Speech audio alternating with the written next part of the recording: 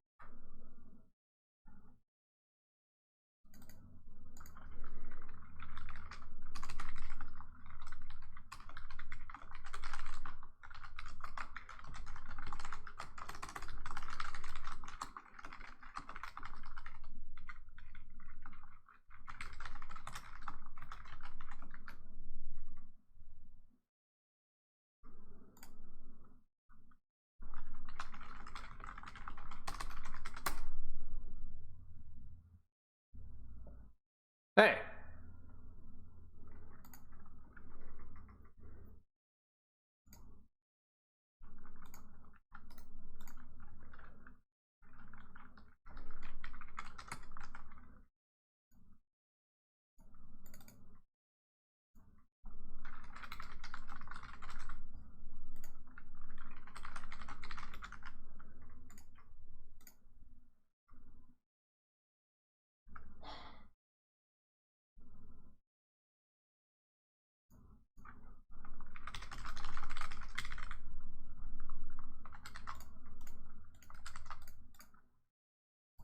Getting everything set up here.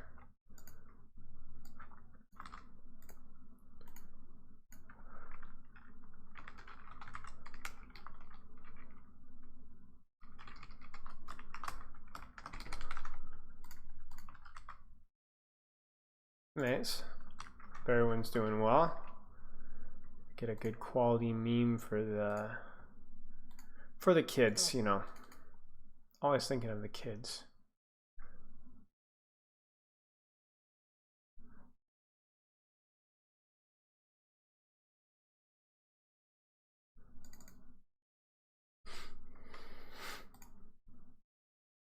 It's a pretty bad one today. It's a pretty bad one for today. Let's put it that way.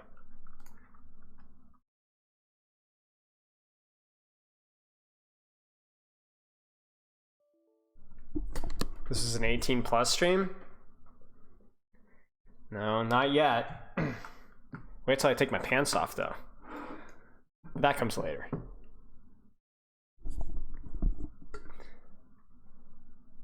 Take is off? What take is off? What does that even mean? What is off? What is Gregor saying? Figure it out, big man? Take is off. What does it even mean? Take it off? But he said take it off before I even said anything about pants. Was he like reading the future? Take is off. What take is off? I think my first mistake is thinking about anything that comes out of Gregor's mind. Wait, Overwatch just straight up crashed. What the heck? Never had that happen before. That's wild.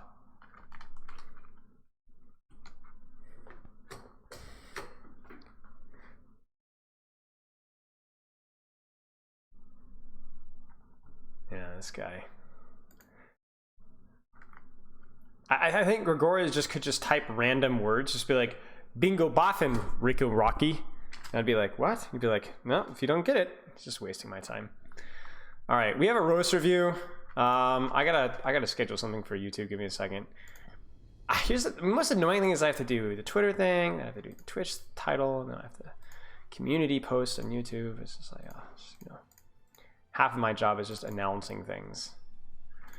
Yeah. Houston versus Florida analysis starting now. Let's go. And then I gotta schedule that for YouTube. And 415. Goodness gracious. Thank you for the sub, Genuine. Tier 3. Goodness gracious. Hope you're doing well, mate. There's other masochists that order roast? Yes. Mag Polar. One of my old mates. Alright, let's do this. So Mag Polar sends in. So Mag Polar won't even be here. But he's sending the message. Grandmaster Sombra, Grandmaster 1. We worked a lot on his Sojourn, and now he's GM1, so that's awesome. Couldn't get the greatest code ever, but I'm in the third overtime round, the enemy left, but there should be plenty of gameplay. Please do not afraid to completely flame me for content. My friends will love it. Okay. Also, would really appreciate if you listed what you deem to be the most important fundamentals in Sombra before looking at the code. Even if I do them correctly, I'm sure there'll be stuff I miss. I know what to look for while I'm VOD reviewing. Also, I have work, so I won't be in Twitch chat, but we'll watch when I get home. Okay, so let's type this up. Sombra. Deciding depth and positioning of angle you take. Sombra 76 / denying enemy tank / assassinating or pressuring backline. Then using that information to educate locator placement deep in backline if assassinations in your own backline / angle when playing more 76 / tank denial. And that allows you to go for faster cycles, right? And then timing your pressure, cover use to increase uptime. And those are the big ones. Okay. Sombra time. Sombra. Let's go. Let's get the rank situated here. The rank is Grandmaster. So let's take a look. All right, ladies and gentlemen, let's get started. It was a little quiet, or is that just me? Yeah, it's a little quiet. Now he's big and ugly. Yeah. Okay, so you look at the enemy composition, and I can already predict that the majority of our time is most likely going to be spent on backline because of the Widowmaker on a Mercy composition. So if, let's say the roles were reversed and you were playing Sombra versus your composition, there would be value going for backline, but there'd also be value in just taking off angles to deny the enemy Doomfist or even the enemy Sombra from pressuring your team. So it's like finding that dichotomy of where you want to play as Sombra, because Sombra has surprisingly good range and she has surprisingly good matchups versus several tanks. So for you, matchup versus Winston, not so bueno, right? But the matchup versus Widowmaker on a Mercy, pretty good. So you want to be looking to pressure backline off of your Doomfist's timing, finding cover, and then most likely as the map opens up, thank you for the sub. I'm not even to Syrian, thank you. Most likely trying to have your locator in their backline. Right now it's not viable given the positioning of the map, but at some point you want to be able to get your locator in their backline. Can you retake my finger if you get a chance? Okay, thank you. Okay, let's take a look. Ping, ping, ping, ping, ping. That's one of the big things you could do there. Ping the Widow.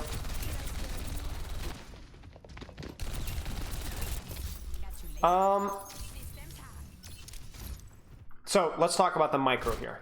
First thing, you need to be pinging the most important person on the battlefield. I don't even know that you knew that they were on Widow, but that's priority number one. You had no idea what their second DPS was. That needs to be scouted, and you need that information.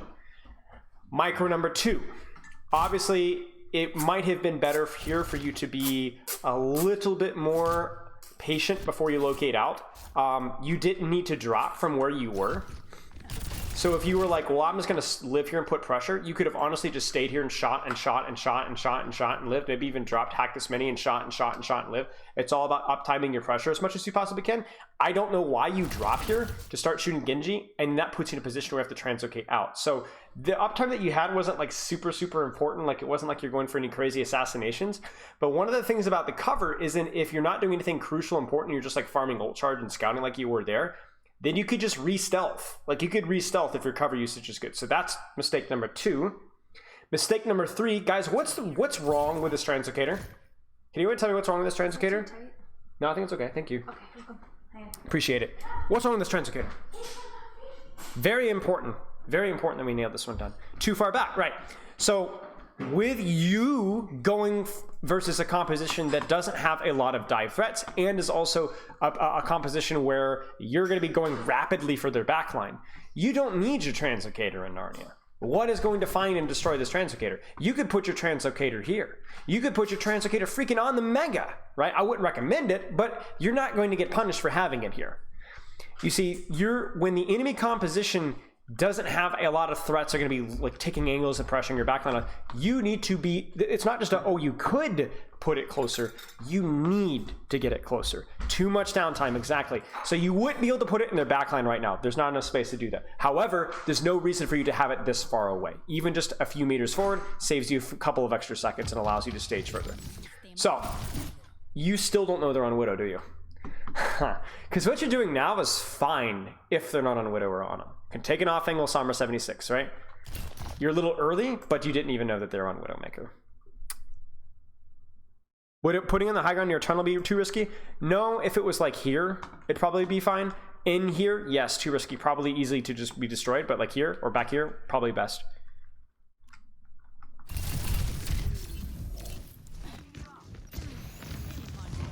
Now, what you do is now that there's actual space here, you can actually stage in backline if you want to now.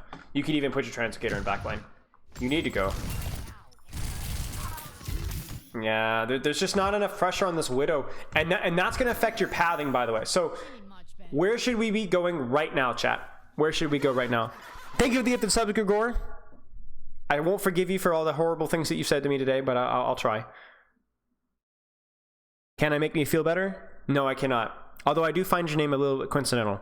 High ground to backline, right. So you know that you're going for backline. You also know that there's a threat of high ground here. So your first option should be to go to wrap around. Now, here's the crazy thing. Even if they don't go to high ground, if the Widow stays on floor, I would still prefer you to be here when you harass the Widowmaker, because the cover that this high ground provides means that even if the Widow stays on the floor, you can hack and shoot, LOS, hack and shoot, LOS, go right over her stupid fat head and shoot. You could do all sorts of foolishness from this position, whereas if you go on the floor, yeah, this is an okay angle here, but it's not as good as the high ground one. And then if they do go to high ground, like they do here, well, you're ready for it, aren't you? You're ready for it. Perfect. Yeah, I know, light waves. I'm going to fix it. I'm going to fix it. Okay. I need to put stream schedule update. So yeah, positioning yourself on the high ground, because I know what you're doing. You're like, oh, I'm going to hack the Winston and LOS the Winston, but you need to be on the Widowmaker. If you can all get to the Widowmaker, you need to get a Widowmaker. Now, what you do is not bad. Besides the fact that did your translocator get destroyed? What happens here? No, you just freaking died. But like, I mean, you did get good pressure, right? But this is the second best thing that you could have been doing. You want to be doing the best thing. So you're not feeding with that decision to off angle on the Winston outside of Widow LOS, but you only would do that if there was no other option, right? Oh, you're cooked. Yeah, you're cooked. So, you know, you've done like, you know, what is that, the phrase, you know, you made your bed, now you got to lie in it, or you've made pretty cruddy decisions and with how you've set up, and so that now everything has kind of gone down the pooper. Now, again, you must assassinate this Ana. You must assassinate this Mercy. You must assassinate this Widowmaker, right? I'm glad you feel better, by the way. So why are we fixing to set up our translocator back here? Not only where the Widow and Genji and Winston are probably likely to find it, but also where our cycles on backline are going to be like 12 years. Because you're going to translocate out, set up your translocator, run around, whoop, whoop, got to go around, whoop, whoop, whoop, whoop, whoop, whoop, whoop. It's like, well, and okay, now we're ready to go. No. Get back here now. Set up your translocator like over here, right? Or freaking wherever, over here. And then your cycles are literally twice as fast. And you're in a better position, in a safer position to actually access their backline, right?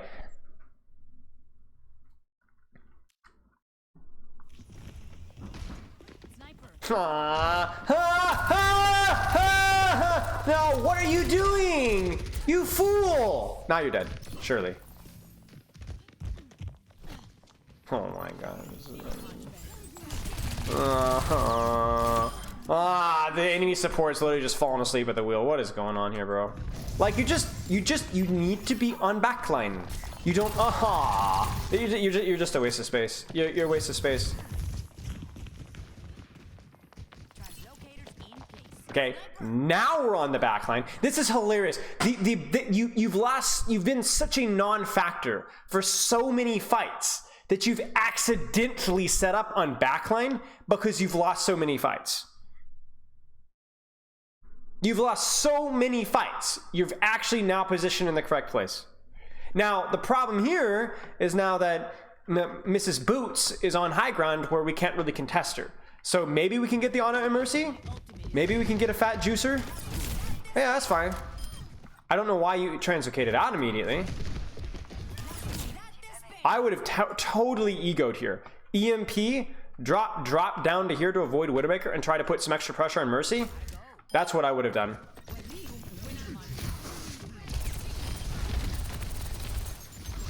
Good. Keep your distance. Like the actually first decent. No! Oh, disaster. Okay. So we're cruising through this. You're making bad reads about target priority. You're not setting up for those targets in the best possible way that you possibly can. If you're going for Sombra 76 because the enemy team doesn't have a lot of backline to stage, then you will have your Translocator in your own backline. Okay? So this comp, though, the backline assassinations actually matters so much more, and yet that's something that you've been completely incapable of setting up.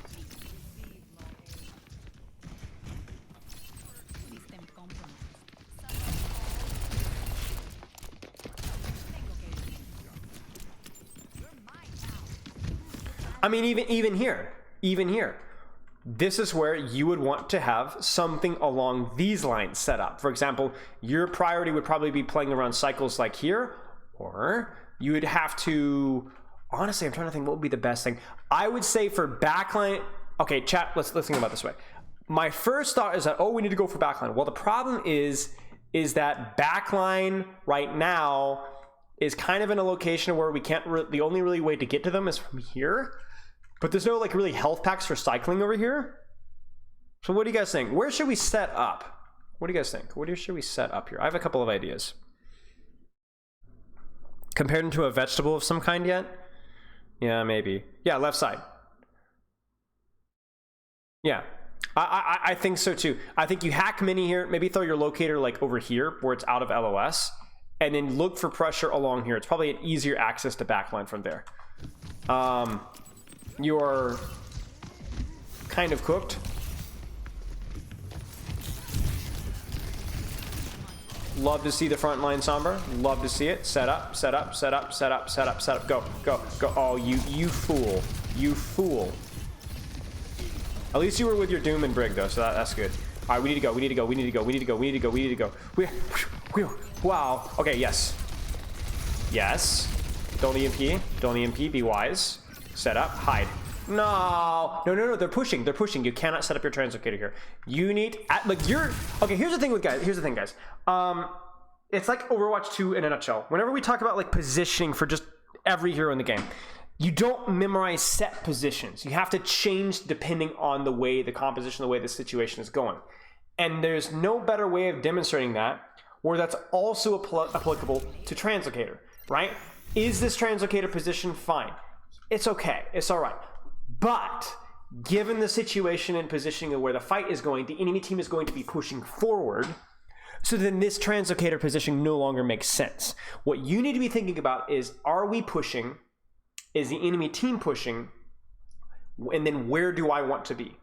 If you can decide about answer those like two questions, right? I guess it's technically three, but kind of like two questions in one.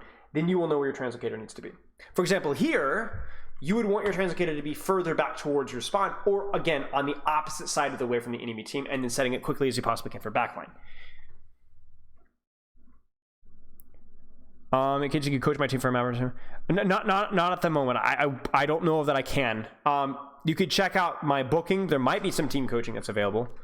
But you're going to get your Translocator destroyed. You're dead. You were dead here. You were dead. Oh my gosh. Set up left. Just throw it back here. You need to go. You need to throw your Translocator. I can get out of here. You need to go. You need to go. Such an unimpactful EMP. You know where she is. You can hear her. You see the shot. She's back here. You don't need to be scared to walk forward here. You don't even have a Translocator set up and spawn. You're dead. I don't know. It's ugly, guys. This is ugly. This is ugly. I would say it's uglier than I am, but I've been saying that too much. It's not funny anymore. So let's think about what would be something funny. I would say it's almost as ugly as Grigor, but that's not even funny. Just a little bit sad. Yeah, it's not good. You need to build the habit of, if there is an assassinatable backline, set up for backline and fast cycles. If there's not an assassinatable backline, set your Translocator up where you can do fast cycles of Sombra 76. You're not getting roasted here? Ha, that's what you thought.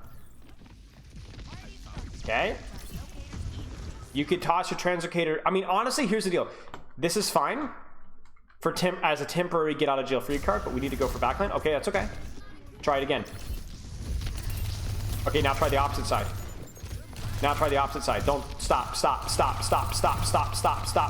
You must get on the backline.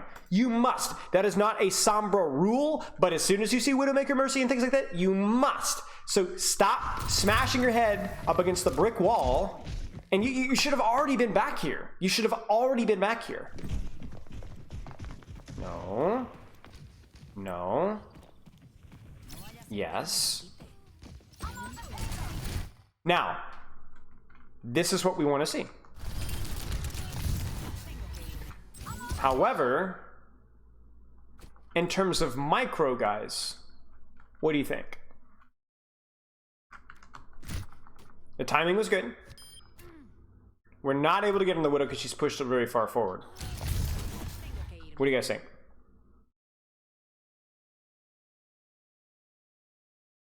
Have we talked about timing pressure with Doom more? I mean, obviously that's a priority, but it feels like we can't even get set up to even play the game. And like looking at it right now, I think our timing is reasonably good. Fast cycles just means that when you get your Translocator force, it doesn't take you 12 years to set up for your next cycle again. So the hack is fine. I would like to see, as she tucks here, you to tuck here and to continue to put pressure. I think we get a little sloppy and that forces our locator quickly. And I also think this locator is probably a little too close, but it's fine. You have the right idea. Now wait for your Doom. Yeah, this one is a little bit greedy because you're doing what we call... Chat, what's the mistake here? Thinking about timing with Doom, right? Speaking about timing with Doom, you guys see it, right? He's tanking. He's tanking. Right. So the hack is fine. The positioning is fine for the most part, but you're tanking. So then he's out. He does force bubble in a lot of shenanigans, so that's good. But then now your Doomfist is going to go for the kill. Oh, no.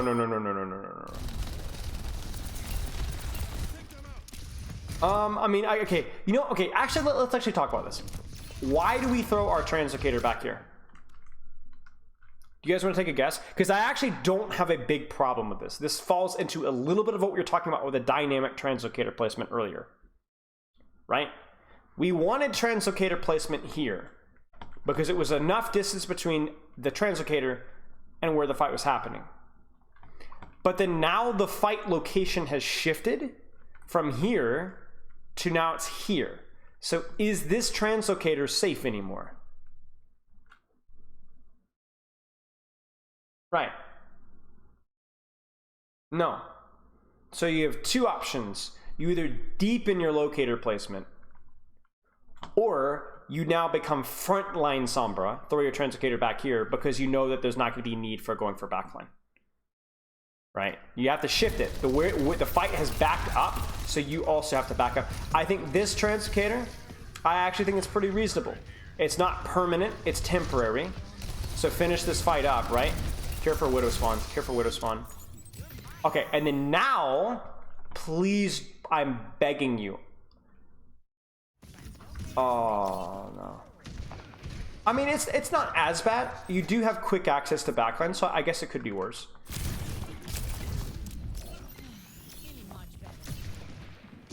But you see now, think about it. We're playing Sombra right now. Where are the backline that we're going to want to assassinate going to be? Right? Where's it going to be? I mean, you can see it right now, right? So the fastest cycles for us are going to be either setting up in their spawn, which is risky, setting up over here, which is too far, or setting up here. So this is fine, but the fastest path to get to here is going to be this stairway right here. Here, here, here. So with that in mind, why is this Translocator a mistake? Look at the distance that we have to traverse to get to where we want to be. The health pack is not always a necessity for a Translocator. If you have some LOS of your supports, that's even better. Ult charge, a little bit of speed, stuff like that, okay? A little bit less predictable as well. The difference between positioning a Translocator like here, or positioning a Translocator like behind this wall here, or positioning the Translocator, you know, here, or positioning the Translocator, you know, here, or not even here, but like here, right? Legitimately 5 or 6 seconds every cycle, which is huge.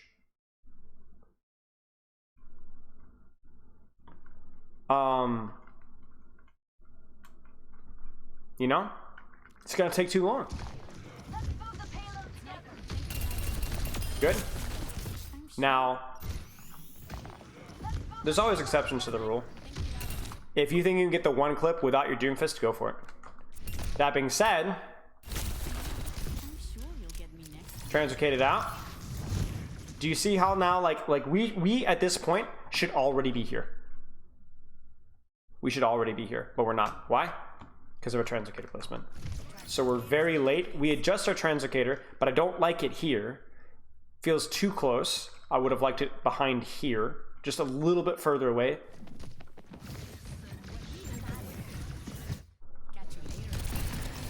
Case in point. They take the fight to us, our Translocator placement is bad, and now we're gonna die. Okay. Ah! Oh, no, no, no, no, no, no, no, no, no, no, no, no, no, no. EMP off of jump. Don't EMP. Again with the Translocator, by the way. It's fine as an initial placement, but once your team walks out of the choke, you need to get your Translocator farther in the flank, so closer to the high ground. This is fine, but you've not seen him use jump. If this monkey is smarter and the enemy supports are better, this guy gets out easily. This Kiriko should have saved him. I don't know what this Kiriko is doing. This Kiriko is a moron. But she's an idiot. She's a total jackass. Yeah, this is terrible. Terrible EMP. There's nothing wrong with a solo EMP in the tank, but you actually need to make sure that that tank doesn't have jump or a cooldown. Then you blow them up. Not well executed. Re-stealth, reset up. Yep. By the way, as soon as this fight's done, quickly reset up your Translocator. Your Translocator is now too far. The team fight has shifted forward, so your Translocator is too far away. Immediately reset it up, throw it over here. It is all the freaking way here. Way too far out. Way too far out.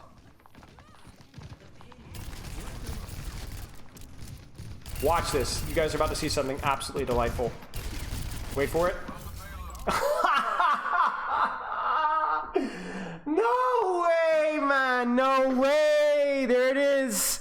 There it is. Ladies and gentlemen, your Grandmaster Sombra Look at this. This is like, I'm going to frame this and hang this on my wall. This is unbelievable. This is crazy. You have to be able to you have to adjust your translocator placement depending on how the fight adjusts. Again, we talked about priority on going for backline here, but going for backline on this particular point meant that leaning left side would give you access to backline. You didn't necessarily need to be in their spawn, okay? But then as the fight shifted, you started here, which was fine initially, and then as your team pushed forward, you should have immediately destroyed your translocator and thrown it here. And then as the fight capped, you should have immediately destroyed your translocator and had it like here, but you did none of those things. You didn't do step 1, you didn't do step 2, and you didn't do step 3. This is crazy.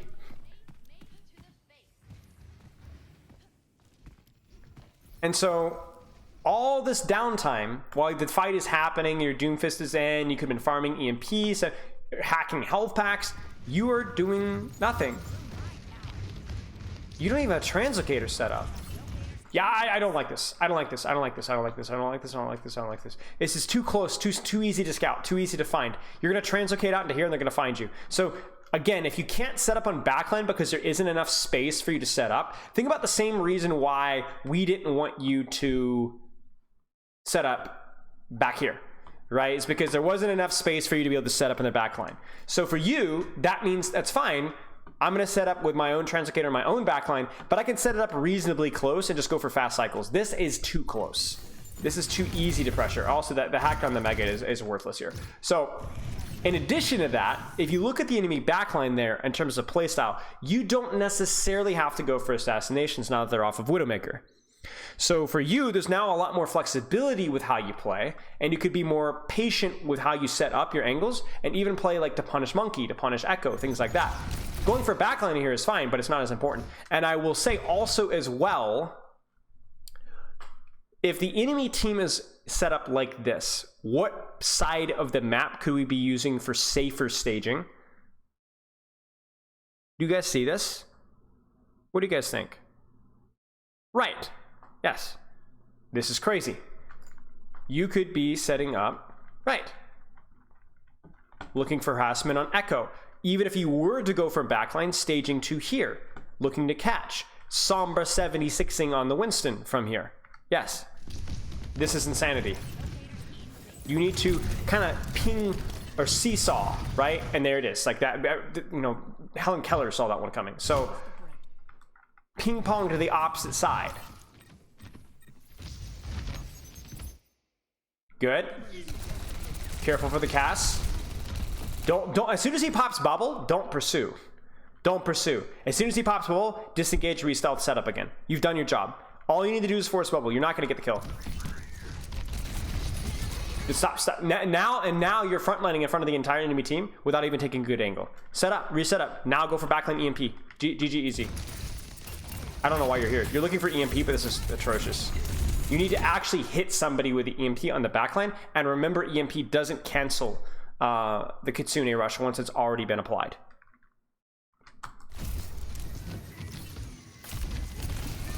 At least we're getting relatively fast cycles. Oh dear, poor use of cover. Oh dear. Good patience there. Just keep shooting, keep shooting, keep shooting, keep shooting, keep shooting. Keep shooting, keep shooting, keep shooting, keep shooting, keep shooting. Translocator needs to be replaced.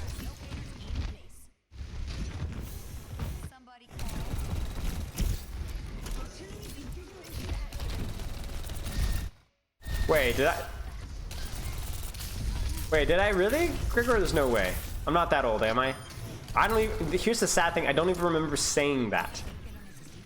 So not only apparently did I misspeak, but I don't even remember misspeaking. It's over, guys. It's Jover. That's a good use of the term, it's Jover. I have officially transcended into Joe Biden territory. Again, thinking with the Translocator, like I know the fight is shifting forward, but this is just too stupid. If you were going to shift your Translocator forward, it would probably be around here where there's like slightly better cover and a little bit closer to your supports. So like I appreciate you adjusting your Translocator placement as the fight has shifted forward. That is less of a feed than it was before because your team has pushed forward, so now your team controls that space. But yeah.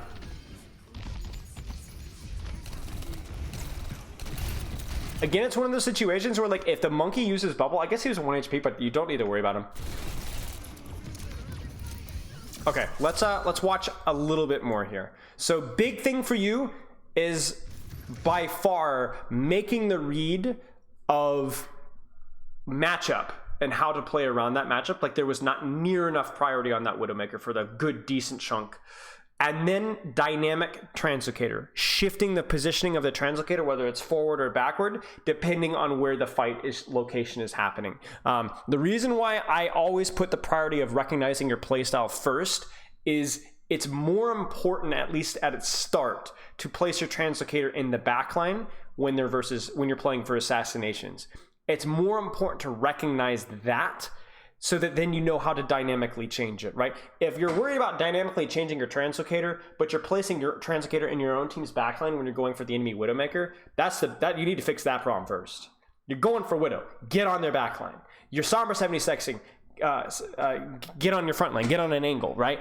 Once you make that recognition, then we can start to talk about dynamically shifting it, right? At work, yeah, this is just a replay roast review, kind of a roast review. I've been focusing more on teaching than I have here, so I get distracted. I'm out of practice with the roast reviews, so I'm not gonna lie to you guys. So like versus this, you can absolutely go for Assassinations, or you can go for a Sombra 76. It's not as crucial that you go for the Cassidy that it is for the Widowmaker, because the Widowmaker isn't as easy of a kill. So as soon as you see Sombra, I mean, okay, also this is trollage. This is trollage, right? Your uptime here is going to be like nil, right? You go in by yourself, and then now your Doom is walking forward and taking space, and you're still grabbing a health pack. So I will say that a little bit of the timing here is important, because right now, what should we be doing literally at this right second? What should we be doing literally right at the second? Can you guys guess? There's two things that we could be doing. There's almost always two things that you could be doing this Sombra. That's why it's so hard. But what are the two? At least two of those options. Hack Monkey, right. So if we could take an angle here, we could hack Monkey without taking cast in Sombra 76. What's the other thing that we could do? Timing. What's the other thing that we could be doing? Right, this composition has nuance, right? We can do different things versus this comp. There's not any one play style here, right?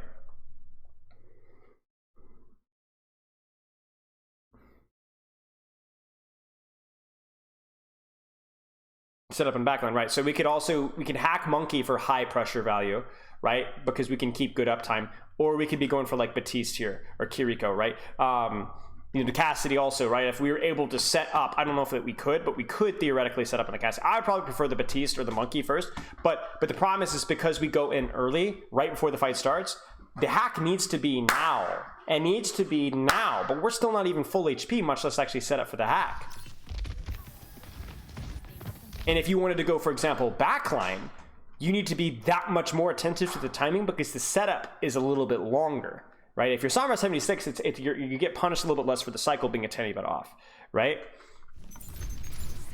Like, and we're doing so little. Like, our Doomfist is now in, and now we're in. Now we're in. I would definitely be going for the hack here. Definitely be going for the hack here. I mean, I know that he was burning, but like, we're just kind of like all out of sorts, right? It feels like we're kind of doing the right thing, but we're just never doing it quite. I mean, by the time you actually get here, now your Doom is dead again. Our timing is all screwed up. All screwed up. The playstyle decision there to go for BAP, when you were thinking about offering on Winston as well. Oh, this is so risky.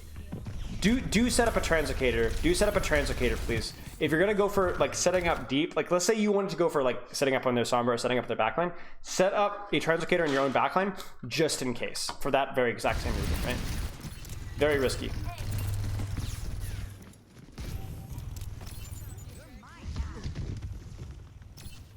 So like we're setting up for the right things, but we're either too slow to do it, we're timing it poorly, or we're not changing our Translocator as the fight evolves. Like, you have been, honestly, a total non-factor here so far. Like, really, truly. All right, just wait. Don't do anything. Oh, by the way, what could we be doing if there really, truly is no downtime? Right now. What should we be doing right now?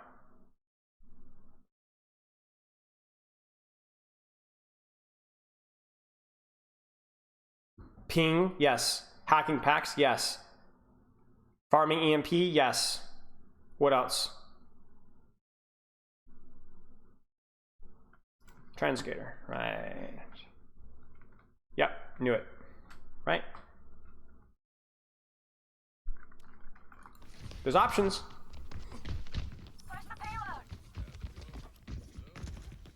Force her to reposition it, right? Make it be a little bit. You couldn't kill her. You could not like you guys can punish her, but you could make her move it in a different position. Make it move it forward where it's higher risk, right?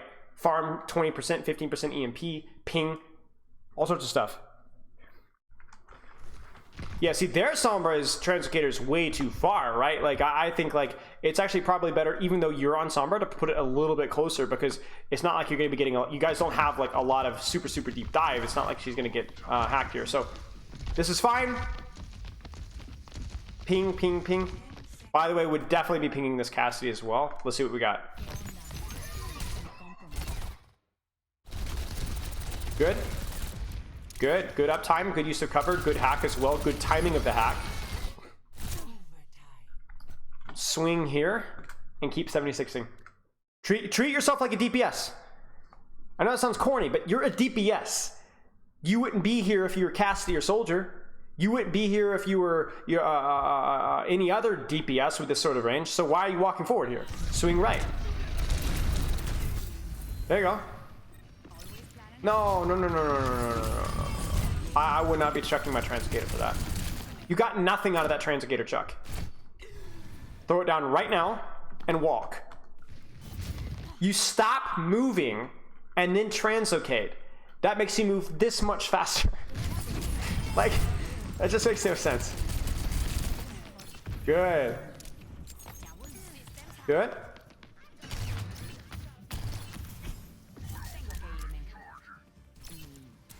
Too far. Translocator is too far. Too far. I don't even care if you're worried about getting destroyed. It's too far. You're gonna be playing Sombra 76 at least a little bit more. It needs to be here. Like here. Way too far. The cycle is gonna be like an eternity. Oh my gosh.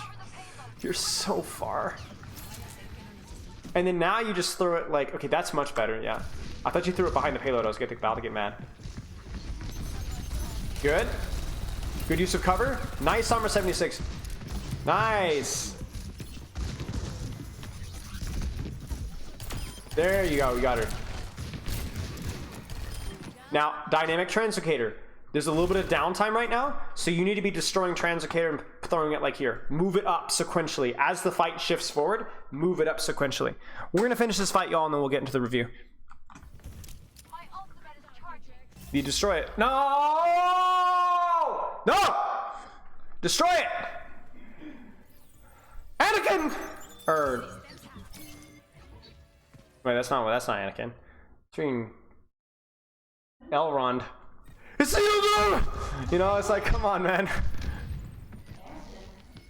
That's embarrassing. Good. It's fine. The Hans is definitely a bit of a problem.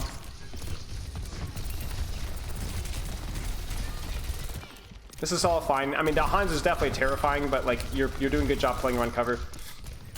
You seem most comfortable with the Sombra 76 playstyle, but as soon as anything means that you have to set up on backline, you look like a complete jackass. You have no idea how to position or set up for backline whatsoever. It looks just downright terrible. And then the big thing is the dynamic Translocator placement. Okay, you know what? Screw it. We'll watch one more fight. I want to see this EMP. I want to see this EMP. I want to see it. You could just EMP this guy. Oh, no! I did. I'm done. We're done. I didn't want to see that. No. We're not looking at that. Oh gosh. Oh. Okay. Setup. Number 1. Setup versus enemy comp. Sombra 76 versus Assassination, and the nuance in between educates your positioning / trans. That was locator placement. Once you've got that, then dynamically shift locator mid, early, late fight to adjust for push and pull, in fight locations. Translocator was too close and too far frequently as fights evolved. Okay. Well, that was something. That was something. Okay. Ladies and gentlemen,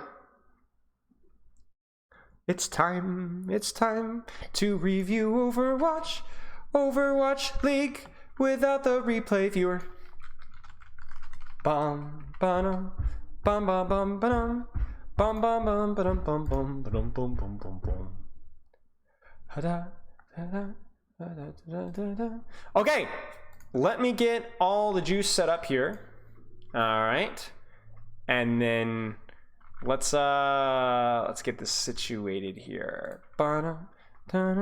Violet was underrated last year. Hey, Pope. I feel like Assassination playstyle is just inconsistent. One's in headshot. Well, that's why you got to be late and you got to be covered well. Assassination playstyle is tricky, but it's very important. Very important. If you can't master Assassination playstyle, then you will not be successful as a Sombra player. Surely we'll get replay viewer after. Yes, surely, guys. You know, I saw a theory from a comment. I think it was a tweet, and it's actually my new favorite fan theory. All right, you guys ready for Doomage? At first I was like, is there something illegal going on with the Overwatch League teams where they don't want the replay viewer released or something like that? Maybe that's still the case. I'm honestly not too sure. But I have a Doomer theory. You guys ready for this one? What if all of this is because the Overwatch League replay viewer is going to be monetized? And they're trying to like work out they're trying to find out like that monetization model, because it already works. It does the job. It works as good as the live replay viewer. But what if it's a big monetization thing that they're trying to work on? You know what I'm saying? That's a spooker. The huge negative optics, that's true, Gugor. I just don't understand it, man. I just don't understand it. What I don't understand more than anything else is just, why not just say something? Like, just tell us. Like, that, you know, hey, like, there's been just no communication. I get communication.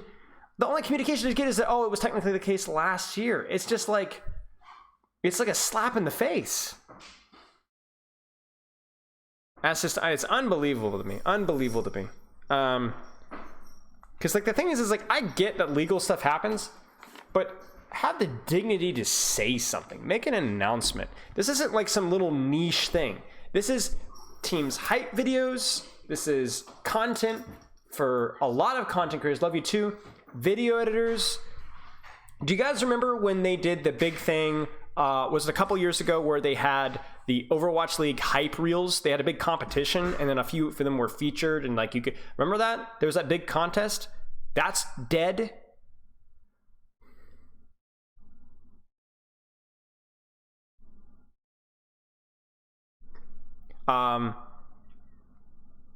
Countless tier 3 GM plus players that are constantly asking and looking for ways to analyze players higher than them. Crazy. I don't know. I don't want to beat a dead horse. I try to avoid doing that too much, but it's just in terrible taste. Switch OPR account and log it. I won't snitch. Yeah. Yeah.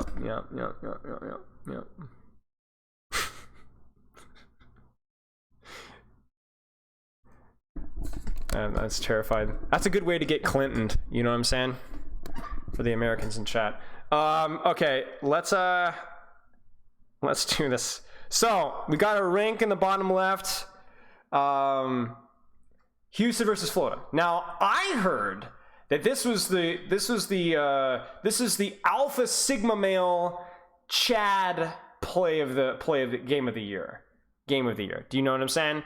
And a lot of the beta weirdos, nerds, geeks, frauds were saying that it was the O2 Blast with the Soul Infernal. But the real Sigma male ones we're saying like this was the game of the year so far, right? So I'm hoping that this is an actual game of the year and not a bait O2 Soul Infernal foolishness one, because we analyzed that one and it was a fun match, but it was a little bit messy. So this better be Sigma male match, otherwise I'm gonna weep. We have everything situated. 2 high-level dive teams. Okay, let's go. Oasis City Center. Dive matchup. Kiri Ana versus Kiri Lucio. Let's talk about this matchup super fast. Kiri Lucio is all about having the advantages of push. So it's easier to push and kite advantages faster. It's a little bit less useful because every dive hero does have their own set of mobility, but when you're playing Koth, having something that is able to kite and push is really nice. In addition to that, having a faster roll up is really nice. You guarantee get the hack on Mega Health Pack on Jump Pad. And in addition, the weakness of Lucio is range, right? So wide open maps is where the Kiriko Ana are going to be significantly better. But really every Koth map besides Busan has short sightlines, or the ability to contest short sightlines. So the Lucio versus the Ana, because that's really what you're comparing here. The Ana doesn't necessarily de facto do better than the Lucio, because even on a map like this, I mean, look at it, right, guys?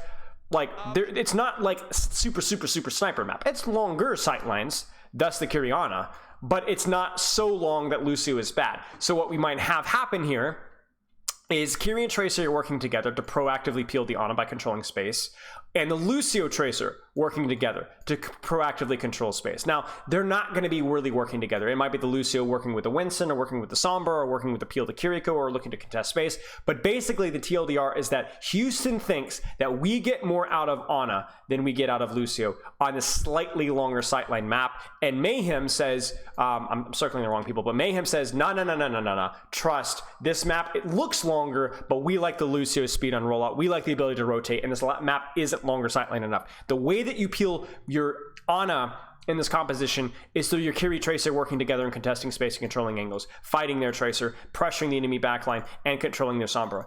The way that this team peels is the fact that it doesn't need to peel at all. And it's every man for himself, every man working together. There is no one solo dive target. Lucio is relatively fragile in Sombra Tracer metas, more so than any other dive meta because of the threat of hack, but Lucio is a lot more survivable than a lot of other supports. Or does not having a Lucio... No, Violet can play Lucio just fine. So Violet Lucio is not a factor almost at all. Now, you will say that Violet is probably a better Kiri player than he is playing a Lucio player, so that absolutely has a small impact on it. But yeah, okay. So why is Kiri so strong in dive? TP. TP is unbelievably strong. She's the most powerful dive support, and it's not even close. You can be anywhere and everywhere that you want. On maps that were really long sightlines, Ana is better, but Kiri is the most flexible dive support. Yeah. Okay, let's go. So she can help dual flankers, but she can also, she's almost impossible to isolate and kill. It's like you telling Scotty to drink expensive wine. So look at how Mayhem is aggressively rotating here. They're trying to close the distance to get on top of this backline. If they can get on top of this backline without Violet, Shu, Pelican softening them up because they have slightly better ranged poke, then Outlaws are cooked. All right, here comes. They clear Sombra. And now we walk forward. Look at that. They're over. It's over. That's it. Look at that. This is what they did. Turn the wheel.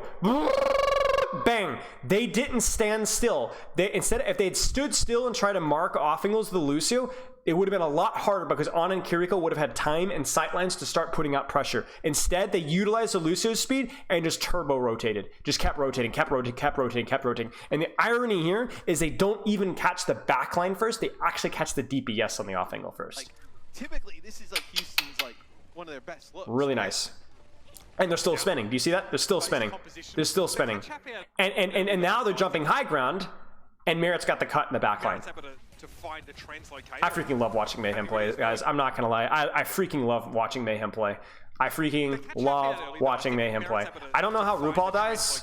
I think maybe no Suzu. I'm honestly not too sure.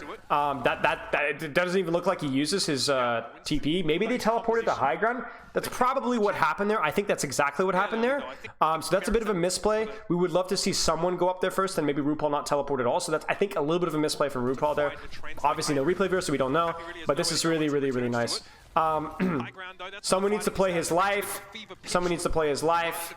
But honestly, honestly, just phenomenal execution from Outlaws here. And then now the real problem here is, what do the Outlaws do in response? You can retake with Ana Kiriko, but you're not going to have sightlines. You're going to get stuffed in a choke. So we might even see a double swap here. We might see Violet go Lucio. We might see Shu go Kiriko. They might stay Ana, but again, it's a little bit risky here. Yeah. Do you think that Washington 3-0 Glads is just lucky or not? I think the Glads are super, not, okay, no, that's not true. I do think the Glads are, here's what I think. I think the Glads are very inconsistent and probably overrated. They play they have weak points in their roster and in their execution that really rear their ugly head sometimes. I've been a Glads doubter for weeks.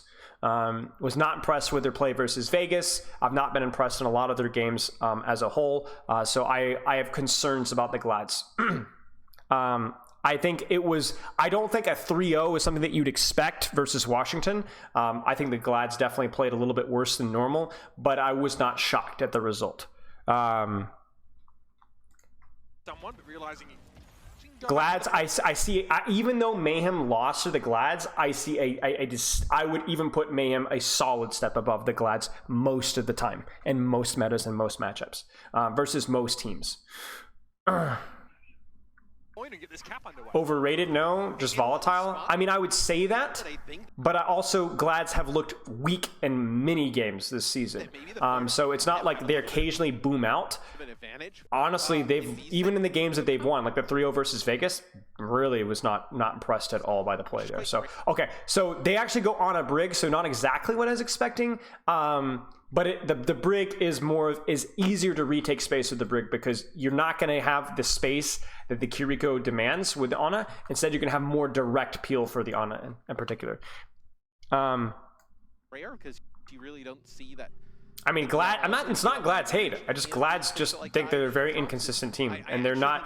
I think they have a tendency to play to their competition though. So they have clutch potential because they have great mechanical players, but I don't find them on the same tier as some of the top teams.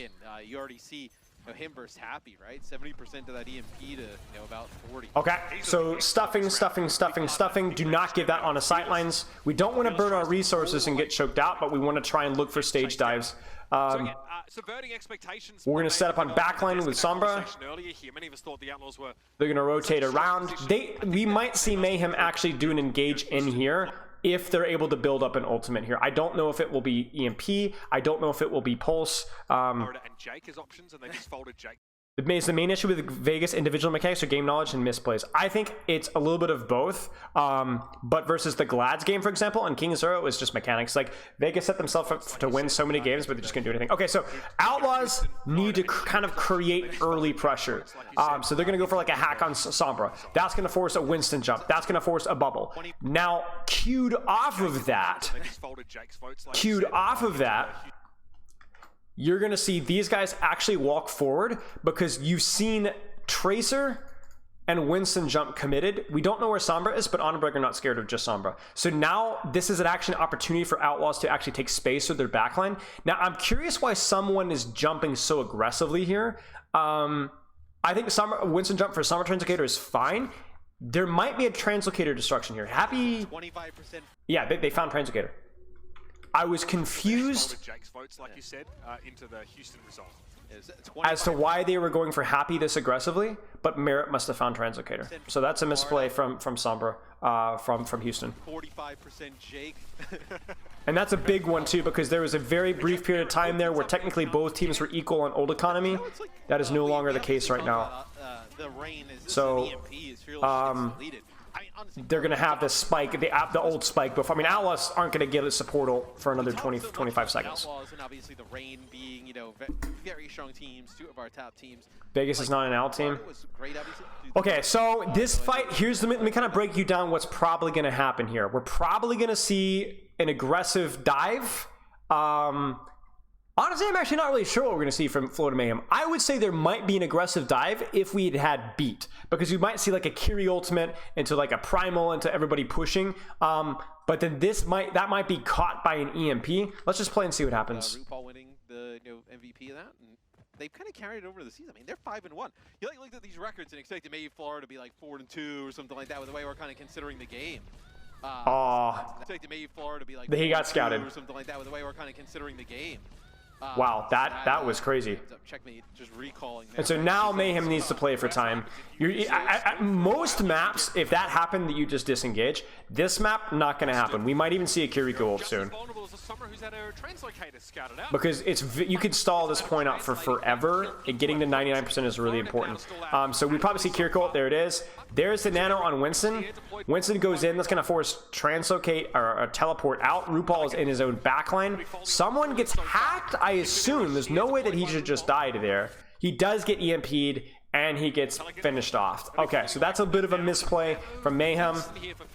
Not the end of the world. That's going to be 2 ultimates for 1, and that's also well being down 1. But honestly, if you're Outlaws, you're very happy with that. Nano EMP, bit of a misplay.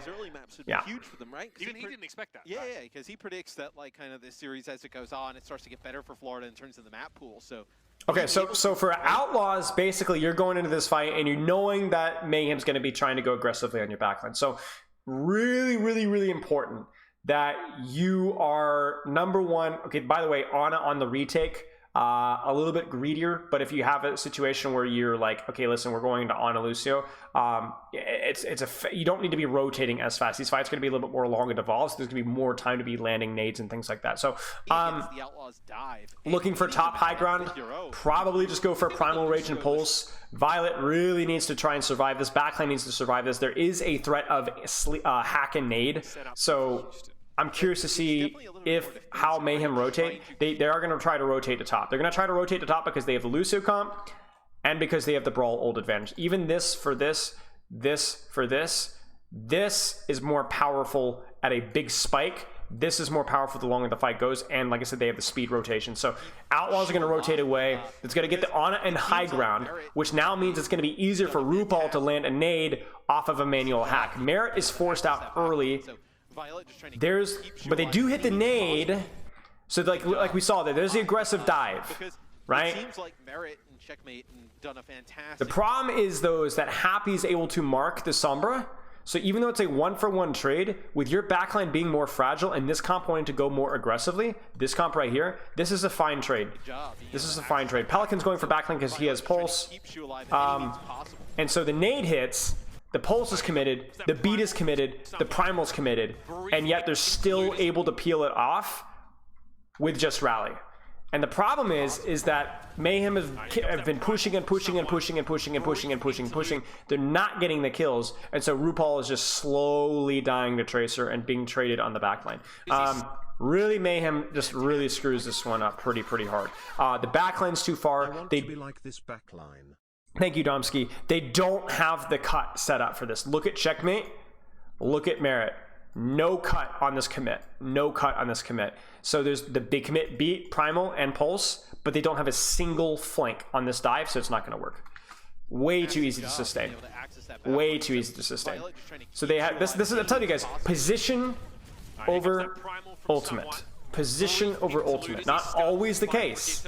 But this is exactly why. Like, they had 3 ultimates to commit into that dive, and they couldn't get a single kill. Couldn't get a single kill. Rare miscue from Mayhem in terms of their dive execution there. Violet ends up popping the rally. They end up kind of keeping. Why they switch off of Kiri? Probably just so that they can nade the rally. You could, if you're going to be pushing hard with Beat, theoretically Ana isn't fragile anymore, so you go for the greediest support that you can to win the one fight. You're also going to be guaranteed to be able to take high ground because you have the Lucio speed. So yeah. At least at the start, looking good, kind of bringing that Brig into the mix. Yeah, Merit right now. I respect it. I respect it, Slugger. Happy caught up 2 minutes 11 per ultimate. Obviously, small sample size. Bandwagon is so boring. EMP is definitely gonna be an important factor in this Okay, one. so what we might see here is a frontline EMP. Just a little Depending on if... Okay, so here's the thing. Mayhem would like to backline EMP. But they might not be able to get set up for it because Ana, Brig, Sombra, Tracer, Winston are all going to be punching them in the mouth aggressively, trying to not let them set up. So what we might see is a frontline EMP because they are not able to go for the backline. So let's see if Merit is able to set up. This is a window where there's no... They're trying... Yeah, see, he's having a hard time. They're trying to not let them rotate. They're trying to punish. We might just see a frontline EMP. See where Merit decides Okay, so he's to go. trying to get around. He might be able to get around, guys. He might be able to get around. They won't get the nade on it. Winston. Maybe. He's trying. He's trying. There as well. He's trying. Now, there it is. Now, will they be able to get here in time? This is where the Lucio is really helpful. Because the Lucio can speed and then jump afterwards. They might be able to get it. They might be able to get it, guys. It's going to be tough. You know, translocate up top. Oh, no, this is perfect. They go to the Yes, just barely. Just barely. I don't know where even someone came from. I think someone came from... translocate up top. Oh, Yeah, he came from like the door there and jumped up and over with Lucio speed. Huge, huge. And just as they got Nano as well. Himself, can he? Now, will RuPaul get traded? By Florida. No, they're able to peel him off. they get pressured from That, ladies and gentlemen, is Lucio speed right there. That dive setup, that quick rotation to catch the backline there, your Winston would not have been able to follow up on that dive without Lucio speed. So even dive tanks benefit from Lucio speed, right? And it's the nature of the map being so short means that that little bit of extra 5, 6, 7 meters matters a lot more. Oh, backline getting traded. No, they're not able to get it. Can't cook up enough to Why did Houston backline drop down? Because if they had not dropped down, they would have been too close. It would have been very easy to just immediately jump and dive on top of them, right? So you're thinking, oh, well, they allowed Merit to set at the Sombra, but they're probably anticipating that Merit is able to actually take jump pad and just jump out and finish it off here. So either Outlaws drops and it rotates a little bit faster, or they man up and be like, we're going to hard deny this jump pad and hit the whip shot, and then maybe it works. But even then, hitting the whip shot's hard when you're EMP'd, right? So, yeah, they're trying to create some distance. They don't quite rotate fast enough. They're unable to spy check. Drew had the nano. Put it on And yeah. himself. from the high because there's really not Round, like at the drop of a Yeah, just a little too slow. in the round. But like I said, this is pretty high-level execution from both teams for the most part. It's going to be about which team punishes those little errors faster. Now, this is where we get really fun and saucy, all right? Now, we've talked about the Ramatra stuff. I talked about it in my companion stream. I don't remember who Florida was playing. Was it Shock? Yeah, I think it was Shock. And the reason that you run this comp is because you're running Ramatra because there isn't, you like just immediately stuffing. There's not enough value to the high ground to justify Winston for Mayhem, right? I'm not saying Winston's bad here. Winston might be optimal here, but Mayhem thinks that their alternative strategy works too, and I agree. We've seen a lot of Ramatra on this map, and for a good reason. Now, in addition to that, you might go, well, we don't want to play a poke-oriented style because we think we're going to run into dive. We want to play something that can play a little bit more aggressively, either to punish the backline or to punish the monkey, right? So what do? You pair that with a Reaper because really short sightlines. And then because you're playing everybody kind of in a clump, the best support for that is indeed Moira. Not only because she can heal better in a clump, but if we're all grouping up and just jamming it down their throats, the Moira DPS pressure on backline is actually pretty significant, right? You can get in there and throw a damage orb on these guys, right? You don't need to worry about, oh, I need to create a TP location for my Kiriko. No, Moira's fine. So Mayhem is going to almost certainly brute force top, 3, 2, 1, run it down, maybe with a pincer from the Tracer or from the Reaper like so. Now, Outlaws need to be able to bait that, hit a fat Winston bubble, and cleave on everybody, preferably Winston zapping Reaper, Moira, and Lucio. And then you need a Sombra off angle. Basically, Outlaws need to survive that big burst of value and be able to take off angles, right? Okay. Switch. Moira, yeah, this is interesting. And we've seen the Outlaws play the Doom. We saw it. We didn't really love Fearless. So they're chilling. They're chilling. Look at Outlaws. They don't even try. They just rotate right back to main. It's a good rotation. I've actually seen the Outlaws play. And now the question is, remember when Mayhem did the flip all the way around and caught the Sombra? Do you guys remember that? Is that what they're going to do here? I imagine so. They might actually run all the way around. And the question is Outlaws going to be able to punish that ring around the Rosie? Lucio speed advantage. Yeah, and also Moira. Nope, they stop. They stop rotating. At times here, but yeah, very different look for Florida here. very threatening for Winston to deal with. Okay, guys are rotating across here. Now what we might see here is Mayhem will either cut directly to point and meet them off at the pass, or Mayhem might actually rotate back to high ground and try to kind of ping pong back here. Now point is about to unlock. So then you're going to see Mayhem likely try to leverage point progress to force the backline to walk forward. But the danger of that is that Outlaws are pretty well set up for that. The Winston's on high ground is going to get good cleave. Tracer on point is going to be able to get an off angle. I guarantee you Happy is somewhere on point as well, looking for an off angle as well. This could really go either way, guys. Cut is an off angle. Cut is an off angle. If you're looking to dive this guy, you need to have somebody from behind to prevent them from just kiting out and running away. Right? Do you guys remember that one dive where Mayhem committed beat, Primal, Pulse, everything, but because their Sombra and Tracer were not staged behind or on a flank at all, it didn't work? That's what was lacking here. But Outlaws have a cut. You don't just have a cut when you push, you can also have a cut when you're being pushed, right? You can kind of tail the backline, right? Now, based off of what we're seeing right here, I assume that this comp is just going to run it down here and either look to pressure out the monkey or pressure out the tracer. Now, let's talk about jabbing. Jabbing, this is something that I've brought up a few times, is where a short range composition has poor off angle control because they don't have a lot of range or poke, right? Even though you might be like, oh, Tracer's a flanker, right? Well, yes, and Reaper can kind of flank too, but Reaper's easily isolated and there's nobody that can heal him from range. So what you do is you go, I don't like Winston above me. I don't like Tracer on the flank.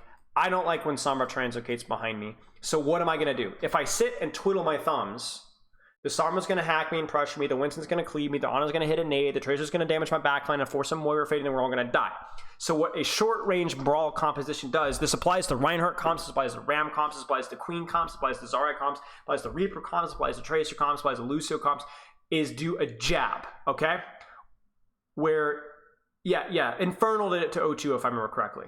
And what it means is you see that off angle, and you can't kill that Tracer, and you can't kill that Winston, right? But what you can do is you can get them off your back. So you go, bam.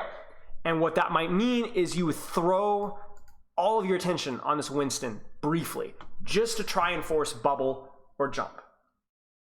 You throw all of your attention on Pelican really briefly, just to try and force 2 to 3 blinks, force him out, maybe a recall.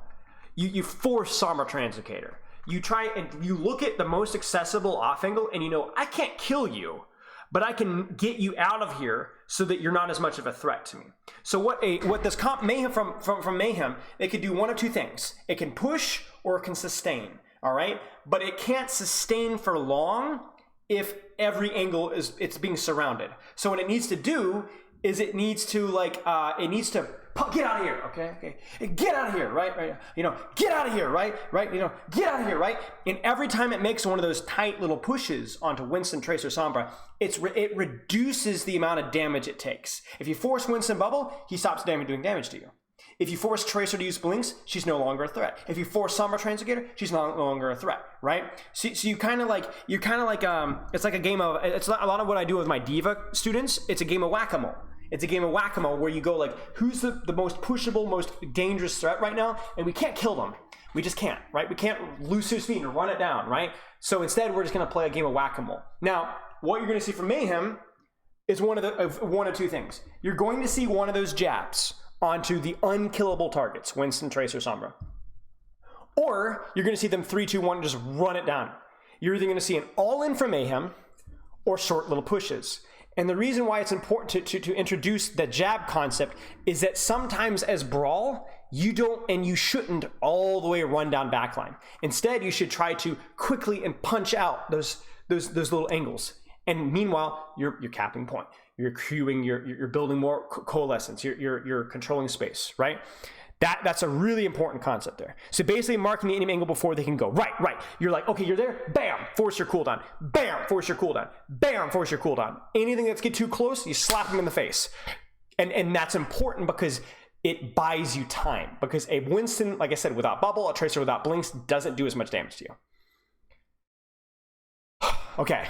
So we might see Mayhem all in here, but I wouldn't be surprised, especially because points unlocked, if Mayhem just sat on point and jabbed. Not just sit on point, but jab on point. This guy can't stay here. This guy can't stay here. They need to at least get pushed out. So let's see. Tracer's on backline. What do we see? See, look at Winston. Look at Winston. You see, he's taking damage. Look at Sombra. She's taking damage. Mayhem is jabbing right now. They're not rushing backline. They're jabbing. We can't see it on screen, but they're jabbing. And notice that they timed the jab while they distracted backline with Tracer, right? And now look Fearless. Look at Fearless. Look at Fearless. Look at Fearless. Do you see the jab? Look at him. Look at him now. He's out. You're good. Now you can look at Pelican, or now you can look at Happy and actually get them all the way out, right? Bam, out. Get out of here. Get out of here. And not only did they jab, but they jabbed so well that they actually think now that we can jab and follow it up with a takedown. We've created that space. We've gotten the Winston out. So if we want to chase now, we're not going to have a Winston on our back line. You see that? So if you want to chase, you jab first, and then you go in, you unsettle them, and then you take them out. Now, I actually don't think this is necessary. I'm going to be honest with you guys. I think that it would have been better to continue jabbing on the Tracer and Sombra and cap point first. But this could work. This could work. They don't have nade. They don't have Winston bubble, and they forced the Winston out, so this might work. But my problem here is that they don't have the cut anymore. Do you guys see that? So theoretically, Ana and Brig can kite till the cows come home, and it'll be very hard to catch them, right? You see that? You see that? So you see that? Too far. They reached. They jabbed the monkey really hard, and they cleared out some space, and then they got greedy with it. Okay, well, no, they sustained, but you see like how scary this gets. Now, I'm really curious where Happy and Pelican are, because they should have been cleaning this fight up. Okay, you see what the problem is, chat? Okay, this is why this works. Because Tracer's here, but Sombra's not. This is a 4v5. Okay, really risky move from Mayhem there. I like it though. It was just like checkmate, just poking down. Really risky there. Oh, and by the way, okay, let me look smug for a second. Does Mayhem comp play slow or fast? Do they play slow or fast? I'm baiting you, fair warning. Alright, Violet. It doesn't quite connect the whip shot there, but Checkmate's been put on notice. No one's really bothering him. It doesn't matter. It doesn't matter. It's a short range composition. That's the only thing that matters.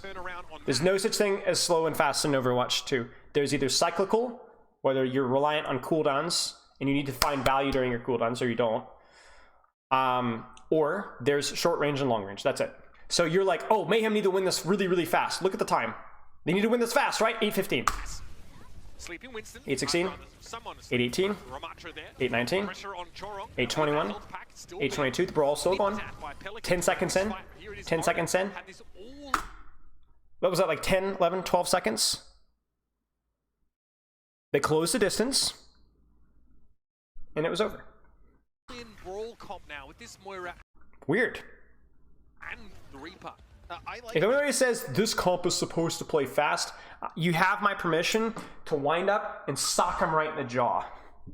Most outdated garbage terminology in the history of Overwatch. It was just like checkmate, just poking damage on a Violet who got them a little bit weak. Fearless gets low, okay, back, and then all of a sudden they close the distance, and then it's over. Because you close the distance, and then you can play as slow as you want. Reaper's going to outvalue Tracer in close distance. Moira's going to outvalue Ana in close distance. Ramattra's going to outvalue Winston in close distance most of the time. Which comp cycle is stronger? I would actually argue that this composition cycle is stronger. This composition is extremely reliant on Ana nade, Winston bubble, and Sombra Translocator, right? And if those cooldowns are down, this composition is extremely weak. Yes, things like Fade and Nemesis form and Wraith are important, but they're not as important as this one. So if you want to talk about fast and slow in terms of cycles, it's actually this composition that needs to hit their cycle perfectly. This composition is a little bit more fluid. The Outlaws find themselves like in a situation. Mayhem's cycle was strong enough to get on top of the enemy Outlaws, and they win. They're just kind of like standing around that mega. Everybody's at like 50%, and here come the Florida. Which cycle peak is stronger? Like I said, Houston's cycle peak is stronger, but they were unable to get their Sombra on an angle, unable to hit a nade, and unable to get high Winston value at the same time. So they lose. Now, again, Mayhem, short range, right? Mayhem can play this as slow as they like, as long as they're not peeking. Scary for Houston. Tracer will probably stall cart. You know, actually, no, Tracer might actually be flanking behind. That's almost certainly what Checkmate's doing. Yeah, so Checkmate's actually looking for what we talked about, like that cut, right? So it's a little bit awkward in terms of stalling point, but it does mean that they will have a cut should they choose to push. And considering that they have Coalescence, they'll probably choose to push. Now, what I'm interested to see is how much value this Nano Winston get, because we're about to see either Nano Winston or Nano Brig, and I'm a little bit concerned about Mayhem here. Let's see. Very carefully. That's a good pulse. That forces... Do you see the problem, though? The pulse on all this stuff, this is a little bit too far for Mayhem's comp, and they've just blown cooldowns. Fearless has not even used bubble yet. There's the Fearless bubble. There's the Nano. There's the Fade. They juke the Nano. So this is actually not that bad from Outlaws. Like, I would have much rather preferred this. Let me demonstrate what I want us to do. Fearless ducks into the corner, does not commit bubble. They either push him, in which case the Nano and bubble is committed, and he saves his jump. That would have been much better. But this gets kind of messy. They don't really get a lot out of the Nano Winston. And Nano for Cole is a fine trade if you're Mayhem. You're totally fine with that. And notice how long and slow this fight has drawn out. But Mayhem is doing a really good job playing cover. There's the committal from Fearless. He's probably going for Cho-Rong, which is a problem. Oh my gosh, no way that works. Come on, Violet. Come on, Violet. Oh, no. There's the beat. He's able to buy space enough from the Winston, so that's a disaster from Outlaws. Through this choke here, I mean, there's no way they can help Fearless. As Fearless, nice cut from Mayhem to actually push. A little bit weird that they're committing this many ultimates. There's the Ramatra swap. But honestly, like, Mayhem's in a situation here where, like, just accrue more percentage, accrue more percentage, accrue more percentage. It's not the end of the world. The 4K. The Florida Mayhem have got it figured out here. They come out of the gates looking impeccable. So on a composition, we just don't see that often. Mayhem, two options here. Try to play as awkward as you possibly can to make it hard for the EMP to get value. Try to mark their Sombra, try to mark their Tracer, or just RNG roll the dice and push, because if you RNG roll the dice and push really, really, really hard and play around things like Sleep Dart, you can actually just kill people straight through the EMP, because remember, this is not canceled by EMP. Houston have not found an answer to it yet. Yes, yeah, my man let him cook. My man let him cook, absolutely. Let's see what Florida does here. We need to strike now. We need to strike hard. There's EMP, they play to bait it, and they just juke it. It's well done by Mayhem. Now, it's not a terrible EMP. I would have preferred, here's the thing, I would have preferred Outlaws to actually take an engage first, and then use the EMP, so that if they dodge it, it would have cost them all of their cooldowns in the middle of a brawl. So, like, you're going to see, like, Fade Forced, Wraith Forced, all sorts of foolishness. But the problem is that the Outlaws aren't here to capitalize off of that. It's not like Dive where you go 3, 2, 1, dive in with the EMP. You need to actually push and then EMP. Mid-fight EMPs are extremely important. So it's not a bad EMP. Okay, it is a bad EMP for the matchup. It really is a bad EMP. And then they're gonna use the Ramatra ult in response. Ultimately, Outlaws kite this one out, so it's kind of a 1-for-1 trade. But you hate to see it. You hate to see it. It's poorly timed, right? It's poorly timed. Not a good sign at all here. And we expect better from Happy too, because Happy, I think, is a pretty decent Sombra, right? Things are getting kind of messy though, because this fight is getting split up, right? Mayhem need to kind of keep their composure. They're able to keep their composure and get a push. There's a push, 3, 2, 1. The Nano Ramatra catches, and then they're going to get the punish there. So they push hard. They're unable to get any pressure onto the backline. They only get pressure on the Ramatra. And the problem with Ramatra... Oh, Cole, maybe? Maybe. The problem with Ramatra pressure is it's just... Yeah, it's not good enough. The problem with Ramatra pressure is that Ramatra is just so hard to freaking kill. Like, he's the hardest tank in the game to kill, besides like Orisa. But the difference between Orisa and Ramatra is it's much more consistent to deny damage with your shield and with your block. It lasts for a lot longer. So you can't just go, hey, let's just all push on the Ramatra and maybe get a big resource trade. You just don't get the kill. He just doesn't die. So like, you need to get for Ana Kiriko. I don't know if Mayhem swaps here. Because the problem is like, if you go Ana, you've now opened the window to actually kill their Ramatra a little bit easier, but it's still really hard to kill. I don't know. We might see a trade from Mayhem to Ana, but we might not too. Yeah.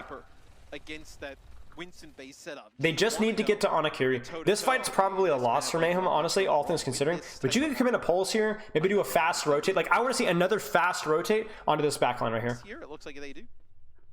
All right. Rotate top. They'll probably do this number right here. Bam. And try to catch this Anakiri. And I'm curious to see if Checkmate goes with him or if Checkmate tries to wrap around behind. Theoretically, Checkmate should be wrapping around behind if he doesn't get marked, but it's going to be hard to do that. See, there you go. Checkmate's looking for a cut. You see it? He's going underneath. They're chilling while Checkmate is setting up. And then Checkmate, when Checkmate gets to about here and starts to wrap around from here, then you're going to see that rotation. And that's going to be the perfect time because Outlaws are going to be focused on what's in front of their screen and they're not going to be paying attention. Now, this EMP should be good because it should just be as they rotate. Oh, they actually used the Kitsune. That's kiteable. That was very kiteable. That's a huge mistake from Florida there. The pulse bomb is wasted. They try to push the Kitsune. I don't know if amp speed was already used, but Florida should be able to kite this one out. They should be able to kite this one out. So it might have just been that like Violet hits a crazy shot. But yeah, that sucks for Mayhem because I do think that there was an opportunity there to kite out 2 ultimates. That's kind of sucky. Yeah, I mean, yeah, Happy is farming. I mean, that's the problem with this composition, though, right? Like, there is no poke damage whatsoever. You literally just play Sombra 76 and just take an angle and farm and farm and farm and farm and farm. And as long as your backline's able to rotate and create distance and space, and you're able to put out pressure, you're going to be able to build EMP, like, immediately. Like, it's crazy. To be honest, kiteable even without amp, possibly. I mean, the corner was right there. I think it was too early from Houston. You did have Pelican on the flank cutting though, which makes that kite harder, to be fair. But if you're going to win that fight, you got to get the cut. Merit's actually flanking now, so we might see a TP to like here in a push. The beat. Okay, so this is really cute. Okay. This is something that I've seen occasionally. I saw it in a companion stream. I don't remember which team it was. Was it actually Mayhem that did this? It might have been Mayhem that did this. That did the beat engage into EMP. I use Epic Pen. And basically EMP does not cancel beat and only deletes some of the, unless it's mid-cast, right? So Choang's going to beat and they might just run him down and run right past the EMP and right past the Ramatra ult. Yeah, so this is actually pretty cute. Because, you know, they might be like, oh, we don't need to be scared of them because, you know, we have EMP and Ramatra and Shu and Violet get a little bit sloppy and they just get completely run over. Go. Where's my Reaper? There's the Reaper. Okay, so the Reaper cuts there. They're focusing the Sombra. They get the Sombra out quick. There's the EMP. They don't quite get the punish that they want though. So they do force the Sombra out. They force the early Nemesis, but they don't quite get the punish that they want. That's kind of a shame. I don't think it was poorly executed by Mayhem necessarily. It just was really well played by Outlaws. And now Mayhem really needs to kite this one out. They need to go back to their team. They need to get out of here. Oh no, this fight's getting messy. Like, Shu's just been untouchable this entire fight, and that's a problem. If Shu's able to keep distance versus this comp, it's like so hard. It's so hard. Sombra stayed in, really good Translocator placement. Yes, great point there. Yep, it was good Translocator placement. She didn't leave the fight. She was involved still. All right, this is it. I don't think Mayhem should win this one. I think there's the Sombra out, but she's still in. If you catch my drift. Oh, that's bad. That's bad. That's bad. That's bad. That's bad. That's bad. That's bad. Merit's in trouble. They're able to get on top of Shu finally. They actually go Sombra. I don't think Shu knew that they were on Sombra, so they get the guaranteed cut. He does get Nano off, and they force Happy out again. They peel off Merit, and the boop! Wow, talk about hero plays, guys. Oh my days. I mean, honestly, just a couple of hero plays. A really nice Sombra swap completely catches Shu off guard. They actually get to Shu finally. Huge boop off the map. Florida had no business winning that fight, right? But the really crucial one here is the fact that Checkmate goes Sombra and they don't realize it. And by that, they're able to wrap all the way around behind and get the cut on Shu without him even knowing that he's there. Crazy. Crazy, crazy, crazy, crazy, crazy, crazy, crazy, crazy. 2 ults for a boop. Yep. That's wild. Okay, really well played by Mayhem. Honestly, not badly played by either team. I mean, these are good teams, guys. These are really good teams. So, okay, let's keep going. So I don't think Happy will stay. Well, no, he definitely won't stay Widowmaker here. So we'll probably see this comp mirrored throughout the entire point. The weird thing about Hollywood second is that while it has really long sightlines, it's also freaking broad. It's a fat map or a fat point. So generally Sombra is weak on longer sightlines, but if those longer sightlines have a lot of space and flank angles, it's really easy to stage dives. So Sombra, it's like where Sombra is also good on some maps where Widowmaker is good, right? So I think we'll probably see Sombra Tracer throughout the entire map. I don't think we'll see too many swaps. Oops, I muted here. The much more memorable parts of that team, I think, because no one else. So they're going to go Ashe. Now, the interesting thing about Ashe is if you think about it like first point, right? First point is built like a box. There's not a lot of flanks that you can take that aren't easily scouted. So you're going to play Ashe even though the sightlines aren't super long because there's not a lot of flanks. And then, as I said, as you get to second point, you're going to see this. And so the irony here is that you might see Ashe played on the shorter sightline point, and that might actually swap to a Sombra on the second point because of the peripheral lateral space. Why are they holding that far up? So that was like a real signature style of theirs that worked Well, against even the best teams. So Torong on the brig. Yeah. Anyone want to take a guess?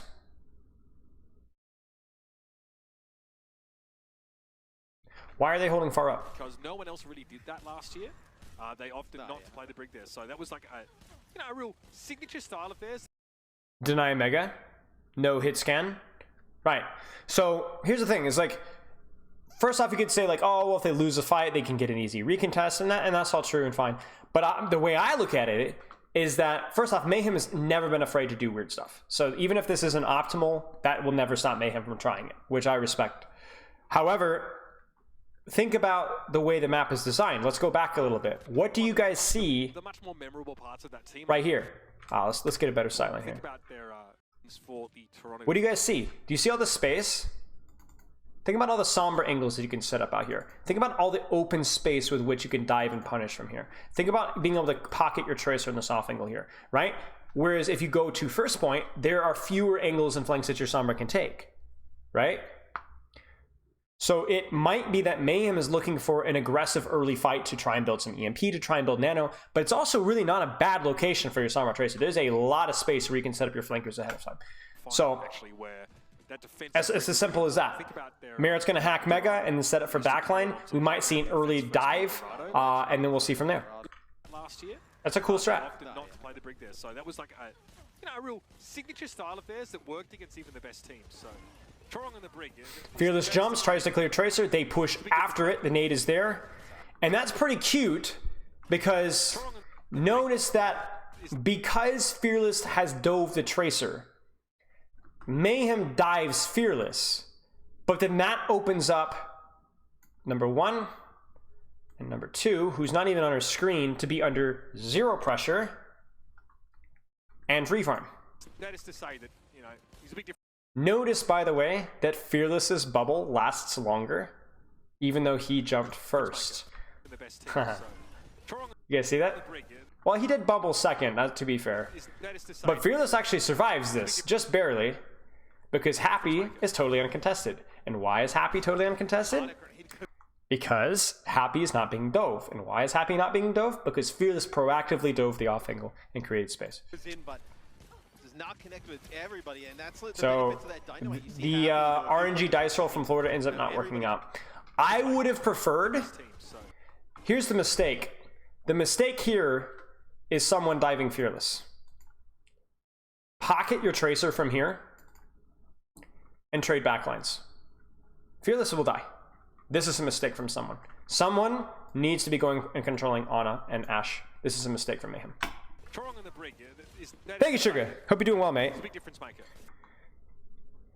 Yes, it was a mistake from someone. You should not have tried to bubble off Fearless. You should have tried to control backline to prevent them from getting the pressure that they did. And then trust that your Tracer can get full pocket. Big mistake. I don't even think the necessary close hold there was a bad idea. Just poorly executed.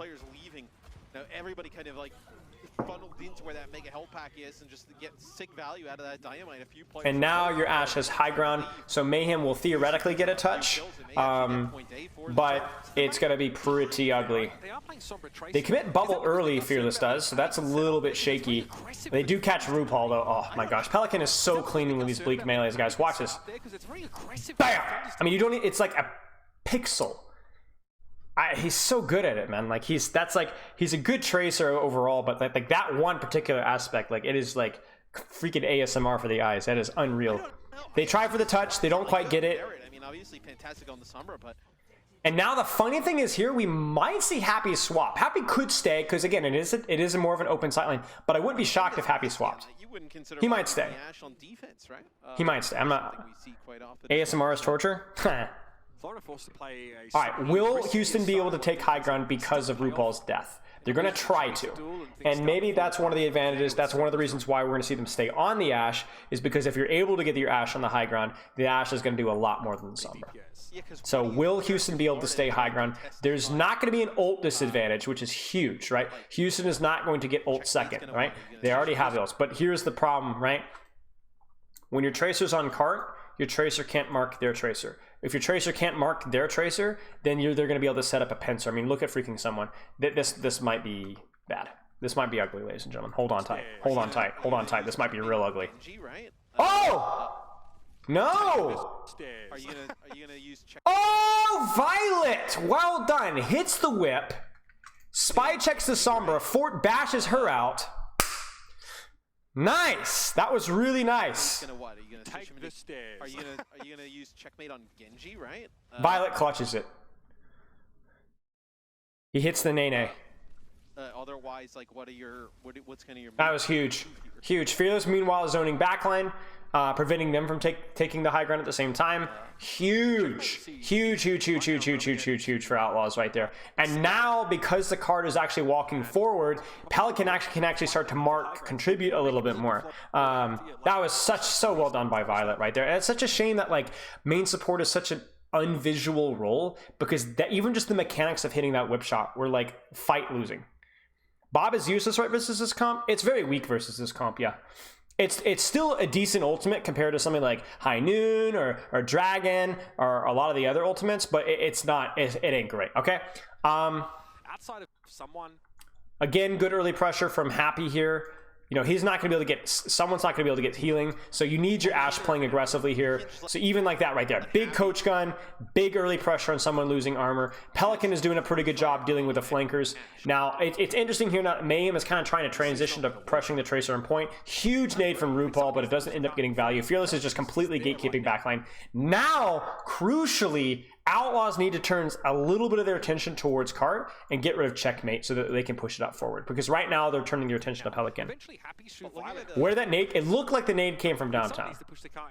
Pelican is popping up there every now and then. You can't just let Happy just free fight. Yeah, from downtown. He's like back in the back stairs over here. That's crazy. That's a hard nade to hit, I'm not gonna lie to you. Okay, so we might see Nano. There's the Cart focus that we were talking about, right? The Ashe just peeks down, one-shot headshot, really well done. There's a Nano to control backline.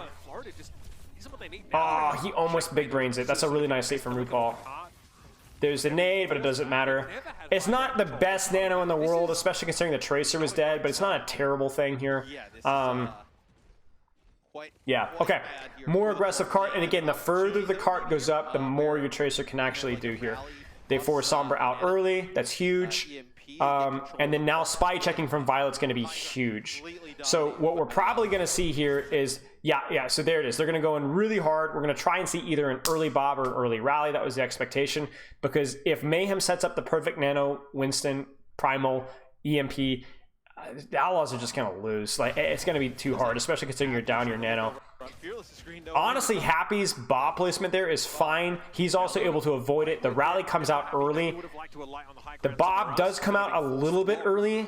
They need to get a punish on Sombra Tracer. Can they find Sombra or Tracer? They do. Checkmate gets low. pretty nice. Oh no, Outlaws. They can't be here. They can't be on cart. This makes it too easy. They make it. I think they dropped a push checkmate, but they don't finish the kill, and so then now they're stuck in the cart. And so then now they've given up all the map control, all the space. So like the Outlaws really needed to get a punish or a kill on one of these two guys. They're not able to quite get it, and I think in the pursuit of trying to get it, they give up the high ground, and then now this is a fight loser. Nade, EMP, GG's, and it also hits the Tracer as well. But I think the burning question is, after all these ultimates are used by Florida, That's unfortunate. Outlaws played that one really, really well at the start. Mayhem keeps their composure though, and is able to like flush it out. And now we see a Sombra swap, yeah. Retaking the space when you don't have high ground initially. Miserable, so, okay. So then now, the good news is that Outlaws has got a lot of cart push. So you can like set up underneath and then try to like leverage cart if you can.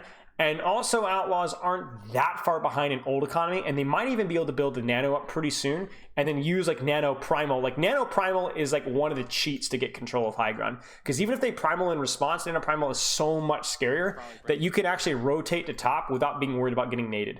So let's see what happens. Will Outlaws play slow from underneath? That would be my expectation. It looks like that's the case. Fearless is trying to wrap around behind underneath. You guys notice they're going straight to cart, right? They're looking for pressure on cart. They get the hack, but it doesn't really matter. Fearless commits bubble. They need to get rid of Merit. They're unsuccessful in doing so. Merit does get cleared out, so now they're going to be able to leverage cart again. Now Ana Brig is rotated inside this room. And that's going to give them an angle on point without even needing to worry about high ground from this sightline right here. The rooftops right now. There's the bubble committed. They're trying to leverage point. Merit kind of sloppy from Merit here. Like, he needs to be really careful about this. So they're trying to punish point because going inside this room is like suicidal. But one thing that I could see here from Mayhem is a cut from Onanade onto the backline here. Like you could see RuPaul looking for a nade on this backline with Merit from behind. That would be good to try for with the Primal Rage. But instead they're going to go for point. They don't get the hack. Pelican responds too well. And the problem with this is that Outlaws is still able to shoot point. And they're going to be able to build up this nano. There's going to be primal. There's the primal. They're not able to get the high. Okay, they are able to get the high ground, and then during that rotation, they're just gonna freaking die. Will Chorong survive? He will not. And then there's the nano brig for Peel on the trade. Nothing's gonna die here now, because even with the primal rage, there's just not enough follow it. So really nice rotations from Outlaws. Very patient, focusing on point, getting their backline into a power position, and Mayhem is unable to do one of two things. They're unable to get an angle, like an actual punish on cart. They're unable to get a single hack on Pelican, unable to get any hacks or pressure or nades on Fearless. You couldn't get any focus. You couldn't win. They were going for frontline trades, and they were unable to get any of them, right? Whether it was through hack, nade, anything. And then in addition to that, they were not setting up for backline with their own primal rage and anti-nade, because their backline had a good anti-nade angle. So it's like you go for the front line and you lose the frontline trade. It sucks. Spy check that left door. Yeah, no chance Merit's getting through. Cut just means an off angle behind. Cut means an off angle behind. In other words, behind the backline. So then as they're kiting from you, you're cutting off their retreat. Cut them off at the pass. You know what I'm saying? The reason I use the word cut is it's because it's a very specific type of angle. It's an angle generally directly behind the backline. Okay. All right. So not the great execution from Mayhem. Really well done from Outlaws there. We never know what I'm saying. I never know what I'm saying either, so welcome to the club. All right. Mayhem, massive ult bank here. Outlaws probably going to do exactly what we saw last fight, just play it really slow. Outlaws actually pulls a lip, and they think Merit has EMP, and they also don't really have any solutions to win this team fight. They just don't have anything, so they're going to go for the RNG, and they're going to go for the Translocator. So, yeah, I like it. Scout, found. Oh, and then there's Merit. And notice, by the way, when he destroys Translocator, watch. Merit out, happy, N. And Merit's dead. And that's huge. You're not going to win the fight off of that, but you are going to get a lot of card push, right? So, and it also buys time for Violet to build and Happy to build and so on. Big opening here. You're going to get some payload progress off of that. Time that out really it's positioning on a deep flank. Deep flank. It's not just like an off angle. It's like all the way behind to cut him off from backing up. It's hard to see if there's actually Whenever you're hard pushing, having a cut is really helpful. So the enemy team doesn't just go, beep, beep, you know? So again here, honestly, we're going to see the same thing. The Translocator hunt is not going to work, but you're going to see basically Outlaws playing as baity, as split, as DPS focused, as cart focused as possible. And the reason why that's important is because they don't have the ults to win this fight. They're going to be running into Nano, Primal, EMP, Pulse Bomb. You're just not going to win yet. So you need to try and play as baity and as disengaged and split. Look how far Shu is. Mark Pelican, Scout Sombra, shoot cart, and then worst case scenario, if you lose the fight, at least you got the cart pushed up. If you're able to cause enough chaos, so you can actually win this fight. So notice that Pelican is just mark, patience, mark. Where's that Sombra? Where there's the spy checking, right? Where's that Sombra? Fearless gets his bubble force, so he's going to be forced to back out. Now, if you're Mayhem and you're having a hard time setting up the dive because you keep getting spy checked, keep getting marked, and you have like all these ultimates, what Mayhem can do. What's the problem with Shu's positioning? This is something that I talked about in the recent Boston Uprising, the BAP Zen comp. You guys remember the reaching concept? What's the problem with Shu's positioning? Let me give you guys a good angle on it. What's the problem with Shu's positioning right now? We know why he's positioned here. We know why Violet's positioned back here. But what's the problem with it? Cheers, Horizons. What's the problem with Shu's positioning? What can he do from this position? There's only one thing that he can do from this position, right? He's isolated. Well, not really, because there's spy checking Sombra, and Pelican is marking Tracer, and Winston's across the map. So he's isolated, but you're not going to be able to punish him. No offensive value. You can only heal. You can't nade, you can't damage, you can't get an impactful sleep dart. There's literally nothing. So Outlaws are playing almost 4v5, especially when you consider that Brig is also playing extremely passive. So how do Mayhem leverage this? Because you're like, we want to push, right? And by the way, this kind of mental strategy is what separates bad teams from good teams. Like, this is one of the most important macro concepts in all of Overwatch. Because when the enemy team knows what you're going to do and tries to counter it, if you don't know how to counter the counter, you're forever going to be mid-table. So the problem with the Mayhem's with the Shu's positioning is that he doesn't really have any offensive threat. So if Mayhem really wants to go backline with their ultimates, but Outlaws is refusing to let them do it, then who cares? Here's what you do instead. Pressure the front line harder. Exactly. If the backline is a trillion miles away, all right, enjoy the 4v5. I'm going to make you walk forward, Shu. Because what are we going to do on to Fearless? Can you guys get me to guess what we should be doing to Fearless right now? What should we be doing to Pelican right now? Hack. Nade. Hack. Nade. Push up. Take aggressive space. 2v1 Pelican with a hack. Whip shot him. Nade. Usually Winston. Usually hack nade on Winston. And then if this idiot jumps out, right? Even if he doesn't die, if he's forced to jump out, guess what? Stalemate. They're not pushing guard. You don't even need a solo EMP. Yes, this is logical, but the problem is that Outlaws are at a disadvantage regardless. If you're at a disadvantage ult-wise, if both teams play perfectly, the team with fewer ultimates always loses. Always. Now, that doesn't happen because it might be that Mayhem doesn't counter the counter. You guys kind of see what I'm saying? Hey, Kenobi. Bro, I'm not going to lie with you guys. Kenobi, Rich, freaking, you guys rocked. I had such a good time watching you guys, and it was just the two of you guys. Way too much confidence and way too much ego for two brand new noobs. You guys did an awesome job, man. You guys did an awesome job. I had such a good time watching you guys. Really well done, guys. I had no idea that you guys were going to be running the desk. That was wild. I really enjoyed it. It was good. Anyway, okay, so but yeah, you counter the counter, right? Like you just focus the front line. If the backline's playing a million miles away, now if Shu walks forward, then you EMP and you prime them, you kill them. Yeah, I got you, Kenobi. But it was awesome. But Mayhem right now looks kind of lost. They're trying to set up the flank. They're trying to set up this EMP, but it's not happening. And Outlaws are just getting further and further card push. And I mean, there's just no way Fearless without bubble should be, let me look, I mean, for crying out loud, look at this cart positioning, guys. Look at Fearless's HP. This is not good by Mayhem. They did not adjust as well as they should. Giving each other up ships to in go the for night. back. And in that chaos, Pelican is able to find Pulsum. I don't even know where Chorong is. He has so many, like, individual Oh, he's up there in the left. I think Pelican just goes 3-2-1, bam, bam, bam, right? Rolls the dice, gets the kill. I mean, freaking Ana gets the nade. Like, I mean, look at Mayhem. Mayhem gets impatient. They get impatient. Someone goes in. He's mistimed. His Sombra isn't set up. They try to force it. They use the rally to counter. And this is the thing. Like, during this chaos, there's the punish. But do you see like how messy this is? Nano, EMP, and the cart is being pushed all the way up, and Outlaws have used 2 ultimates, and one of them was a pulse bomb. This is going to slow the Outlaws down with this play.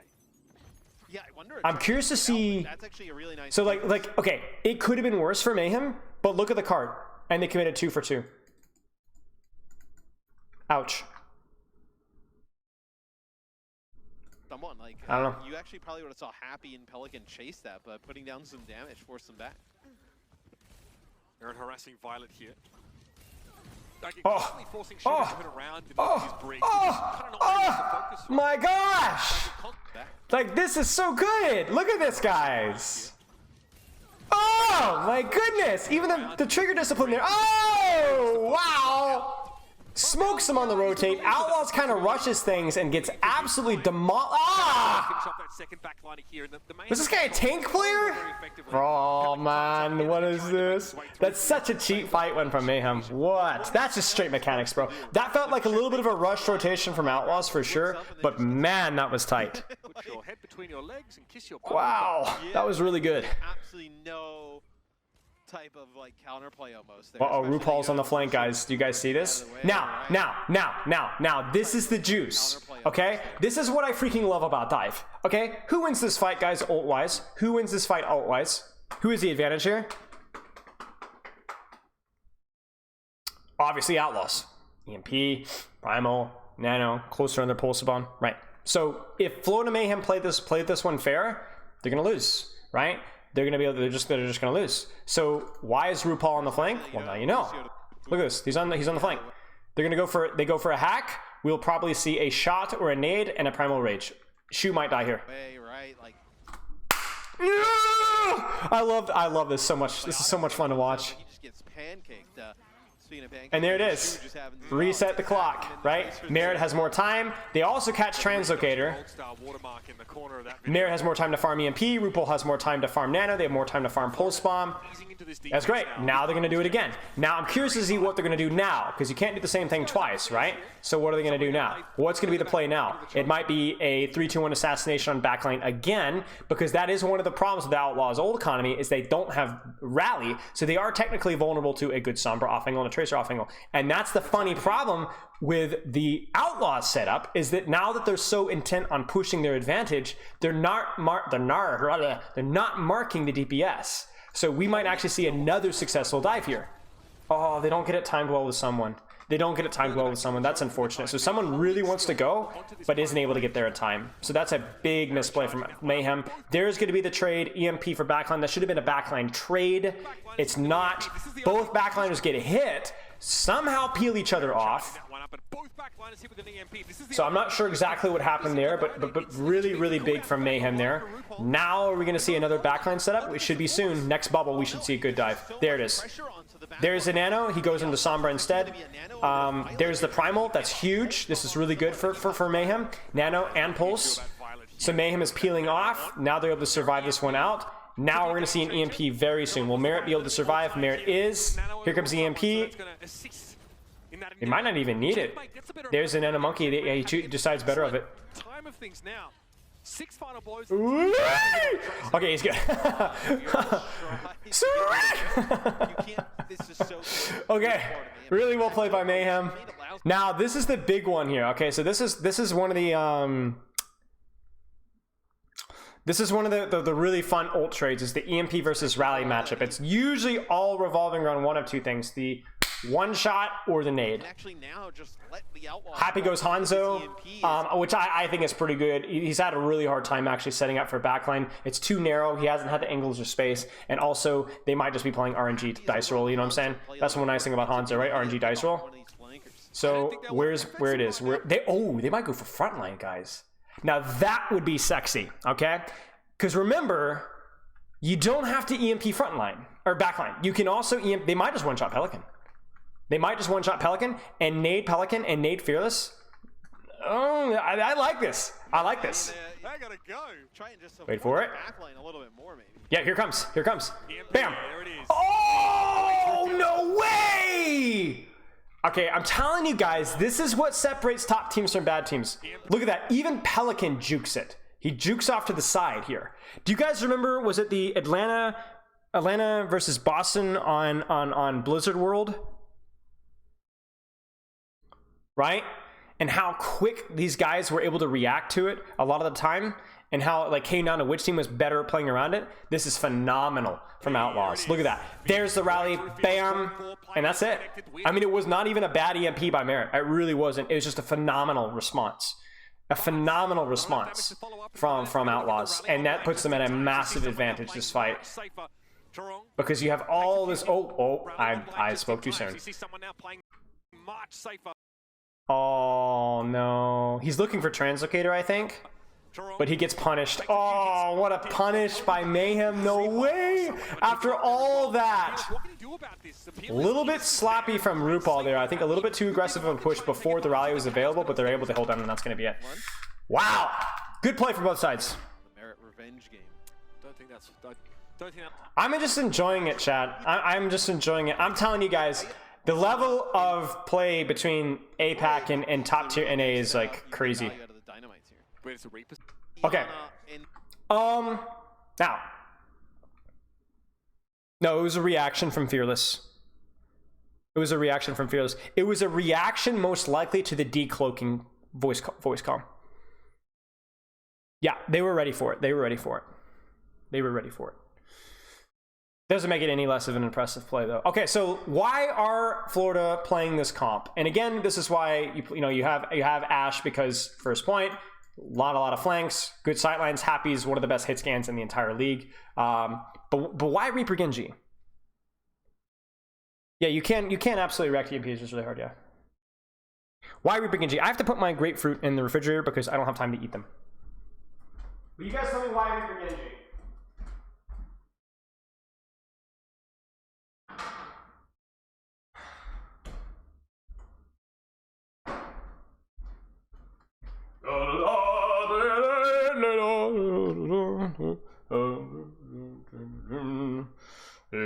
Fast dive on top of restaurant. Yeah, that's pretty much it. Yeah, that's pretty much it. It's also because the flanks in this map are like so easy to mark. Like there's really only two flanks your tracer can take. This here, or you can go like here and like wrap through here. But both of them are so easy to mark that it's like really, it's actually kind of hard to get tracer value on attack here. Tracer's still really, really good. So you're gonna see most teams playing tracer, but it's enough difficulty. And this is what we see with Mayhem, right? Whenever things feel a little bit awkward, they will try something different, right? They will try something different. Mayhem does this. I can tell you guys, this comp is not great. It's not great, but it's good enough. And it also plays the hero strengths enough to where Mayhem will play it. Why?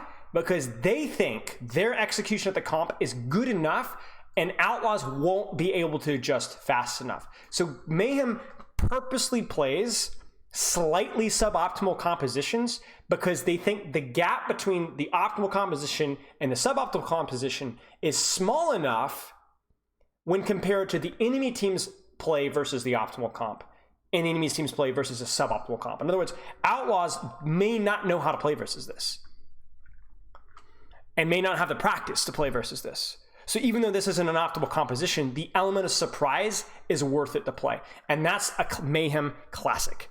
They've been doing this since last season. If they're going to run Genji, why not run an Ana backline? Because you're not playing for Nanoblade. If let's put it this way, if Genji builds Blade on first point, then Mayhem have failed. This is a we win first or second fight. Gunba and McGravy. So for Mayhem, this is if we build Blade here, we've failed on our plan. In the brig, So 3, 2, 1, dive top. 3, 2, 1, TP, bubble. The bubble protects your Reaper. That's why Winston was played a lot at the Grand Finals meta last season. Winston, though, they're going to rotate. I like the rotation. That's going to close the distance. This is a closer jump than this, so you love to see it. rolling here. Are they planning to swap off for Genji after first, you think? 100%. You will see Mayhem do probably a full swap on second point as soon as they possibly can. In fact, that's my only problem with the Mayhem comp, is it snowballs horribly into second point. Like, it won't even win a fight, likely, on second point, unless they just have a ton of ultimates. I will be happy if I'm wrong, but I'm shocked. I would be shocked. Now, there it is. There's the TP. And there it is. That's it. And now, you guys ready for this one? You guys ready for this one? They're going to go to spawn, and they're going to swap. Watch it. As soon as they cap, they're going to go to spawn and swap. Wait for it. Wait for it. Wait for it. Wait for it. And I promise you I haven't seen this. I'm just telling you, it's just common sense. And there it is. Is that that? Yeah. Oh, okay. Checkmate won't stay. Yeah, there it is.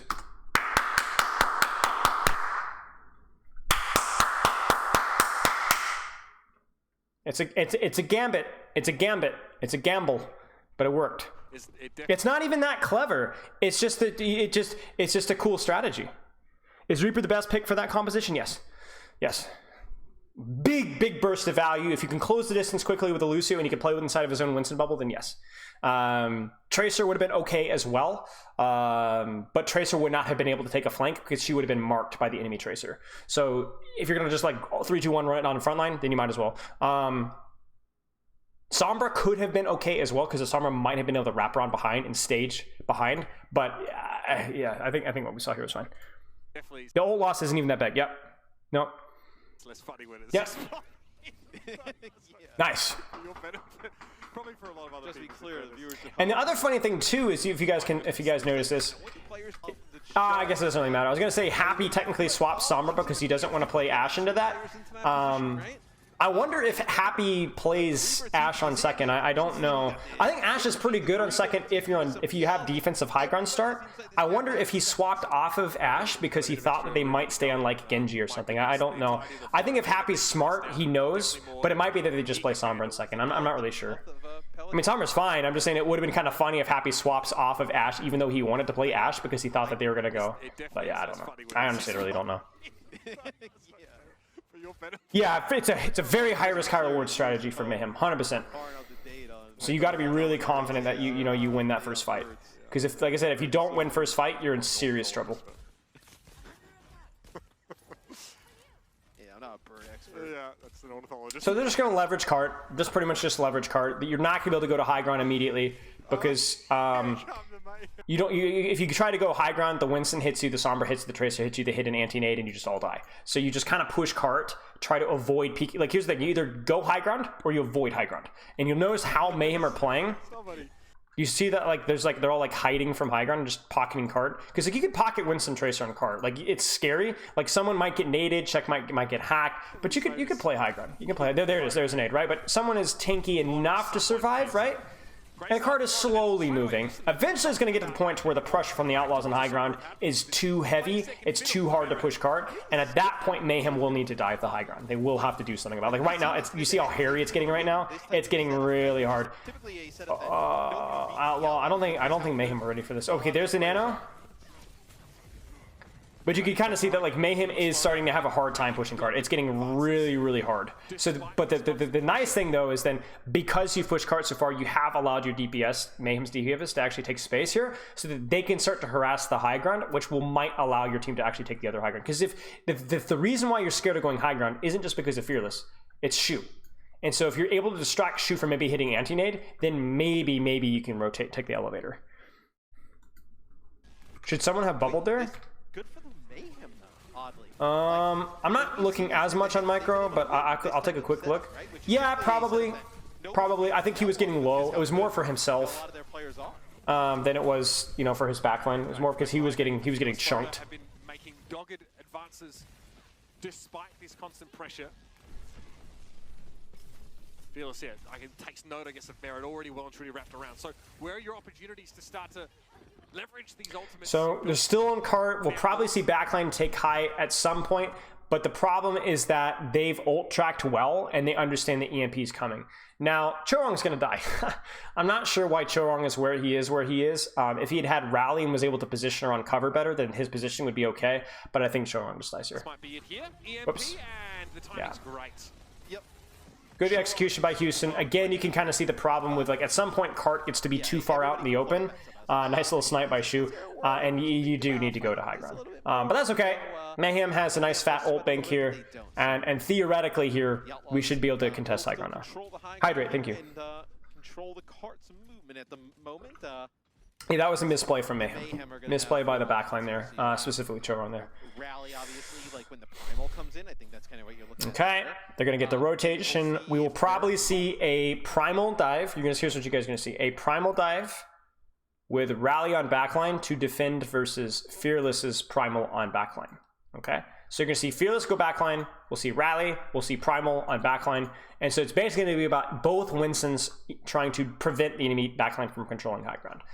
And then during that chaos, we might also see Merit take elevator and either EMP them on high ground, or if someone is able to successfully knock them off of high ground, then we'll see Merit, EMP there as on the floor. So I'm curious to see. Oh.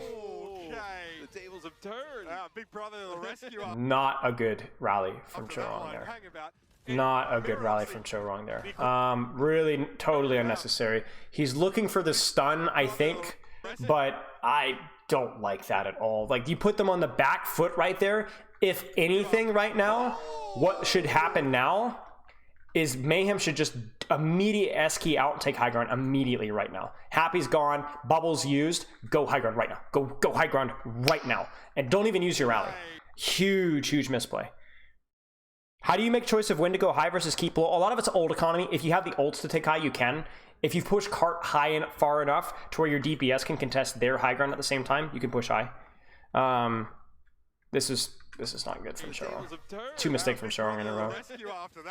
And so they're just going to stand there, and you don't EMP this because there's no nade, there's no follow-up mid-rally. So this is really bad from Mayhem there. Oh, man. That's a huge missed opportunity. And so they get high ground, but they're still on the high ground on the opposing side, right? Like, this should have been a net positive, not a net neutral. There's the primal. Fearless does get slept and get hacked and pulsed, but he's he's stuck at 800 HP, and so it doesn't matter. And then Pelican, instead of sticking the monkey, sticks the Ana, and that's it. Great peel from Outlaws, but really, someone don't primal. Really poor play from the Mayhem support line, or Chorong there. That's a huge misplay. The pull swam as well from Checkmate is not smart into a monkey that's full in HP. Not good. Posture check? Listen, man, I'm standing up. I got nothing but posture. Both supports got hit by the EMP, forced the timed hack from Happy that prevents Merit to do so. Okay, back on point, back on cart. They do have the EMP, and they do have the primal. So we're probably going to see an aggressive backline trade. There's aggression, and that is an all-in. They nano the Brig, and they're unsuccessful at even getting them off of high ground. Oh, no, they forced it so much! No! Man! The Tracer's not able to set up, which is the big crucial one, until late. They EMP, but it doesn't matter. Checkmate gets hacked on the way up. The Nano Brig, the peel is there. Someone's going, I'm going back in. He gets whipped. He must get hacked. Yeah, he gets hacked right before he pops Primal, and that's it. Mayhem is getting smoked. Yeah, that really messed up follow-up, and really a high-risk, high-reward play that just ultimately doesn't end up working out. Mayhem lose this map, don't they? you're not really in a position where you can switch up comps, right? You No. know, a minute 43. The comp's not the problem. No other comp's going to be able to solve this. Someone's got I'm just mad at some of the silly mistakes, you know? So they're going to mark cart again. Questions. Translocate out. Looking for cart. Happy gets a little messy there. So Mayhem's going to try a different strat. They might try to rotate right side, which gives you better LOS of cart so that you can push cart for further. There's the primal. Surely this time we'll hit the pulse. We don't hit the pulse, crucially. Chorong is able to pull off Tracer. Maybe Pelican was hacked or slept. No, freaking just dies. Pelican just dies. Misplay by Pelican. Chorong does pop Rally. I'm curious why he pops Rally. Maybe because they're expecting the EMP trade. But ultimately, the backline of Mayhem is playing so safe that the EMP is not even really necessary. So that's, again, another questionable rally from Chorong. So let me explain what I mean by this. Let me talk about the EMP just a little bit. Let me talk about the EMP really fast. So, unfortunately, the Pulse Bomb, they get the quick kill on the Tracer. Okay. There is no Tracer. All right? And I want you to turn our camera right to the right. Please look at the backline. There it is. Okay. Chorong has no reason to be playing out here, as opposed to either in this door room here or going back towards his Ana. There's no Tracer, and there's also no really reason to be walking forward and taking space. So there's no reason to be scared of EMP if you just position smartly, because the punish on the EMP won't even be there. And in addition to that, at least one of the Brig should be able to get nanoed in case the EMP does go. So Chorong just tempo rallies, and there's, I mean, freaking look, there's no reason. Nothing happens. There's nothing happening. And so this is the second tempo rally that's completely misreading the room. The reason why he rallies this is because he's expecting a primal EMP. But there's no reason for it. Tracer's dead.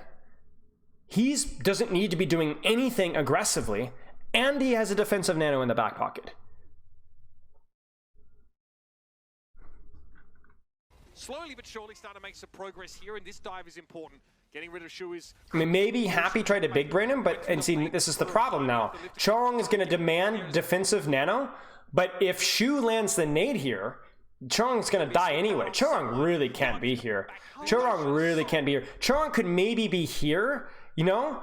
And then pocket cart from here, but I do not agree with this positioning whatsoever. Violet lived through that. I mean, that is insane. They've gone through worse, man. I mean, Shu now gets lived through that. I mean, that is insane. God, this backline is so hard to kill. Shu and Violet lived through There's the that. backline. Violet actually falls off finally. I mean, Shu now gets... Chorong almost dies. There's the defensive nano, but RuPaul is forced to walk to... RuPaul gets naded? He gets booped into RuPaul and nades. RuPaul tries to hide and gets caught and primaled. Far from over, they need to get Violet here, but Violet's going to be sitting on a health pack. He can get top back up. And then Chorong dies. Oh no, the EMP comes out immediately before Chorong dies, or after Chorong dies. Someone needs to grab the Mega. Yeah, someone needs to grab the Mega. Checkmate gets hacked. Checkmate dies for it. Oh no, and that's gonna be it. There's the solo EMP on Merit. Merit dies. It's a misplay from Merit. He should have been able to dodge that one. There's the nano. I think Chorong. Oh, they do catch the Brig. That's a huge kill from Checkmate. 2 huge kills from Checkmate. Man, you gotta be missing Merit here, y'all. You gotta be missing Merit. Now, let me wrap this up by saying Hollywood second is one of the hardest points in the game to cap. Like, escorts in general have a miserable, or even hybrids have a miserable second point cap. But Chorong really not playing up to snuff there. Really, really, really not playing up to snuff there. Lot of wasted rallies, some goofy positioning, way too many deaths that second point. Who should put cart? Tracer? Yeah, I mean, they're going for backline. You can also just leave cart. No, you can do that, you need to. You can definitely do that. It's definitely kind of risky, but it's doable. All right, I'm gonna take a seat really fast here. So, win fight, then push. No, I think you can leverage the push as a way to win the fight. I just don't think Brig pushing card there is smart enough, even with Nano. I think it's a little bit too risky with the EMP. It's doable and it's something that they strategize. I just don't necessarily agree with it. Niano. Niano. Okay, Widow Tracer Ramatra on a brig.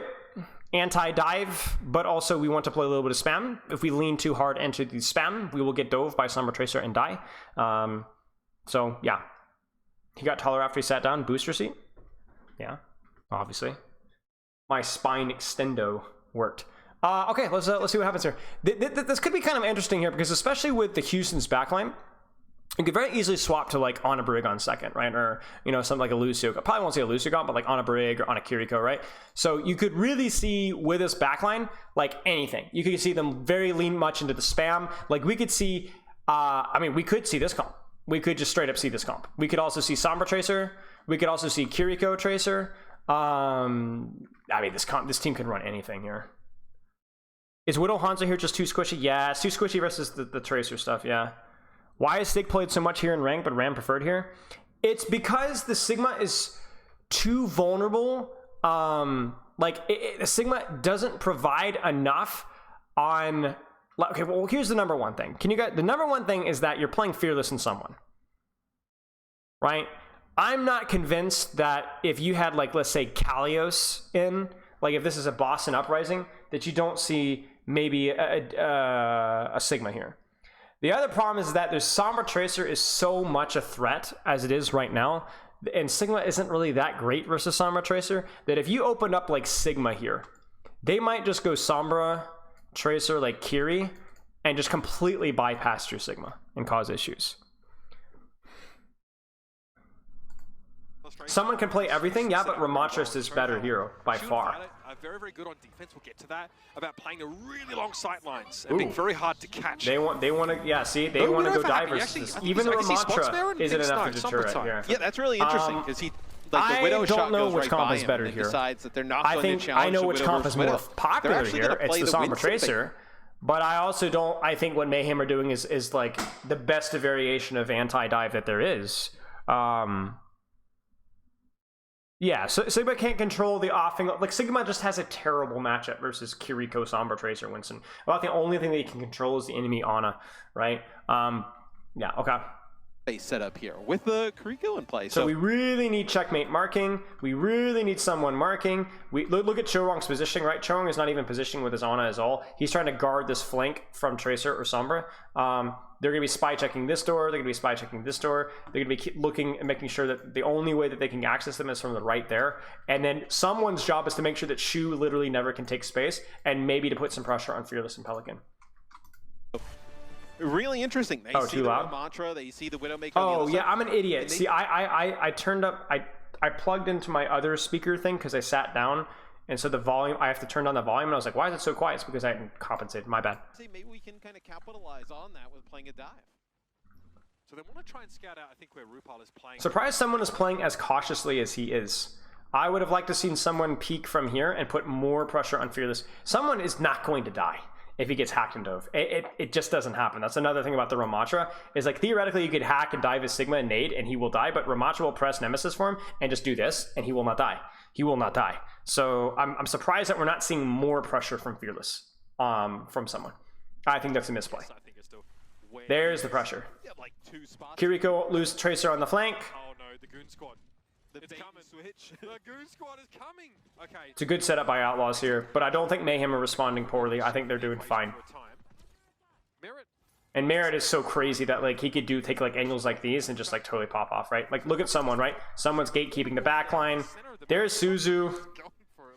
And then now Checkmate, interestingly enough, is not even marking. Checkmate's actually trading backline with someone. That's crazy. You know, Shu is really isolated here, right? And he is going to die. In the back line is someone's able to deal with him, and then that's super cool. And look at how much space Merit is controlling. If he gets Peel here, he's fine. Tracer's out. Winston can't dive here. Love to see it. That's really well done by Mayhem. Like really well done. Fine setup by Outlaws as well. That is the weakness of the Ana, is that the Ramatra Tracer can absolutely trade you, right? Oh. Exactly. He's being Violet served. They should just push this guy. Violet might just die. Violet just dies. Yeah. still there. Kant is stationary. It's just staggering. Violet is now dead. Yeah. Wow. Is this riskier? Yeah, that was great. That was phenomenal execution. Someone marks the Winston really well, and then as they try to extend in the dive, someone just trades backline. Right? Again, that's something that the Ramatra is better at because the Sigma doesn't have that inherent speed boost, right? Cover here, right? They're gonna try and get that Widow. And you can probably do it more consistently with good flankers. There's the Infrasites, which by the way is really nice. I think it's actually a little bit early from Merit. I think a little bit later Infrasites, even as the setup has started to happen, would have been fine. Checkmate runs interference here. Maybe there was a concern about a nano that was online that they felt like, or maybe I'm not really sure. We digress. I don't know if I like what's being cooked here. It just seems like it may take a really long time to develop, right? I think the casters are kind of like doubting this comp from Outlaws. I don't have a problem with the comp. I just think Mayhem executed it too well. And then as soon as ultimates come online, especially now that Infrasight is gone, this could get really hard for Mayhem. Because like you're talking about the Nano Primal, you're not pulling that off. You're not pulling that off. Not if you can get a Kiriko Tracer in. Their merit. So they're cooking kimchi is what you're saying. Yeah, exactly. So I think Felix is going to jump to our left. I mean, look at this. Like now, Maybe? kind of like what? Someone's just kind of. Nope, he's just going to go in. There's the nade. There's the Kitsune rush. Merit is dead. Oh, nope, they rally. Oh my gosh, they nano rally and just run it down into Violet. Dude, I freaking love this, man. Someone dies to Pulse. And he commits ultimate as well. Ouch. Huge play from Pelican off screen. But also like really pretty nice peel there from Mayhem. And again, the dice is still being rolled. Your Widow still has space, right? Okay. Overall, a net positive trade for Mayhem. Anytime that you trade a bunch of ultimates with this composition, it's good. And then Violet gets it irritated and goes in. Wow. Violet switches to actually the Zen. I'm interested in playing the Zen as Shu gets really low. Playing the Zen. Violet is going, I'm not getting this backline trade. They're peeling up the backline too hard. So let's just try and trade off someone. And then watch someone. Someone is in spawn. Violet goes Zen. Someone goes Winston. The Widow, like, That's great. Violet switches to actually the Zen. I actually think the Ramatra would have been fine too, but yeah, that's fine. It also means that the Winston, it's probably, the more important thing is actually someone gets back faster. So that's probably the more important factor. But it's a cool little detail, I guess. Tracer, it feels like it's a rough one. I mean, this is about Mayhem. Oh my gosh, dude. Tesla from the Outlaws. It's very clear to see what Merit just checking the hair. Priorities, ladies and gentlemen. the defensive resources are there for the Mayhem. And this is it. Like, this EMP doesn't land. Merit maybe builds an ult here. Oh man, that's huge. Now Merit's gonna get an ult here. Merit's gonna get an ult here. With your EMP. Merit's gonna get an ult here, and that's gonna completely ruin the EMP. You'll probably have to see a solo EMP onto someone with a nade or a Discord. Will he get it in time? Will he get it in time? Will he get the Infrasight? No. No, he won't. Wait, he will. He won't. Oh my gosh! Oh no! Oh, disaster for Mayhem. Seconds away from getting the Infrasight. That would have completely ruined this play. Man. How many times do you guys see a team fight lost because your Widowmaker doesn't build Infrasight? That's crazy. And someone's gonna die too. Oh, he doesn't die. Wow. It's recontestable now, so that's good. And you will get nano off of that. And obviously, you know, Merit, it's always a dice roll. Like, this guy could hit a shot at any time. I think Merit's one of the best mechanical players in the league. I say that, I'm kind of caster cursing. Oh, okay, never mind. I'm caster cursing, and then I caster curse my caster curse. Huge kill, huge kill, huge kill. There's the jump. That's not good from Shu. There you go. They don't get the nano off, but they will nano Brig. The pulse bomb hits on the Chorong though, and that's going to be it. Wow, wow, wow. Here's the thing. This is what I like. This feels so close, but it feels close, and both teams are playing it reasonably well. That's wild. Shu accidentally slept checkmate. Oh yeah, you're right. Holy crap. You're right. He did actually sleep. I mean, it doesn't really have an impact on the fight, but it's still funny.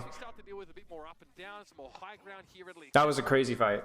The Outlaws Merit swaps here. The sightlines in second are a lot worse, so you will see a swap here. That was a strong. Almost certainly. Yeah. From Shu, hitting checkmate is way better than hitting Merit. And he didn't mean to hit checkmate. Let's No, be real. no, he's shooting at Merit.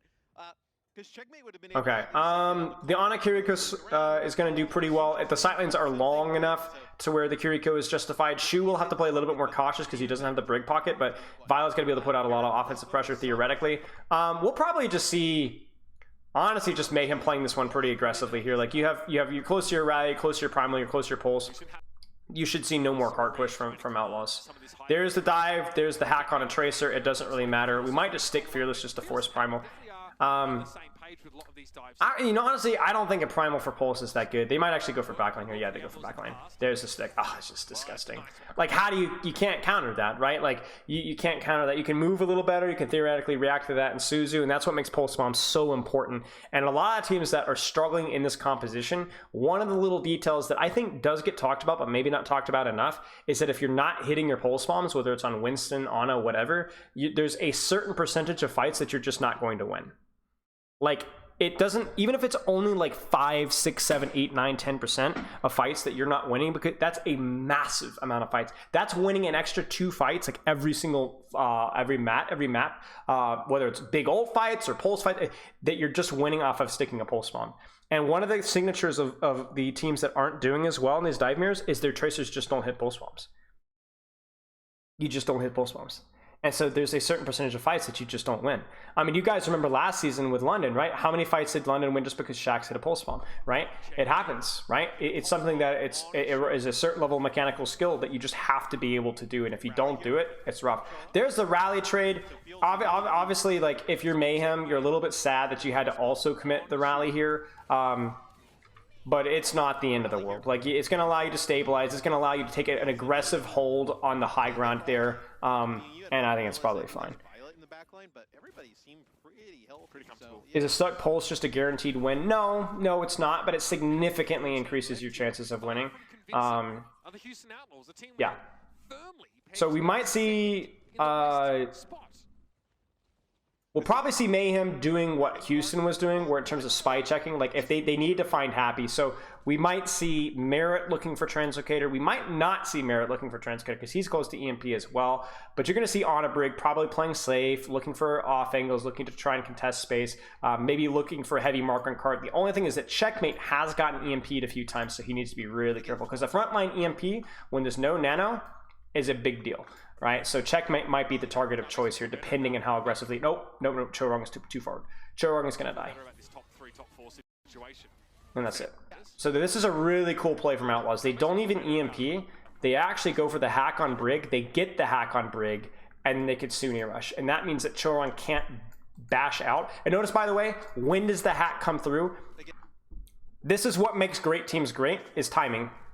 Look at this. Look, Chorong, where's Chorong's attention right now? Whip shot. So what is he not thinking about? Right? So whip shot is even hit. Then the hack hits. Then he's dead. I'm okay with it. From an Outlaw fan perspective, you're probably a little... Oh my gosh. Did they get the hack on Checkmate? They must. Yeah, he gets hacked. Checkmate has been hacked a few more times than we would have liked to have seen. That's something that, if you're going to be, above a B tier tracer, you need to not get hacked. I'm sure that's why Plat Chat ranked him B.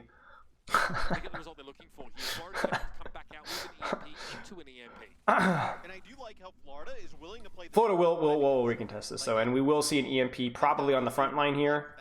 Yeah, so they're going to hack on a scare on a... He gets spy check crucially, which is going to make this front line EMP a little bit messier. Will Pelican dodge this EMP? Like, I can say almost without exaggeration here that if this comes down to whether Pelican gets EMP'd or not. If they're able to force Sombra out, that's it. That's huge. That's huge. I think Shu is making Merit uncomfortable back behind him. Will he get EMP'd? Yes, he will. And they hit Fearless, right? So one or the other. Either Fearless, Pelican, both of them have to avoid. Neither of them avoids, it's it. Frontline EMP, ladies and gentlemen. When the backline is inaccessible, frontline EMP. Even if you're running a Winston comp, frontline EMP. That is one. Oh, no way they commit the nano. That is a very, very, very questionable. Oh my gosh. Oh wait, well, I'm an idiot, ladies and gentlemen. It's the last fight. What am I thinking? Oh my gosh, this is why I don't play this game. Yeah, I mean, they weren't able to get the EMP set up. I would have preferred. The funny thing is what Florida does is really what Outlaws should have done here. Like, if you look at this right here, don't tell me that an EMP nade right here would not have won the fight for Outlaws.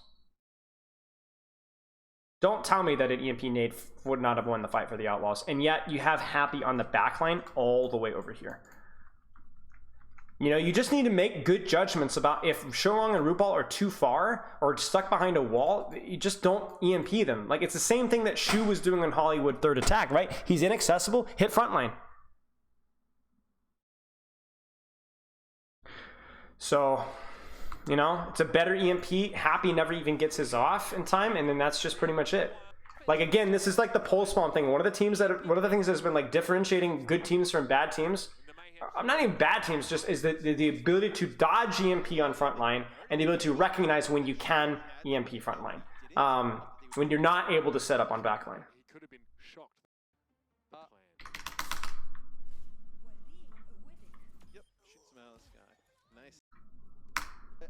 Okay, Houston with the Anakiri defense. We'll probably see Mayhem run the same. Now, I will say this for the Mayhem. I do think that you could make a pretty good argument that even versus the Sombra Tracer, the Anakiri on like a first point Junkertown is probably, I don't know if it's better, but it's definitely an option or a matchup I would want to see analyzed a little bit. Because my gut says that Kiri is pretty darn good with the amount of open space and sightlines that you have. And I don't know if Choron can play Kiri to anywhere near a Violet level. So this is where Outlaws might have a slight advantage. I don't know if Anakiri is better on this point. It is definitely more point specific, but it's so wide open that I don't know how useful the Brig is. Okay, so going to be a lot of cart push. They need to get rid of Happy here eventually. Happy does get forced out. Is Widow worth an attack here? Not really. Not really. Like, because you don't have the sightlines that the defending Widow has. So that, like, yeah, they went Sombra Tracer, right? But your Widow was able to keep a pretty nasty sightline right back here, you know? So, but on the attack, you're not going to get the same level of sightline. So, no, it's not.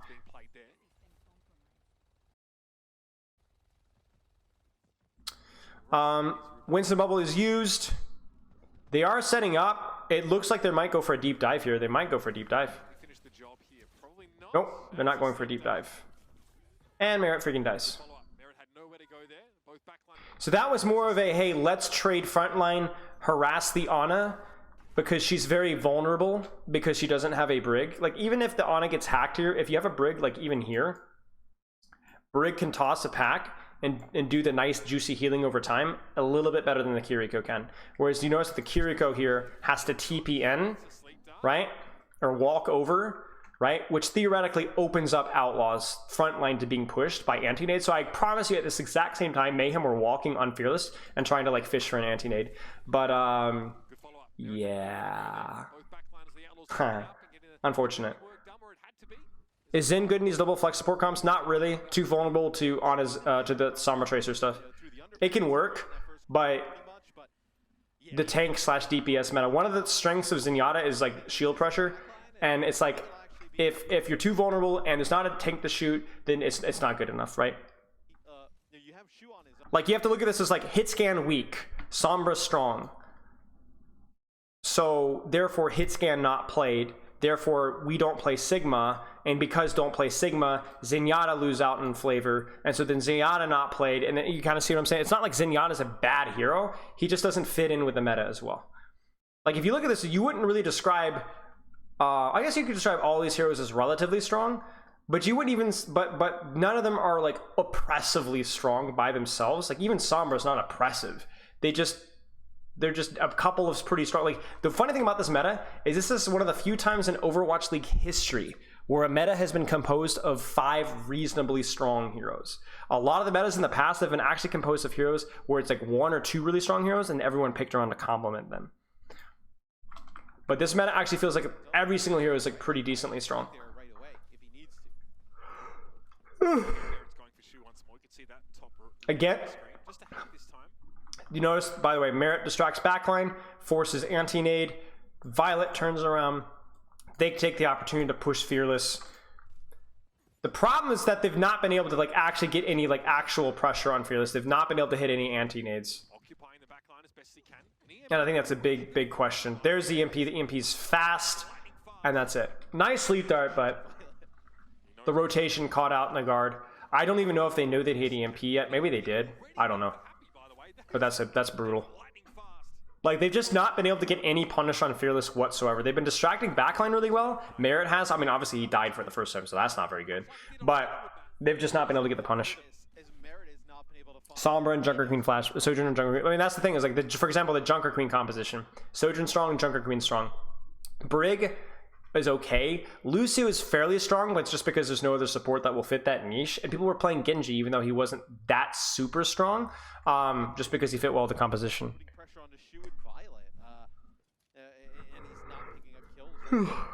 My Mon thinks you're cute. Tell your Mon I said thank you. Oh, he gets through. 3, 2, 1.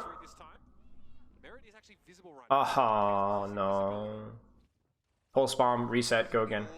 They do find, yeah, they do find Happy, then they get the trade. Your Mon, but it's not the mom, it's the Mon. What's up, my Mon? How you doing, Mon? What's up, Mon? That's a Jamaican thing, yeah? Classic Mon moment. The one problem with Merit going for backline, as you guys might have noticed, is that the Assassination playstyle does really limit your uptime, and which means that you're like, it takes you 6 years to build an EMP. So Merit is way behind an EMP charge. Him getting slept in one shot was the main reason. However, going for backline is going to put you behind EMP charge a lot. So that's kind of one of the bad things about it. Your mom also thinks you're cute? Okay, sick. You're at a clip here where what? This EMP from Merit. Like, Slugger's mom. Okay. So they're gonna go in hard. It's a little bit weird timed. They do force the Curie TP, and then that means the pincer now is gonna be like pretty tight because someone can just go 3, 2, 1, bam, and there it is, right? Sombra and Winston on backline. Violet should have no TP. There's the EMP. The peel is just ridiculous, man. Oh, they hit the nade though. They hit the nade. RuPaul hits the nade from downtown, and that's the bam. That's the burst that they were needing. But that's like actually crazy. The rally is going to be able to keep RuPaul up. The nano primal doesn't work. Violet's able to be punished. Someone needs to survive. He gets the nano. Bam. Bada boom, pow. Now that's one of the nice things about that Brig there is with that rally, it's so much easier for the backline to survive than even with like Kitsune and Anno. Like you could see like as well as Violet and Shu played it, as things got really chaotic and Old Server to come online, eventually just like one of them just snapped. You know what I'm saying? Yeah. There's the Brig swap. Brig's going to be a little bit better in second point just due to the nature of the high grounds and also the fact that the sight lines are a little bit tighter, so the Kiriko off-angle stuff not as good. I think you guys got to give credit where credit is due. RuPaul has played really quite well. I think RuPaul deserves consideration for one of the certainly top middle half of flex supports. Like everyone knows the Twilights and the Shoes and the Fielders, but RuPaul is not that far behind on a lot of the heroes. I think obviously his BAP is his best hero, right? But like you gotta give credit. The guy has been playing out of his mind on Ana right now, and he deserves consideration for I think a top 5 Ana play at least at this point in the season. And I think if you're not thinking that, you're smoking it. So again, the problem is that people's opinions are sticky, and that's normal, right? You have to earn the right to be praised, right? But RuPaul performed well last season, and he's very quickly outperforming people that have bigger name value than him this season, which at some point you have to go, hey, this guy is actually really good at the game. I think it's certainly an A tier flex support right now. You know, you're gonna have like your Shoes, maybe your other one, and the other thing too is that like you know, your Twilights and your Izayakis, we have yet to see them play the number of heroes that we've seen RuPaul perform relatively well. And I don't have enough information on his Kiriko to give an accurate opinion, but his Ana and BAP at least have looked solid. Very good. And then you can control that high ground, right? You can control this high ground. Very difficult for them to even get in. Merritt goes back to the task of trying to harass. So this is where Mayhem just really has to kind of chill. They're running into EMP, they're running into no map control. You just have to be patient, try to push cart, focus cart as much as you possibly can. Pulse bomb does not quite hit. Checkmate's looking for high ground. He's got pulse, but he gets his recall forced early. There's the hack. It's very similar to Hollywood, just a slow war of attrition, right? That's a huge sleep dart, and that's what you need your Ana to make. You need your Ana to make plays like these, right? Where a very quick sleep dart, he gets hacked. But by the way, this isn't just the Ana play. This is just Florida Mayhem synergy. Hack plus sleep dart. So Fearless doesn't get a chance to reactively bubble, and then Fearless just freaking dies. And that's the type of quote unquote neutral play that you need your team to be able to execute on. So the Outlaws, by the time they finally choose to commit to the defense, That's phenomenal. And they commit the EMP, but it's too late. The EMP isn't even bad, but that's just a phenomenal little play there from Mayhem right there. And you have to give, like, here's the thing. You would give credit there to Merritt, and you'd give credit there to RuPaul, but it's the team that deserves the credit for that. The coordination and timing for that to work. You could have, someone might even have bubbled there to allow the hack to go off. Pulse is probably the most mechanically demanding ultimate in the game, yeah. Followed closely by Primal. Huge pick by Violet. That's going to make this next fight really, really ugly. They might just snowball this. They need to keep pushing. If Mayhem might just keep pushing here. They might just keep pushing. There's the hack on Ana. They're able to peel off Shu. They're unable to get a... Oh, that's actually pretty important. Oh, they do get the nade on Shu, and that's it. Wow. So Merritt's out, but RuPaul says, I hear nade, hits it, bam, dead. And then just EMP card, just kill Fearless. Not the best EMP there from Merritt. Merritt, to be fair to Merritt, Sombra, it is definitely improved in the last few weeks. I thought it was pretty unimpressive not too long ago, but yeah. Wow.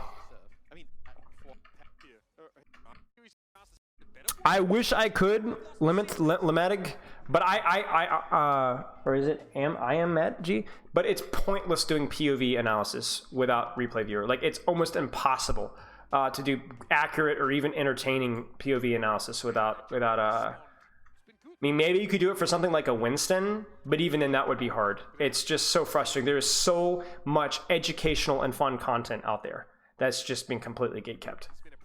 Like, I could do an entire proper deadlifting the shock series. I could do an entire series on why RuPaul is the most underrated support in the league. I could do an entire series about why Checkmate deserves an A-tier thing. You could do an entire seasons of the top. I had this great idea, guys, of doing the top 5 underrated plays of Overwatch League weekends and pointing out all the cool little plays that were, went under the radar because of some really cool strategy that weren't pop-off moments, but they were like crucial fights that were really cool little strats, but you can't do it without replay viewer. So it's there, it exists, it's functional, it works fine, but Overwatch League won't do it. So okay, so I've had a couple of questions. Does anybody want to guess why teams are playing Doomfist here? Now, you guys by now should know why Ana Kiriko are being played, besides the fact that you have Shu Violet, right? The map is open, so Lucio is going to be less valuable, okay? But why are teams running Doomfist here? Do you guys want to take a guess? You guys should be able to know now. Oh, I could get an OPR account. I could get replay viewer. I just couldn't do it for content.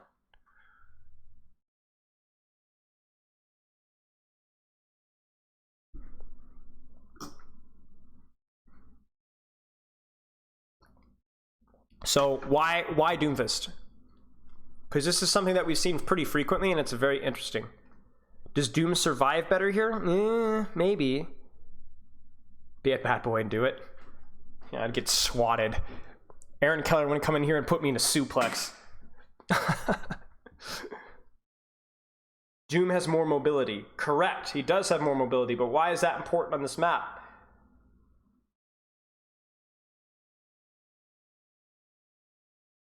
Yep, Rupp is on the right track.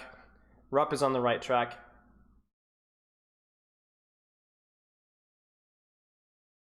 Yeah, the reason why teams are running Doomfist here is because, guys, look at this map. It's like no man's land. There is so much wide open space, right? That it's harder for Winston to like good consistent value, right? Doomfist is much faster, much more mobile, and is able to traverse these longer sightlines faster. So these teams still want to run dive, but it's just not as good. Now, you could see something like a ball argued for that exact same value, but teams are going to like the Doomfist better because these guys are much better at Doomfist than they are at ball. And also Doomfist has slightly more ways of actually assassinating and getting pressure on these targets. For example, like imagine playing ball versus this comp. You could do pretty good work, but you'd spend most of the time just playing with Sombra and playing with Trey. So there's no backline actually to dive here. Whereas Doomfist, if he's able to get close to Kyrie or Lucio, he can shoot him down. He can shoot him down. It's just a wide open map. It's just a wide open map. So we might see these guys swap to Winston after like the fights stop happening here. As they start happening in this location, because it's a slightly tighter, you will see some teams swap to Winston. However, opening with this composition is pretty normal. So cheers, mate. Cheers, mate. When Duma's a newer tank, yeah. Well, it's because Ball has been bad and ranked for such a long time, at least until recently, so that a lot of, like, Ball was straight trash for like 4 or 5 months, and then he was even bad in beta as well, so, yeah. I wouldn't say Ball is harder to play, but he was worse in terms of ranked power structure, so, like, even in your own ranked time, you'd play a lot of Doom. Like, whereas Doom has been really bad at times, but has also had his metas, right, more frequently than Ball. So the Ana Kiriko playing more open space, the Lucio goes in, and my concern is I do think Lucio is a liability in a real limit test in this comp. It is so easy for Lucio to die while crossing with his team here. He's so naked in these open spaces. This is where I think it is hard to get, like, Chorong, if he gets hacked, he's just dead. Like, he has to be so careful. And there it is, right? Chorong's hacked, he's dead. So the peel is really good. They do get the hard punish, though. That's the crucial thing. So Shu, crucially, watch this. So first off, Mayhem doesn't take a lot of damage pre-fight, which is a big deal. So that they're able to keep they're able to keep themselves healthy as they cross in. The other thing is that Shu doesn't hit anybody with this anti-nade outside of himself. So if he doesn't hit the Tracer, he doesn't hit the Kiriko, he doesn't hit the Doomfist, right? So someone should be like 1 HP here. In addition, we get a nice AoE punch. The Suzu comes in. Fearless is busy peeling off, but is unable to get the punish on Kiriko fast enough. And then look at this. They're able to clear out, I think, the Sombra and Fearless from trading. Because here's the thing. This comp can dive. And they might be able to get a kill or two of these guys. But if Shu hits a nade, somebody dies. And Rupal and Chorong should get traded because they should have to commit the Translocator, their TP, Amp, and Suzu just to get here. So it's a miracle that Rupal doesn't die here. It's a miracle that Rupal doesn't die here, and it's also a miracle that someone doesn't get naded and traded back. So it's just better. It's just a mechanical execution, really. No, I don't have any British relatives. I have a Scottish heritage. But I don't know. I like singing. I don't know when I said cheers are made. I don't know when or how or why. It's been years.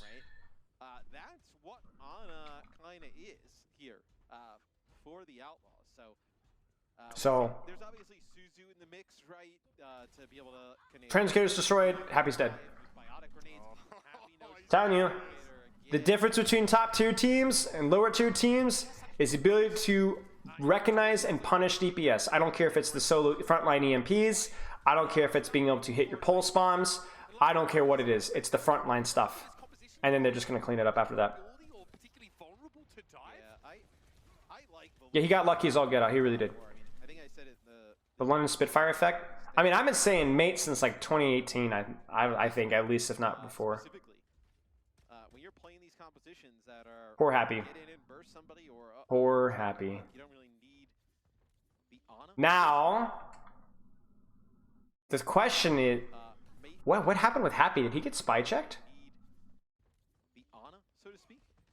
I don't know why Happy is here. Happy really at this point in time. Okay, ladies and gentlemen, you guys are smart. You guys have been a part of a lot of these analysis streams for weeks now. And we've been in a very similar meta for now. What should Happy be doing right now? What should Happy be doing right now? Come on. Some of you, if you're not sure, don't say anything. You don't really need the honor. But think about it. Think about the ult situation. Think about the map. Think about it. Right. He is uncloaked, yes. I don't know. He must have gotten spy checked. I'm not really sure. He should be finding Translocator. Marking merit, yes. Finding Translocator. You don't have EMP. The enemy Sombra has EMP. You know that she's going to be setting up for EMP. Go find her. Checkmate, spy checked him. Got it. On a little treasure hunt. Yep. On a little treasure hunt. Now, it's not the end of the world if he doesn't, because Houston Outlaws' backline is on high ground, so they're pretty safe, but I do think it's worth doing, especially because you have Pulse, Doomfistle. Like, Mayhem could really go in hard on Houston Outlaws' backline, especially because they're on Akiriko. And so Happy needs to defend his backline by hunting for Merit's Translocator. And Merit will get caught with his pants down because he's setting up for backline. So Merit is going for the frontline EMP, but that's because Happy is mispositioned in the first place. You guys see that? So to speak. Sayonara. Oh, this is bully Happy. Brilliant timing on that EMP, by the way. Not having a happy time. Good cleanup there. I think it's fine to commit the pulse bomb there. Just win this fight cleanly. This is the toughest and most important fight to win because you're going to be able to get another 12, 13 meters off it. They're going to keep pushing. They need to be careful here. He's going to commit ultimate because he gets pulsed. That's okay. There's the Winston. And as we saw, the Winston swap, it could be that Fearless is just not having a good time. But it also could be, like, as I said, as the fight evolves towards this location, the congestion of the map, like, I mean, really look at it, right? Like, as this map evolves, right? This isn't crazy open sightlines. A lot of fights are going to be happening right around this high ground where Winston's going to be really, really powerful. And honestly, when there isn't really a backliner to dive, you don't even need Doomfistle. Now, it's interesting that he doesn't even use the ultimate here, but it's not a huge surprise either. So Florida's doing a great job of snowballing this. We would like to see somebody on cart. They do get somebody on cart. Merit loses Translocator or gets hacked. I assume he gets hacked. I don't know what happens there. I don't know how he dies. But that's a huge misplay by Florida. Doom is better in open sightlines than Winston. You hear me? Doom is not as good as Sigma or a Ramatra in open sightlines or a Wrecking Ball. But given the compositions that are strong right now, Doomfist is the best dive option with the more open sightlines. And then as the map gets into these closer, tighter sightlines, you will see more Winston. And someone might even swap here after this fight. Oh, they go in hard. There's a Kitsune. Chorong needs to get the beat off. He does, but someone doesn't get it. Oh, what a weird fight. I wish I could see what was happening here. Chorong gets it off with 1 HP, but he falls off in the process. They go hard. Violet uses Suzu. Shu gets punched and dies. So a nasty old backline trade, and someone will probably swap now because the fight is gone beyond that initial trade. It's going more into the tighter sightlines. So like even, wow, surprised someone didn't swap here. I don't think we'll see Junker Queen because neither of these teams is really concerned about playing Winston. Junker Queen isn't bad on this map, but okay. So I guess they're taking the fight fast enough to where, you know, the Doomfist is still good. Like if they had lost that fight decisively and we'd seen the cart push up to like here, we might have wanted to have seen someone on Winston, but it's fine. This fight's lost. Ladies and gentlemen, what should Mayhem be playing for right now?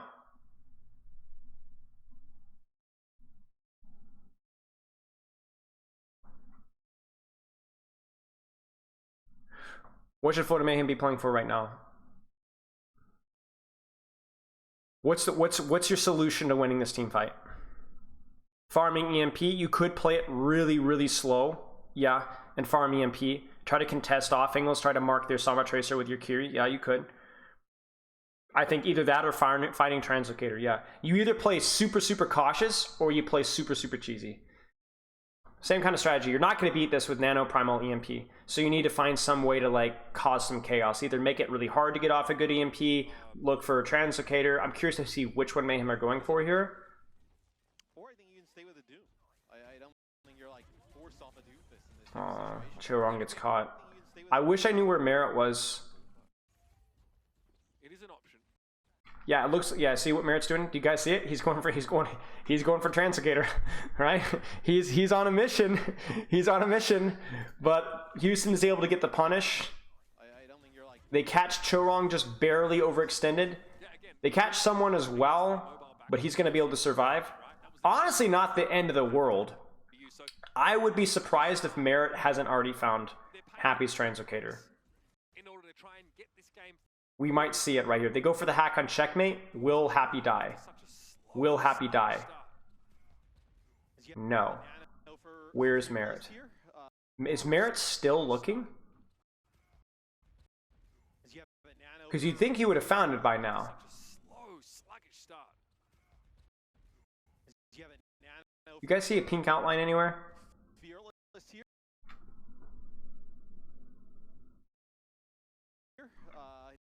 Yeah, he's over here. Wait, no, he's not. Wait, yes, he is. There's the solo EMP on the Ana. Shu dies. Yeah. And that's what Doomfist is so good at, right? Like, watch someone. Look how slippery someone is, right? Compared to a Winston, right? He punches out Winston there. He just walks. Look at this. Just straight up walks past. He slams out, punches Ana instantly, right? Like, he's just so fast. Like, Doomfist is just so fast. Like, immediately over there. RuPaul TP's over. They're going to catch Violet. Violet's going to try to TP to Peel, but he's dead too. Yeah, that's what Doomfist is so good at. Like when these more open, wide, long maps, it's just like to quickly. RuPaul gets punished. I'm not sure what the status of his Suzu and TP was. Maybe a misplay there. But honestly, pretty well played by Mayhem, all things considered, considering the old economy here. Yeah, it's a hard thing. You have to find the balance between cycling quickly, between just having a crappy Translocator positioning. So a bit of a neutral fight, back and forth. Not a really huge advantage here. Looks like, yeah, Mayhem setting up for another backline dive with someone. There's the backline dive. Checkmate is marking Happy, so he's not going to be involved in the dive. It's a little bit unfortunate because he has pole spawn. There's the hack. There's the punish on Shu. The Suzu comes in, though, because Violet is within LOS. And this is what we want to see from our Ana Kiriko. We don't... Oh, he does have to TP. We really don't want Violet to have to TP in to save Shu. We would like Violet to be able to hold an off angle, but still be able to heal and Suzu Shu from range, because I don't want Violet involved in the peel directly, because that's how he gets AoE punched and killed like last time. So a little bit of a misplay between this Ana Kiriko, but we might just see a Nano catch here. They don't get the dive. So Nano probably goes on to Winston here. And there it is, right? But Shu dies. Chorong, again, the weakness of the Lucio is that he has to be involved in the dive directly. So Chorong is right here. He gets caught. I actually don't even know where he is. I think he might just kind of feed. Yeah, he kind of feeds. Chorong feeds here. He needs to play his life a lot more. So Chorong is wrapping around outside on this wall here. But watch him go back inside here. I don't know why he does that. So a big misplay from Chorong positionally wise.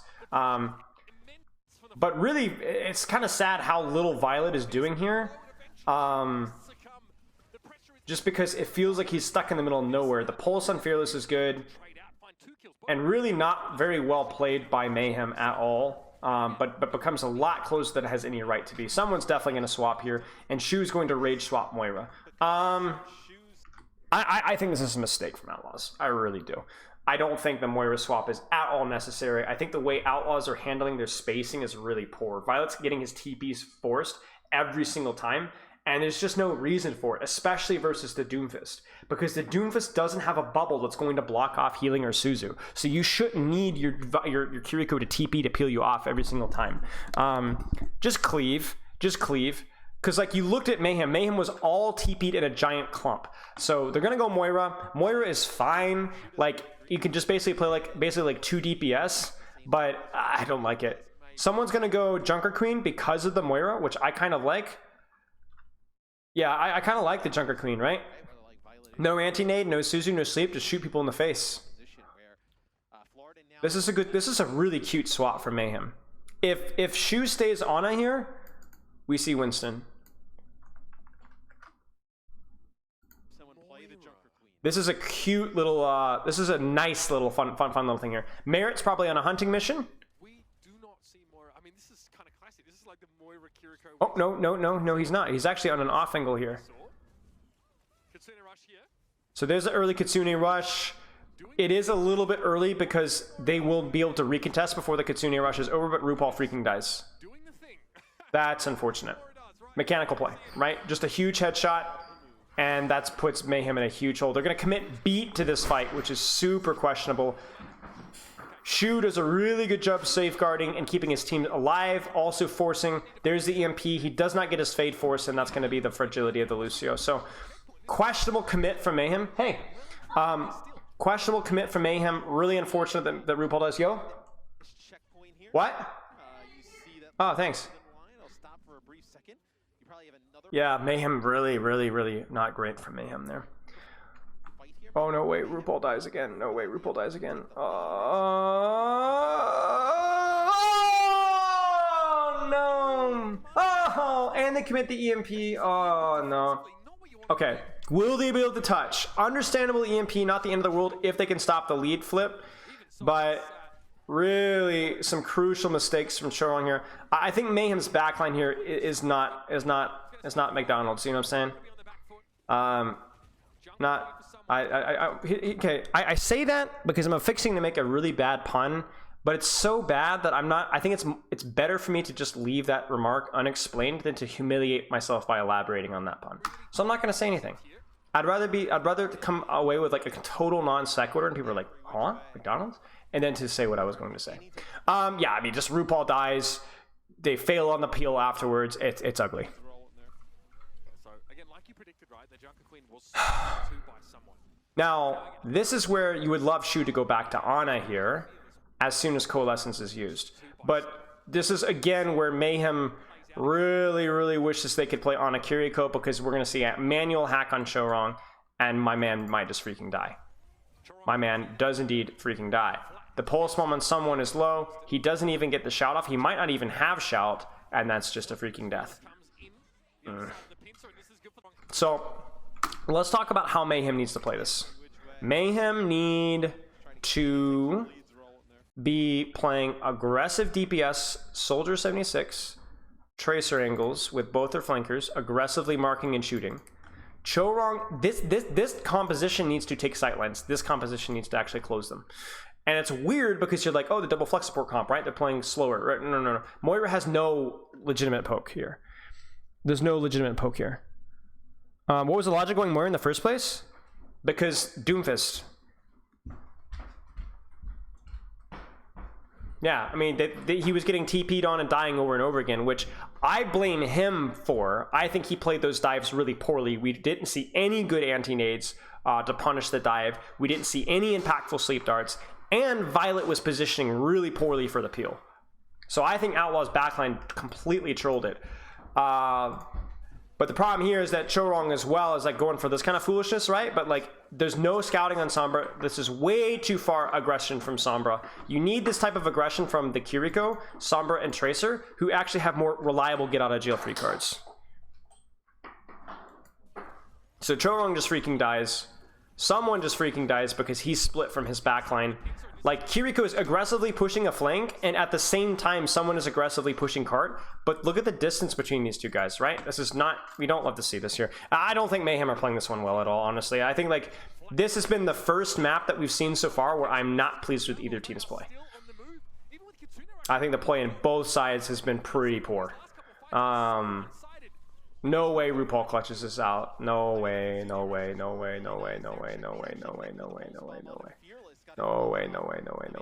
That's crazy. So we'll probably see Shu use Cole here, and then I'm almost certainly goes Ana here. Because there's no reason to stay Moira into the queen. She doesn't do anything for this as a queen. No, there's no need for the survivability when you're playing into queen, right? You're not priority target number one anyway. There's the shout. The axe misses. The coal is just for sustain. They're just going to be able to honestly just raw force point. The Junker Queen ult goes in. It's faded. There's your Moira buff, and ladies and gentlemen, Fearless is able to completely dodge it. The EMP is here though, so we'll probably see a frontline EMP from both teams. But the hilarious part is because neither team is on Ana, the frontline EMP is going to be completely reliant off of the tank and Tracer actually finishing the kill. There's going to be no anti-nade off of this EMP. Either team. Who's going to hit it? Who's going to hit it? There's the manual hack. There, he gets Emmanuel EMP. Yeah, Happy doesn't die. Happy has to be one shot here. He has to be one shot. Bam! One of these guys has to be one shot, either by the Lucio, Kiriko, Tracer, something. There's no damage. There's no follow-up. He gets low, but it's not low enough, and that's it. That's it. Mayhem lose it. That's it for Mayhem. They're cooked. They're cooked. Even with the beat, all this kind of stuff, the beat just doesn't do anything. You're just surviving. You don't have any follow-through damage at all. It's just terrible. Yeah. Alright, I was gonna say that I'm not loving it. That was my McDonald's pun, but it was just so agonizingly painful. They missed the hack pulse bomb on someone, so that's a little bit unfortunate. But there's the lead. And then Shu hasn't even needed to swap because Shu hasn't even died. There's the primal. They're just gonna disengage the Kitsune, honestly. Just disengage, Yeah, they disengage it. Yep, there's the pulse, doesn't hit. And then now they're gonna re-push with Cole, and someone might just die. Someone might just die. Nope. No. Oh, no. They're looking for RuPaul. They're looking for Lucio. Yeah. The ironic thing is versus the Sombra Tracer, Moira is more survivable than Lucio. You guys hear me? The Moira is more survivable than the Lucio. She has better self-sustain and a better defensive cooldown. That's crazy. All right, here we go. So good.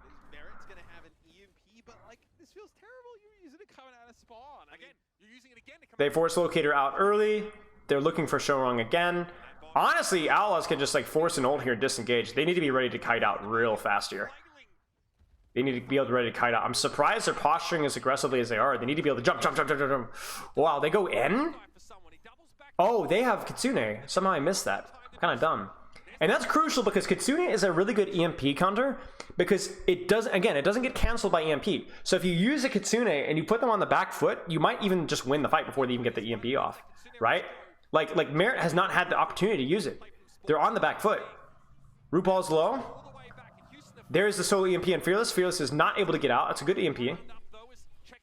And then now just a little bit of patience, but that's a huge, nasty old push. Violet gets Chorong again because just why not? Does he get hacked or does he just freaking die? He just freaking dies. Gosh, Lucio is just not great in these Sombra dives. Not great in these Sombra dives. There just isn't a backliner that you need to be peeling off as much. It's all about more offensive pressure. Now, the funny thing here is that someone goes Winston now, so now Shu can stay Moira if he wants to. He doesn't need to swap. I mean, he could swap. Ana, I think, is probably fine versus this, but he doesn't even need to swap. Yeah, Lucio is a paradox of survivability.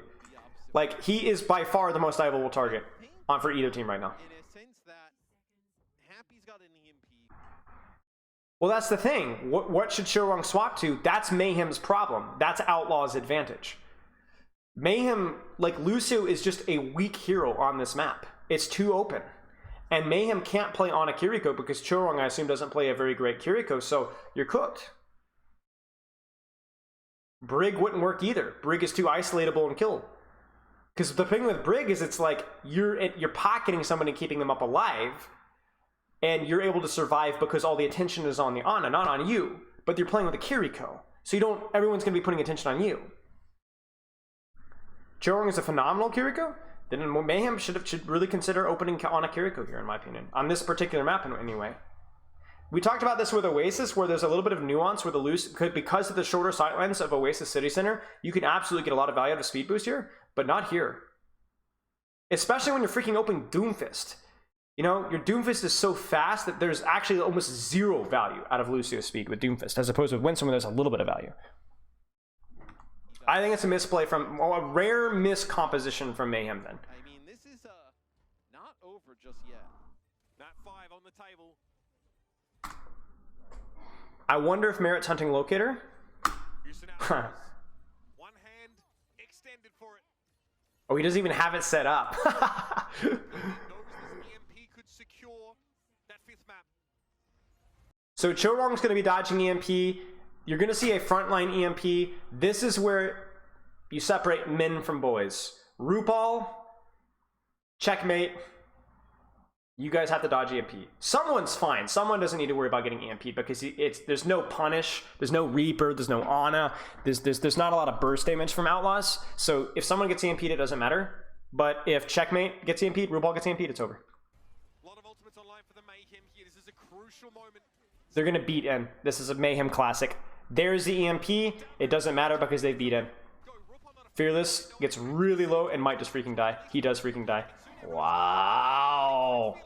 I really like that play. Merit freaking dies because he just gets headshot by Violet. I think obviously opportunity there for Translocator. I don't know if they destroyed his Translocator, but that's a huge mechanical play. That being said, Mayhem do win this one, and they are getting a little bit of extra push before this fight is lost. That was well done. I love these speed engages, y'all. I'm not gonna lie. That was perfect, literally perfect beat timing. Perfect beat timing. They use the EMP, it only takes a chunk off of the beat, and they're able to get the punish on Fearless. There's the Kitsune. Early Kitsune for Cole. Kitsune is a better ultimate, assuming that all else factors are the same. There's the hack punish on Fearless. RuPaul gets hacked and dies. So RuPaul gets hacked and dies right there. So he's unable to TP or Suzu away, and Merit catches the Translocator. Ouch, ouch, ouch, ouch, ouch. He doesn't even get to EMP.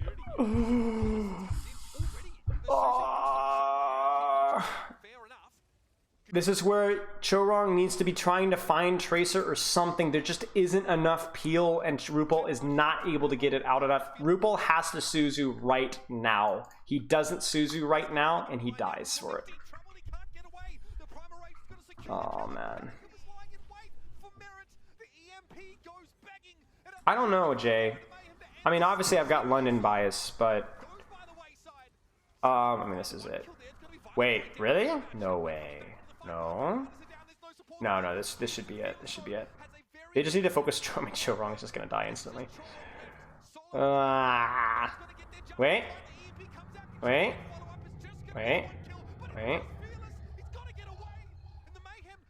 Wait. Doomfist will get back very quickly.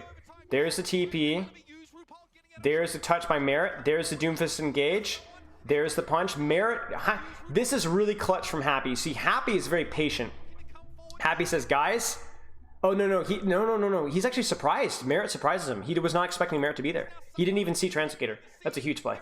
One of the things, the best thing that you guys can do in these OT fights is don't panic. Look at this. If you're Outlaws, you have a huge lead. We just need to win the fight. We don't need to win the fight now. We just need to win the fight. So that's where like things like spawn camping are really powerful. Just let them push it for a little bit. They're the ones that have to panic and touch point. We can take the fight elsewhere, and then we can worry about point. And like this stuff like this is a great example of that, right? I don't know if Happy. I don't think Happy did that on purpose, but like it's really good. This should be this is it. That's gonna be it. Yeah. So I think Mayhem's execution not being even as bad as Outlaws peeled off there. I think like the Lucio comp and a couple of miscues, Violet just hitting a couple of shots. Honestly, I don't think the support line from Mayhem was all the way there that map. I think a little not as good. Wait, what happened here? What did I miss? Is this a blind reaction? Yes, I saw a little bit of the last round, but that's all I've seen. Yeah, of course, Yamagatsu. Just a friend screwing me. Good. Always time out your friends. Isn't this a great shot, guys? Isn't this a great shot? I think this is a cool shot. Credit goes to the spectating. We don't talk about the spectating a lot. This is a really cool shot. It didn't work. All right. Against the Valiant, was it? Yeah. A little Pachamari juice. Yeah, perhaps. All right, Ash time. They think they like the sightlines on this map better. And there's the Anakiri that we know and love, right? Now, it is a Koth map, but it is the longest sightline Koth map long sight lane Nepal Koth round. So I think the Kiri is good. You know, you're gonna, and that's also why the same reason why they're running on a Kiri is why they're running Ashe, longer sight lanes. So and Merit's also just a phenom at Kiri. So you'll probably see Kiri Ashe to our right here. Checkmate might be marking in the dark room. That's probably where he is. So you'll probably see 1, 2, 3 to our right. Ashe on the high ground with Kiri. Tracer in the dark room, marking, checking, scouting with Kiri pocket. Ana all the way over here with Winston. Outlaws have two options. They can either wrap around underneath and try to sneak this way, or they can brute force the Tracer out from the flank. Violet on and Zen. Zen is a little too greedy. But I like the Mayhem setup here. Yep, yeah. Do you see it? Do you see it, guys? Do you see it? And the Anakiri for Outlaws means that Violet, you will have a 3v3 on the right side flank. You'll have 1, 2, 3 versus 1, 2, 3, and you know, it's a skill matchup now. Too greedy for Violet. There's the hack, there's the peel, there's the Winston dive, and he freaking dies. The Suzu is late for Chorong. The punish isn't there in time, and bingo bango. Guys, watch out for boops. Hey Stefano, thanks for the sub, mate. Merit probably swaps, because you know if you lose first fight, retaking with Ashe is just no bueno. Yeah, I mean there just is no safe spot. Wow. They go, oh, okay, there it is. I was surprised. Same thing with the Kiriko swap here, because it's like, hey, you know, it's hard to reestablish sightlines. Just go to Brig, better peel hero when you're retaking space. They actually go Lucio. Same logic. Easier to retake space. And you could actually 3-2-1 dive rotate this comp here. So, okay. The Brig is a little too slow. Brig is more static than Lucio. And ultimately, we imagine Mayhem probably want to, like, get onto these juicers. So, yeah. Now, these guys are hard marking. Do you see the Kiriko Tracer hard marking the Sombra Tracer? Do not letting them get the flank that they want. Because it's the boot map, yes. That emote will never not be funny. They found Merit, Merit screwed. Chorong has to peel back, but the problem is that's delaying time when they need to be rotating. So Merit's actually going to go with the old crew. You see that? That was well played by Outlaws. And his Translocator is destroyed. Poor Merit. He's just trying to stage a dive, and Pelican and Happy are just not letting him. And this is exactly what you need to be doing if you're Houston Outlaws. They even flip the map. Well done by Outlaws there. Really well done by Outlaws. DPS are really punishing the dive.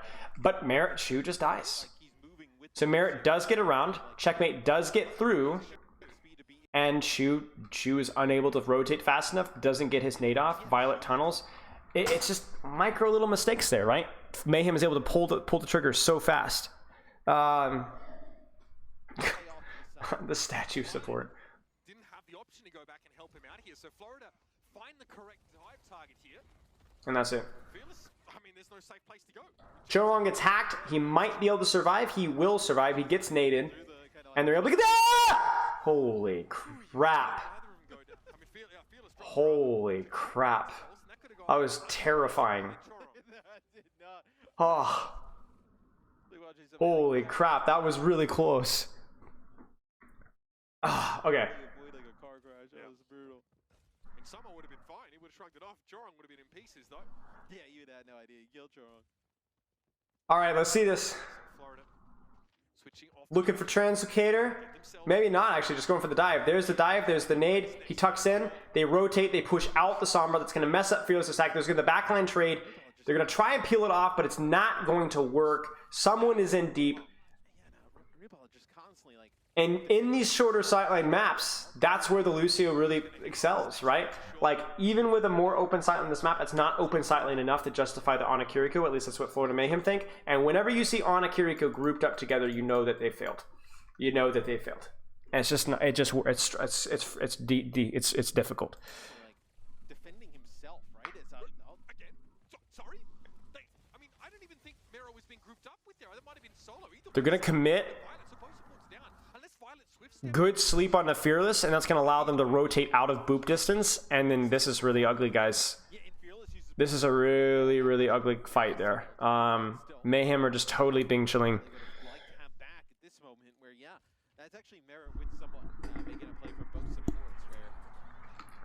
There's a Kitsune rush early, probably just to get space. Like, here's the thing is, you know you're going into a massive ult bank. And you're like, we have no space for Ana Kiriko. Let's not try and be honest. Let's just cheat. Just throw your Kitsune out there, get some space, cause some chaos. Maybe we can win this fight. This comp just isn't going to work without silence for Ana Kiriko. So you have to, like, sometimes you just have to use an ult to get space.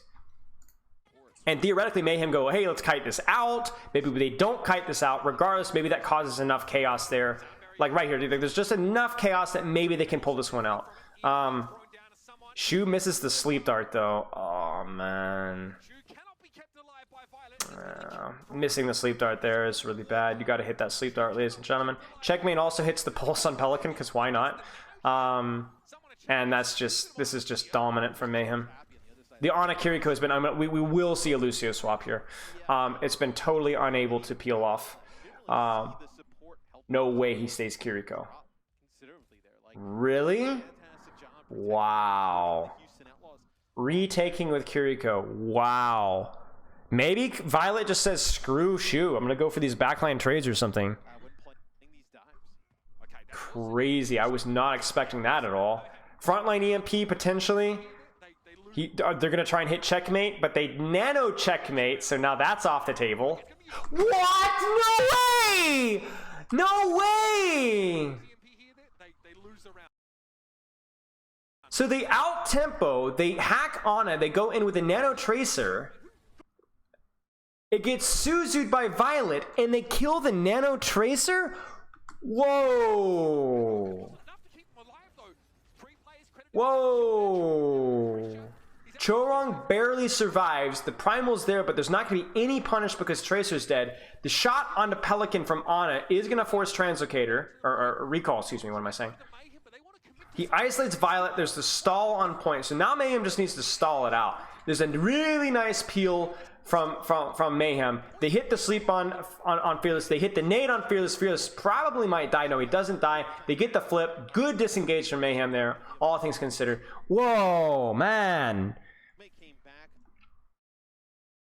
I don't know how Tracer died so fast. I don't know. That had to be an unbelievable amount of focus fire. That's it right there.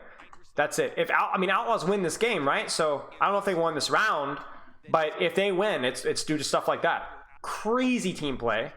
Nice Sombra angle. Somehow Checkmate is able to sneak behind. He might have gone through Mega.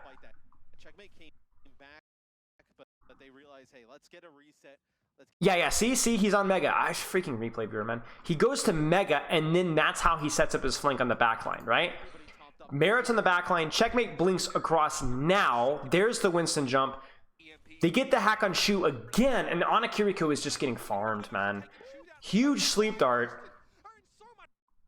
Oh, I'm looking at RuPaul here. What am I looking at here? So great sleep dart. Great shot on the Pelican.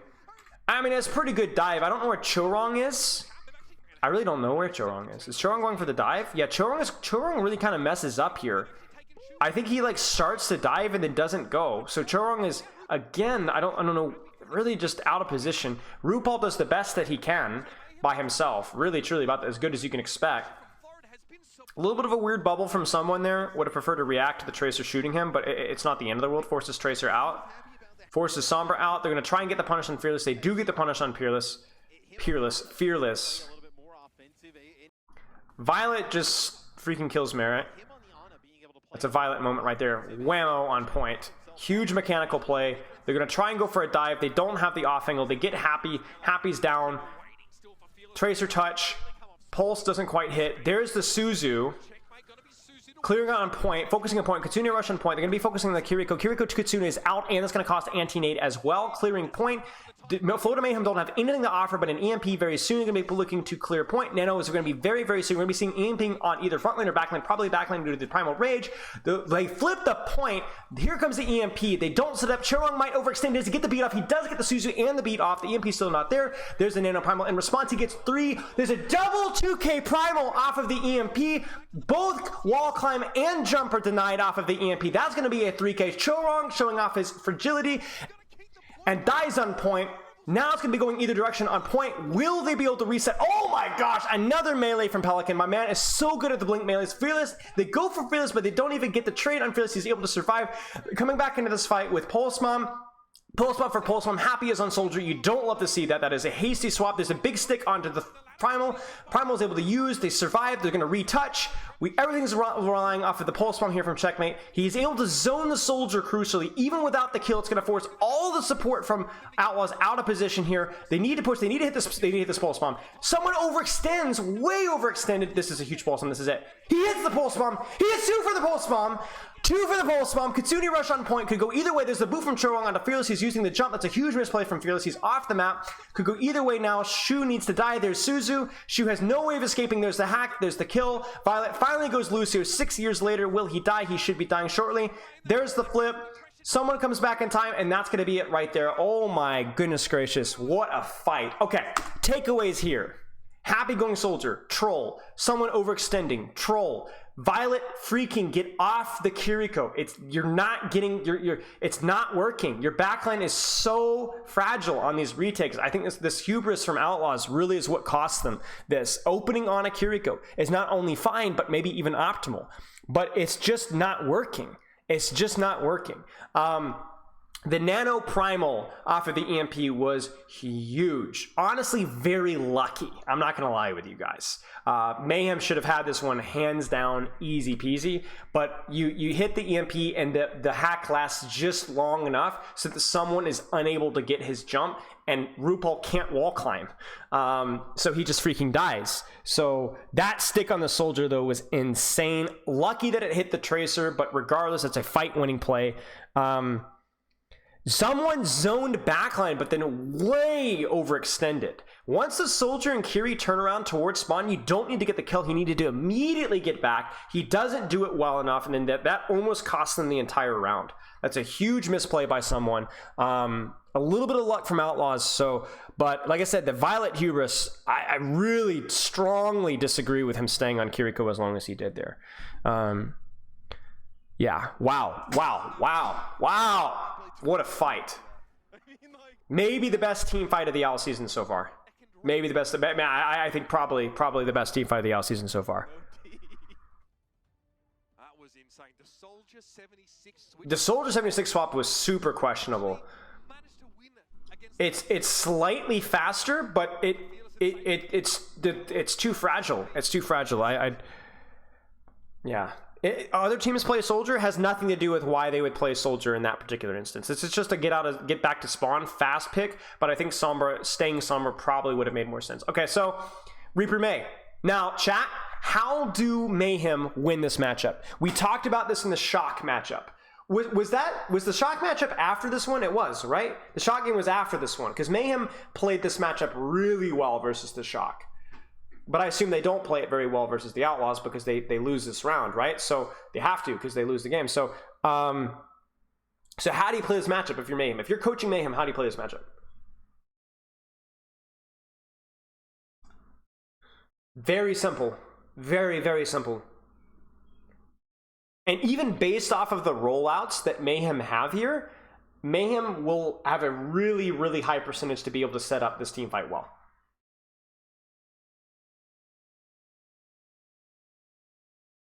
Who is your target priority for Mayhem? There's 2 targets that you should be focusing on the neutral if you can.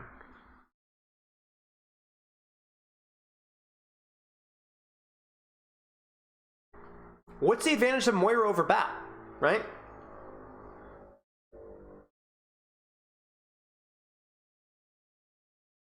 It's Bap and Sem, right? Reaper does not have higher tank damage. You're not going to be able to kill the Ramatra fast enough. He's going to do this, and the Symmetra is going to charge a tier 3 beam, and you're just going to be shooting trash damage. So you're not going for Ram. You can focus May okay-ish if you can get on top of her quickly. It's not a terrible choice. But it's going to be the fragility of Bap is the weakness. Bap is squishy. Symmetra, squishy. Reaper has a defensive cooldown. Moira has a defensive cooldown. So if Mayhem do not stage a dive onto Symmetra and Bap, or even to a lesser extent May, at least to force ice block, they were throwing. If they take a frontline for frontline trade, Mayhem will lose 100%. 100%. So we need to see maybe the reason why I like the rollout here though is because they will be able to take control of high grounds, 3, 2, 1, push on the point, and have like a Reaper pincer from the top. Even with Moira, you could honestly speed your Ram in with Maywall and your Moira Reaper legit dive backline like DPS Moira. Not even joking. That's how you have to play it. Since like round map 1, right? Like really early on. So let's see what they do. Actually play the sim here, the Outlaws, and it'll be the Florida Mayhem. May on the flank. They actually picked the Moira with it. No. It's over. Outlaws have won it. Outlaws have won it. It's over. That's it. Do the Outlaws win this first fight? I will bet. I don't know. I would say 70% chance that Outlaws win this fight. Mayhem try to flip. Outlaws flip in a response, but there's no pincer. This is where you leave your Reaper or your Moira or both behind. 3, 2, 1 drop. Speed in. That way the BAP can't rotate away. There's zero flanks. You have your Reaper. Imagine 3, 2, 1 drop. Reaper Moira. It's over. It's over. It's over. All of the threats. Remember, it goes all the way back to the Oasis map. There's no cut. There's no angle. If you're going for backline, you have to have a cut. Houston rotates away. There's nothing there. The wall's fine. The rotation is fine, but there's no cut. It's over. So all they have to do is just press S, lamp, counter wall, Symmetra builds a tier 3 beam, your BAP starts out sustaining and out damaging the Moira, and you're cooked. GG's. I hope I don't look like an idiot here. Yeah, that's it. Goodbye. Goodbye. And now you're in serious trouble because you're not going to get the opportunity to go for the backline that easily in future fights. It's going to be so much harder in fights to come. That's such a choke from Mayhem. Oh man. All right, now they go heavy spam. That's a disaster. Good Doomfist be a good option versus Outlaws? Yes. Yeah. Look. There it is. There it is, right? Yeah. I think Doomfist might even be the best tank versus this. It's just going to be a question about whether they can play it. What happens to Chorong? How is Chorong dying? What is going on with Chorong? One of the funny things about this composition, though, is how many times it's failed because people just don't know how to play Mercy, or don't know how to play Wrecking Ball, or don't know how to play Doomfist. The Sojourn swap is super weird, but like it can work as well. What happens? I mean, they are playing BAP now. Oh my gosh, come on, man. That's just so bad. Yeah. Do you think the Pharah is better without Mercy so Chorong can go a different support? No, I think you have to play Mercy. Like, the damage boost Pharah is so big because she's getting hit so many AoE rockets so that you're like, you're increasing like the Mercy damage boost is like a free extra damage resource in of itself, because Pharah is going to be hitting so many people with these rockets that damage boost isn't just, oh, it kills the Mei slightly faster. It hits everybody for 30% more. So the Mercy is really good.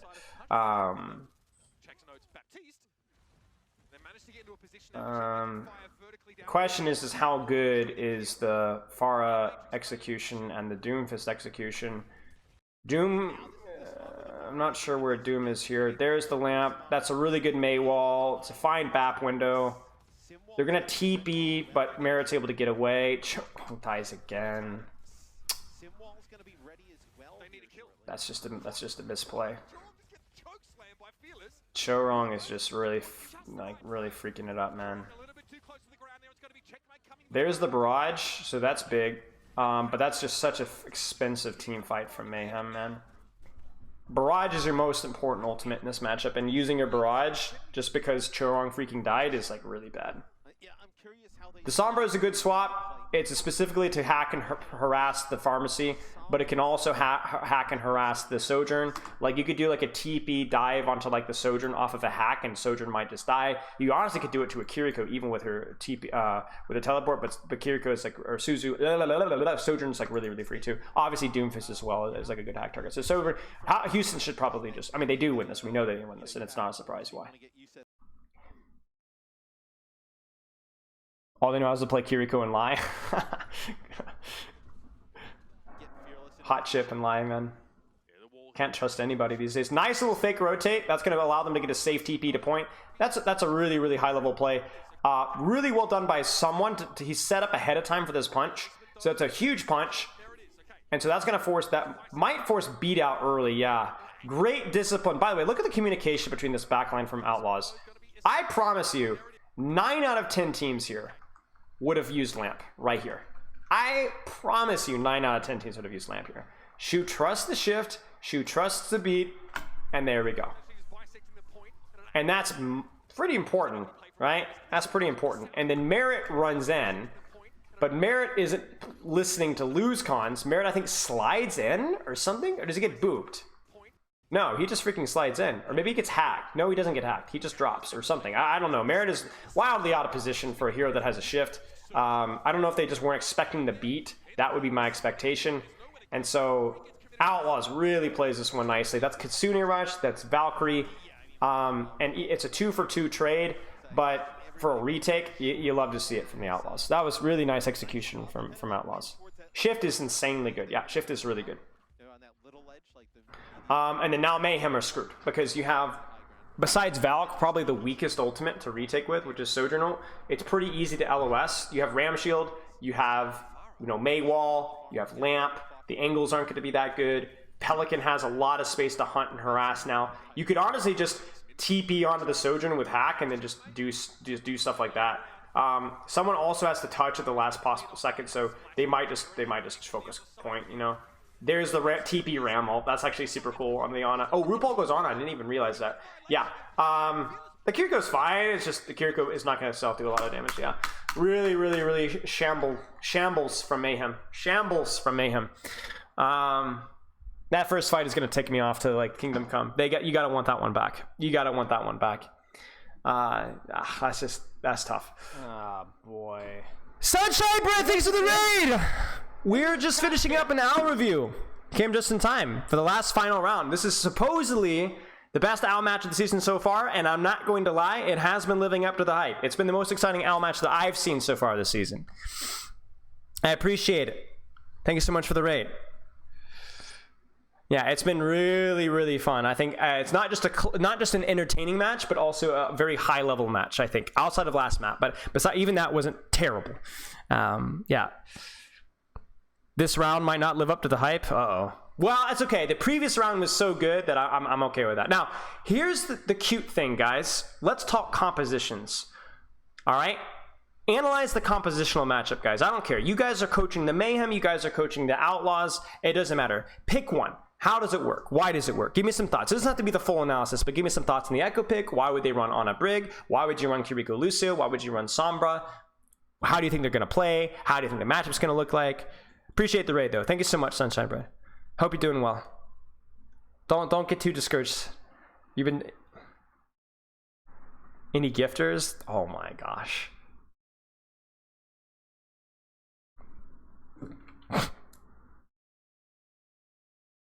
Brig can sustain the Echo from distance despite her pack's initial healing changes? Yes. So Brig can pocket Echo on off angles, so that allows the Echo to kind of take angles and take space.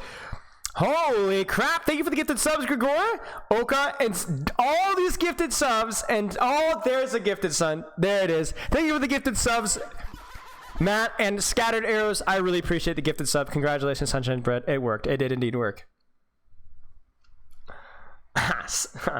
Okay, Brig could pocket Echo. Okay, but why Echo? Why Echo? Florida seems to go back to the standard dive comp here. Yeah, I mean, it's fine. The standard dive comp here is pretty good, right? Ketone, thank you for the sub, mate. I appreciate it. Why Echo over Sombra? More neutral pressure. That's true. That's true. You get a lot of high damage. Echo because Pelican Gaming. That is also true. Pelican, one of the best Echoes in the world. Occupy the top left to challenge backline. Yeah. So, like, you notice that even with the way that the Ana Brig is rolling out, that they're going to stay on the high ground where they're a little bit safer because they're not as tough as the Kiriko Lucio. But then also you're going to be able to use that Echo to fly over these roofs, right? This map does have a lot of high ground and roofs. You do see a lot of pharmacy in this map. Same reason why you see an Echo in this map. So Echo doesn't have to just sit on point. She can kind of fly above and dive bomb, either backlines, but more often than not, just shoot DPS, right?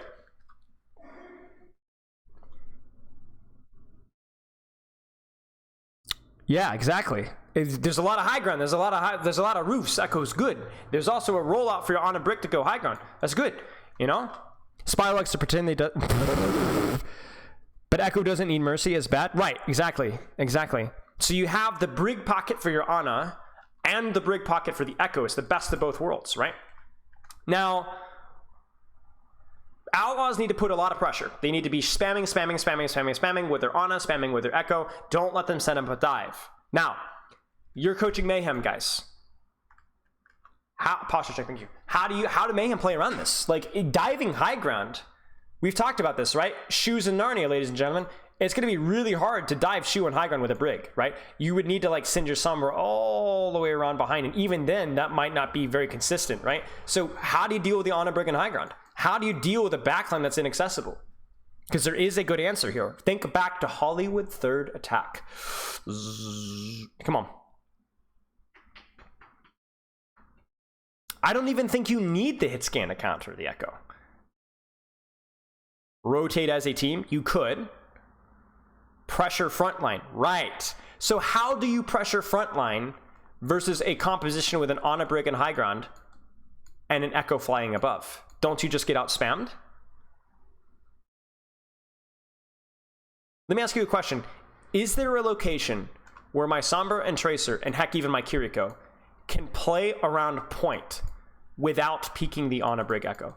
Is there cover or walls that you could avoid the Ana brig on high ground and still capture point? You see what I'm saying? I'm obviously asking a pretty obvious question now at this point. The answer is yes.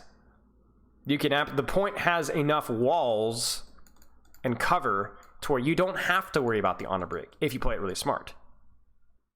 There's enough cover here to where Sombra can sit like here, Tracer can sit like here, Kiriko can here, Winston can hide behind the middle pillar with Lucio, and somebody's got a touch point.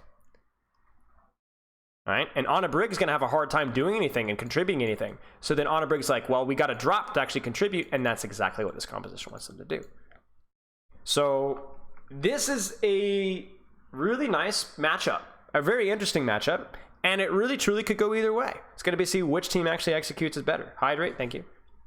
I mean, spoiler alert, we know who does execute it better. At least we assume so. But this is really cool. This is going to be a very neutral matchup. Lucio is fine here. It's a short range map. Who's going to do it better? Let's see.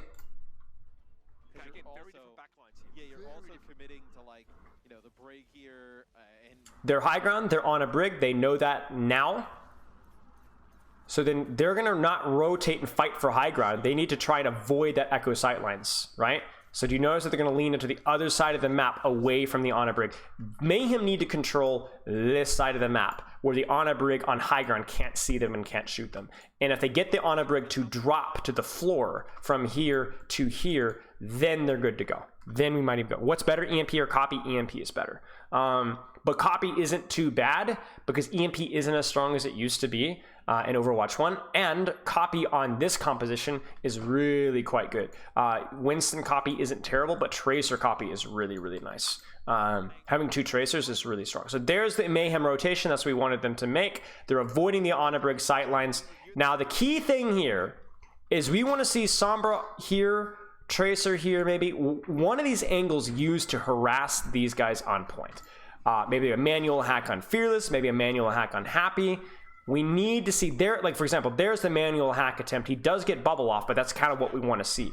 My problem here is I don't want Merit here. I want Merit over here. I want Merit leaning away from the Ana brig and have a better angle to actually shoot onto the Winston. Merit doesn't even need to dive. Merit can play Sombra 76 and do more damage than the Echo. Bad girl. Oh, you're good. But I don't like his positioning here. I don't think his positioning is very good. And the problem with that is someone also gets off-angled from the Echo here.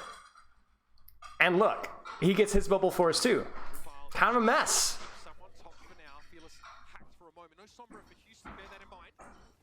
They almost get the kill on the Echo. Not quite. There's the aggressive Winston dive. Ana brig looks like they might actually be dropping here, right? So they have actually dropped now. So now Mayhem needs to actually get the punish. They don't quite get the punish. It looks like they get the hack on Pelican. They don't even get the hack on Pelican, unfortunately. The hack is canceled, but Pelican is forced out. Merit is forced out as well. And Ana brig have dropped. But the problem is that Pelican is doing so much damage. Shu is doing so much damage. Happy and so on are doing so much damage that someone has not been able to actually, we've not actually been able to stage a dive. Look at that. Someone's out. Tracer recall forced. Now they dive. And Pelican, does Pelican overextend or get hacked or anything? Yeah, Pelican gets hacked. There it is. Bam. There's the dive. Wow. Nano on Brig? No way this works. Where's someone? Someone's going for Mega? Should be okay. Oh, he's not okay. I don't know what happens here. So someone jumps out, but RuPaul cannot TP to him in time. RuPaul should be able to make this teleport and heal this guy back up again. And they should be able to survive because it will only be Tracer that can pursue. But RuPaul isn't there. And then Chorong freaking feeds, diving the Ana off of the hack of Sombra, and dies. So, bit of a misplay with the front line and back line there, and that's going to cause... Yeah, RuPaul did TP, but he didn't TP in time. Oh, man, that's pretty bad. Houston's solution is just to put as much pressure from the Echo pre-fight as you possibly can. So that Mayhem, when they try to dive, did you notice even when they hacked Pelican there, that their Tracer wasn't even there because his recall got forced? You have better range, you need to be shooting them. Shoot them, force their locator, force the damage, force the bubble, force the amp, keep them at half HP, burn the armor. So what should they have done? Simplest solution here is that as soon as you get the kill on this Echo here, someone's committed bubble. Someone has to be able to play this one a lot safer. And then honestly, the jump from someone isn't even bad. RuPaul just has to TP there faster and be there to Suzu. If he doesn't have Suzu, I want to know why. Because he should not have had his Suzu forced. And that's going to cost him the fight. Because someone should have survived. And RuPaul should have been able to survive as a result as well. They just get outplayed. I don't know, without the replay viewer, the micro of what happened there. It's impossible for me to say, but that should not have happened, considering how well they opened it. They did play it pretty well at the start. Yeah, Chorong follows up off of the Sombra hack. I don't think that's necessarily a bad play, considering someone dies, so that they kind of need to pop off there, but he's unable to get the punish, and so then they die, so yeah. I mean, if you invest all of those, though, right? If they have rallied and drag this out, I mean, there's the rally. Oh, that's it. That's it. That's it right there. It's over. It's Jover, ladies and gentlemen. That's it. See, that's the problem with the Kiriko Lucio composition. Is that without anti-nade, you don't have enough burst to actually get the kill through rally. It's not going to happen. So even though the EMP, obviously Tracer doesn't have an off angle, but that's because of retaking space. So this all looks okay. It's not going to work. They're going to rally and survive. It's over. They're also going to commit Kitsune. Doesn't matter. It's over. Should be over. Shu gets to 1 HP. Aw, man. That's so tragic. How low does Shu actually get? Oh no! Oh no! Oh no! Oh no! Oh no! Oh no! Oh no! Maybe the recall was a little bit. Maybe we could have greeted that Translocator a little bit deeper, because that is actually tragic. 2 ultimates for 1, an easy disengage, and now Mayhem is in a what we call a rubber band effect, right? Where like Houston might actually snap back. They're going to do better than that. They're going to commit beat, and the sleep is there. Oh no! And the Suzu's committed, and that's going to be a primal rage. Oh my days! That is so bad for Mayhem. So this fight is going to be won, but it's going to literally cost 4 ultimates. And they're going to get traded onto the rubber band effect, right? So what I mean by the rubber band effect is when Mayhem commits all of their cooldowns to hard dive, hard push, if they don't immediately get value, then Outlaws are going to have all of their cooldowns and be able to punish them right back, right? Oh, we had no ammo anyway? Oh my gosh. It's just not quite there, man. That is a terrible, terrible, terrible, terrible series of events for Mayhem. Sunk cost fallacy? Kind of, yeah. Kind of. Pelican did bait Suzu there, yeah, 100%. He didn't even use the pulse. And so that's how they get the primal afterwards. Yeah, so that's a good little catch there, yeah. And yeah, now you're screwed. That's why you see the Ana swap here, because like you're coming into this fight with like Copy, Nano, this is it. Like you have to make a play. Sleep or nade or something, like you have to make a play. So Checkmate and Sombra are staged. Checkmate gets shot. He doesn't hit the pulse bomb. Typical B-tier Tracer gameplay. That's a joke, ladies and gentlemen. Shu gets hacked. They're able to peel it off. They're going to go for the backline trade because they have copy double Winston. Now there's the rubber band. They've used the dive. They failed the dive. Now Houston walks in afterwards. There's the copy onto Winston. RuPaul is low. Choong is low. They're trying to peel off. They're going to have... Fearless is able... They sleep Fearless. Choong gets isolated, but will be able to survive. Yes. So backline is able to survive. Pretty... Not bad from Houston there. But... Merritt does get out. Nano is there. Onto the Brig.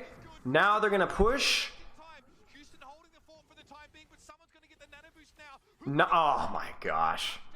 Look at the combo, ladies and gentlemen. One, two, bam. Put him to sleep. Put him to sleep.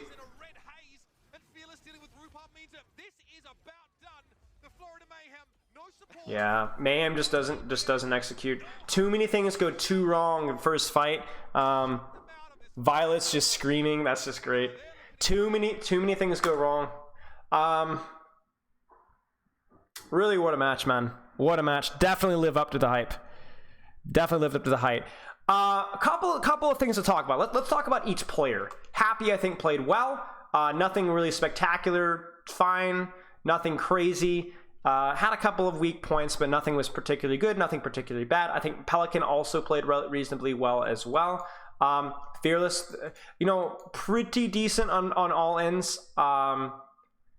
Honestly, it was more about the team play. A lot of it was more about the team play. Checkmate maybe hacked a few more times, definitely fell off towards the end. I think the really key thing here was the discussion of the backlines and how RuPaul had some really good moments. Choong definitely struggling more on the Lucio at times. Even Violet there, a little bit of hubris with not going to the Lucio and the retake there instead of staying the Kirikoana. I mean, what a match. Really high level stuff from both teams. I can't tell which team is better either. I think if you're able to leverage that on a Kiriko, and leverage the strengths of your mechanical players, then I think Outlaws are going to be able to clutch it out, right? But like even then, right, they weren't able to leverage that on a Kiriko and New Queen Street, and they still won it. Yeah, I don't know. I would say they're the most impactful backline league. Yes. At least the most visibly impactful backline in the league. I think that you could definitely argue that Atlanta backline is as good, but just in a different way. Wacky. What a game.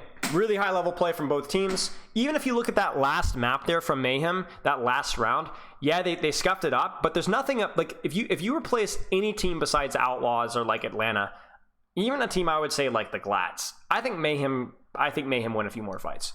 I think the execution from Mayhem was at times lacking in points, but wasn't bad. It just wasn't good enough. You know what I'm saying? Like, I don't think we saw too many fights where I was really, really displeased with the level of play outside of New Queen Street. And New Queen Street was still not a toilet bowl. It just wasn't as high level and cleanly executed as I would have liked. It was very messy, right?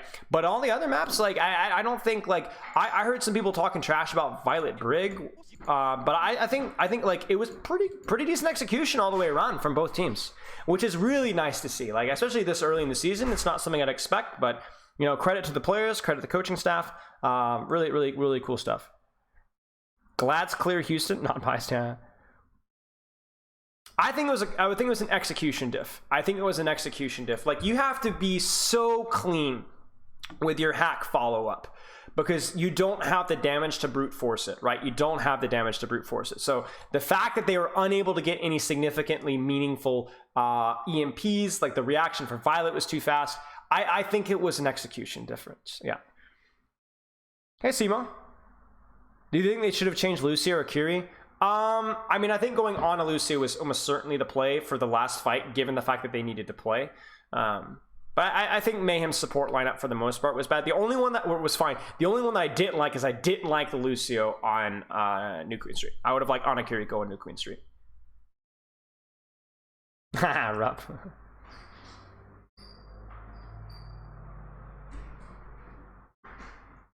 Am I going to have I already reviewed Atlanta versus Boston? I'm not planning on. I only have time to review like one match per week. It takes a lot of energy to review a match. It takes a lot of time. At least I do it as thoroughly as I do. I don't like doing surface level analysis because if you want to surface level analysis, you need to go to someone else. So I know I'm a little slow at times, but that's just how I like to do things. I also feel like I learn things watching this. Like I go into this and I have a lot of insight and a lot of knowledge about the game. I'm not going to sit here and try to pretend to be humble here, right? I know a lot about the game, but I don't know everything about the game, not even close. And the more of these I do thoroughly, I do feel like I pick up details from watching things, right? Like I feel like watching how these teams played around ult disadvantages and ult advantages, I feel more confident that Lucio and New Queen Street, when you're playing these comps, is not as comfortable, right? I felt like I learned a lot. Like these teams are playing at a really high level, so they're teaching me a lot of things as well as me critiquing them for things that they didn't execute on. And a lot of things that I'm critiquing them for not executing them on as well are less to do with things that they don't know, more often the things that they just didn't execute on, right? That's the main takeaway. Like they probably know like 99.9% of the stuff that I was saying, but they just weren't able to execute on the match. Do you think Boston is significantly better than Glads right now? I would not say significantly better. Glads are too hard to read. Glads have such high peaks on their mechanics, and they're also, Glads have historically been a very hive-mindy team. So if you look at these teams have a very, I would say, a strong strategic foundation. Teams like Atlanta as well, strong strategic foundation as well. Not necessarily in the coaching staff. I think in the case of these teams, it's probably definitely coaching staff deserves credit, but like really intelligent players, really smart players, really, really high level strategic knowledge. Gladiators players and the execution, even going back to last season, has always struck me as more of an American Tornado NA mindset, where it's just a little bit of hive mind and just players just being confident and communicating and like being like hive mind. You know what I'm saying? Glads don't strike me as a very smart strategic team. So what that means though is that a lot of Glads I would say are more momentum based, similarly to how Toronto is, but like a little bit more consistent than Toronto. So like if Glads are feeling it and like they're on it, they're gonna perform real well. I mean, they have the capabilities to beat really any team. Any thoughts on Gator's recent interview? I talked a little bit about it. I thought it was a really good interview.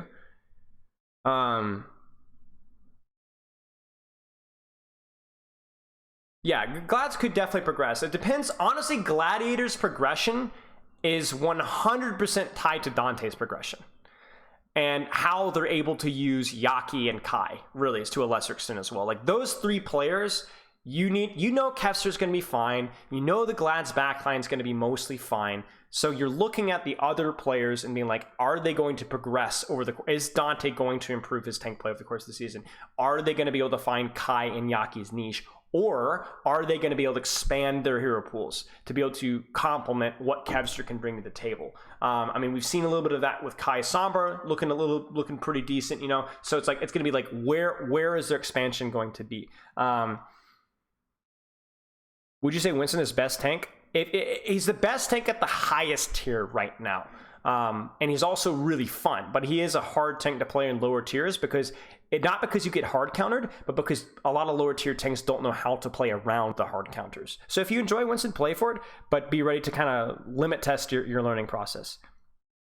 I haven't watched as much Contenders, but also keep in mind that Contenders are playing on live patch where heroes like Junker Queen are better. So dive is a little bit weaker and spam heroes are more necessary to counter the Junker Queen if you want to play around the Junker Queen.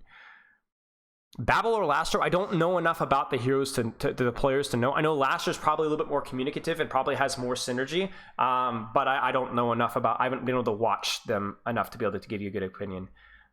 What does Lip do that distinguishes him from other Sombras? Knows all the nuances.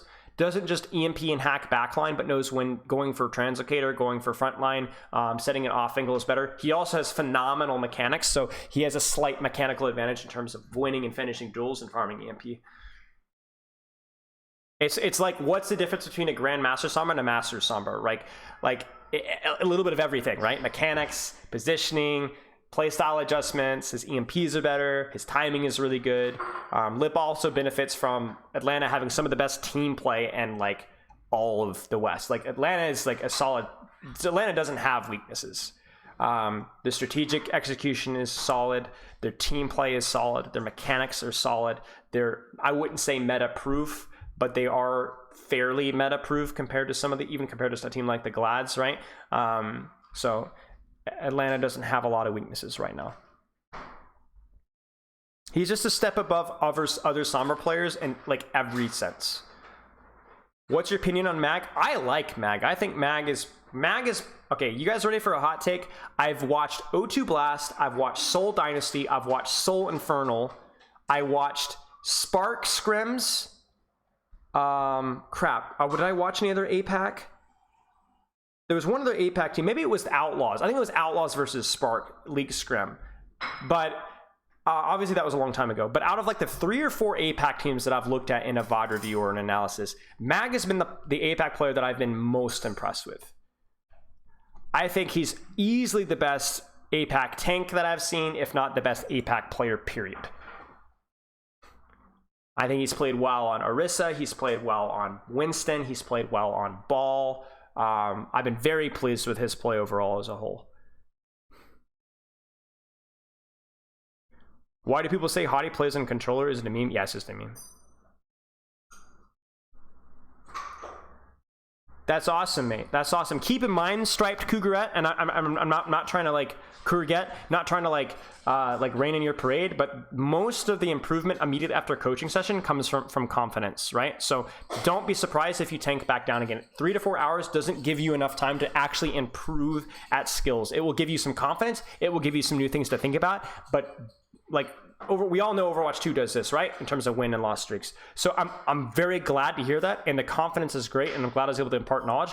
But you know, just be patient. Be patient. If it starts going back down again, don't sweat it. There's 2 different types of people. People who get coaching and go right up. People who get coaching and go right down because they're limit testing and trying new things, and they're not quite familiar with it. That's normal. What do you think is going wrong with Toronto? You ready for this one?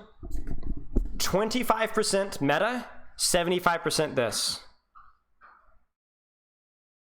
That's what's wrong with Toronto. And I think that this is one of the few times where I agree with the Reddit analysis. I think it's 100% correct. Any chance you could review Twisted Minds or all your games? Maybe in the future. You haven't watched Flooded yet. He could secretly be the best tank in APAC. Leave clears, not biased. I mean, you might be right. I've only watched, I would say, like half of the APAC teams or 2/3 of the APAC teams. So, yeah. How much is your coaching? Exclamation mark coaching. It depends on the coaching session.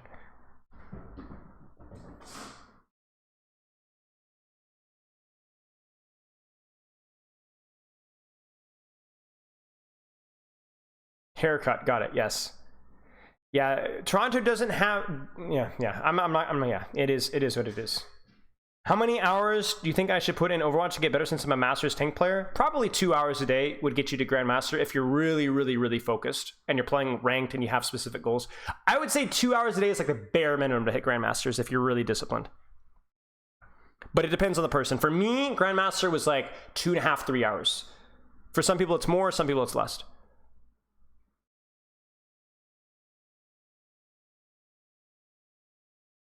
Yeah, the Fleta story is the sad one. I think one of the more recognizable and one of the better DPS players now, just like, you know, either see yourself, you know, either die the hero or see yourself become the villain. And yeah, I haven't seen a lot of his gameplay, but I mean, I've heard enough to know that's not so good.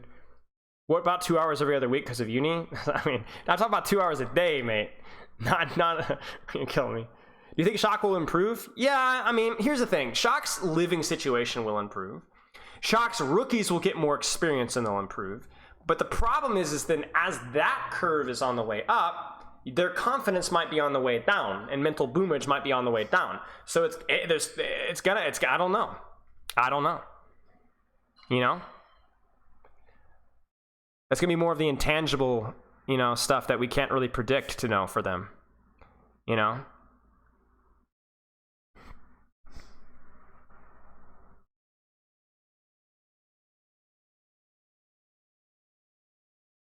Yeah, I mean, Winston is a really difficult tank, to be fair, but yeah. But like I said, I think Shock's organization has earned enough over the few years to at least deserve our,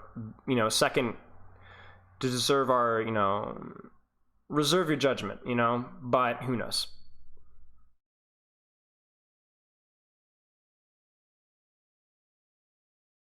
Florida kills all these frauds and wins the grand final. Sorry to spoil. I mean, Florida looks good.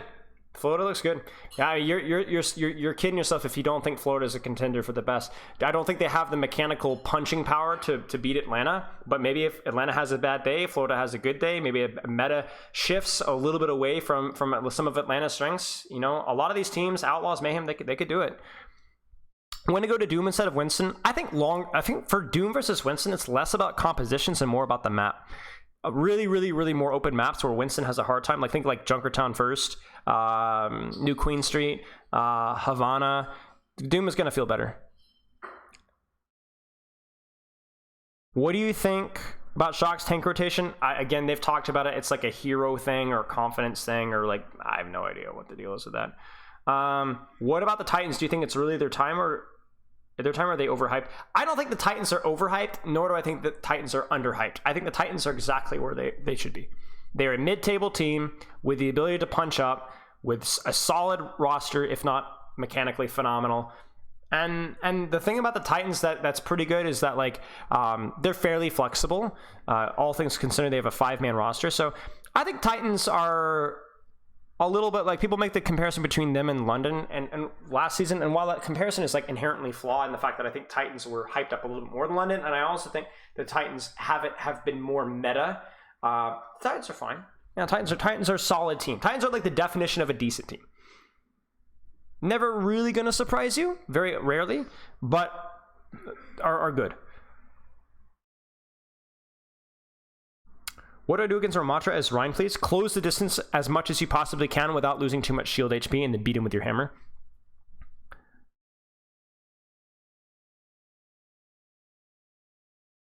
That's the TLDR. Would you say Lucy is the hardest support to master? I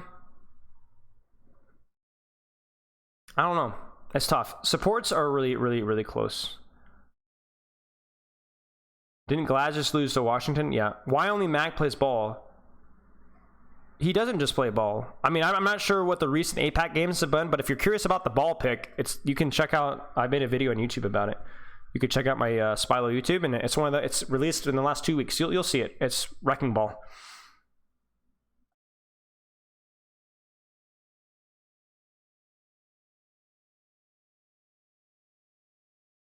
Has London ever been good, genuinely? I mean, yes, London was very good last season. You can also bait Nemesis like Tector says, yeah.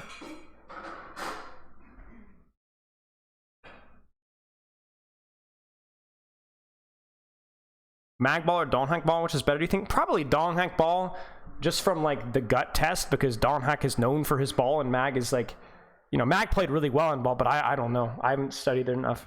But I probably Dawnhack Ball, at least mechanically. But Mag Ball is also really quite good.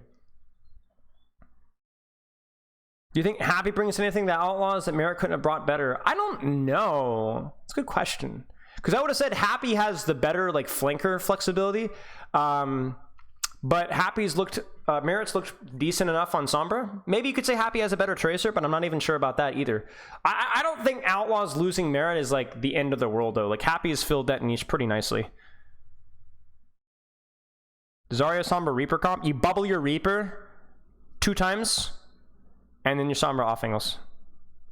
Rookie of the year so far? I don't know, chat. Give me a couple of rookies this season. Stalkers looked good. Give me a couple of rookies. I'm terrible with this off the top of my head.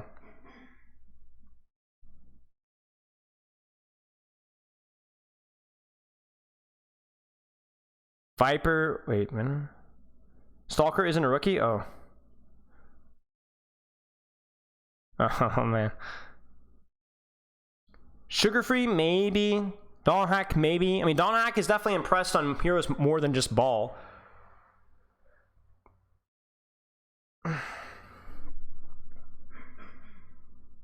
Yeah, I mean, Sugar-free's looked okay. Don't hack. I mean, I don't think any rookie's like absolutely dominated just yet. So we will wait and see. We will wait and see.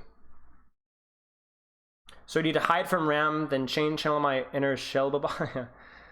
Skewed is not a rookie, no. I haven't seen Viper either, so yeah, we wait and see.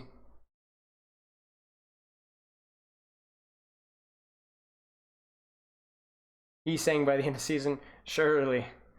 Fleta Tank Rookie of the Year. I mean, you can't win. I guess you could win Rookie of the Year and MVP, so maybe Fleta for both.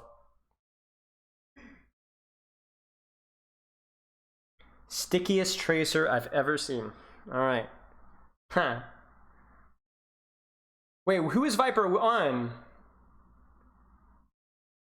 Yeah, I mean, APAC just isn't good. Like, APAC isn't good. APAC historically, like, the level of competition at APAC just hasn't been there, which is kind of strange because they get the if they were ever to scrim like tier 2 teams, like, they actually have really good tier 2 teams. But, oh, Dragons, rip.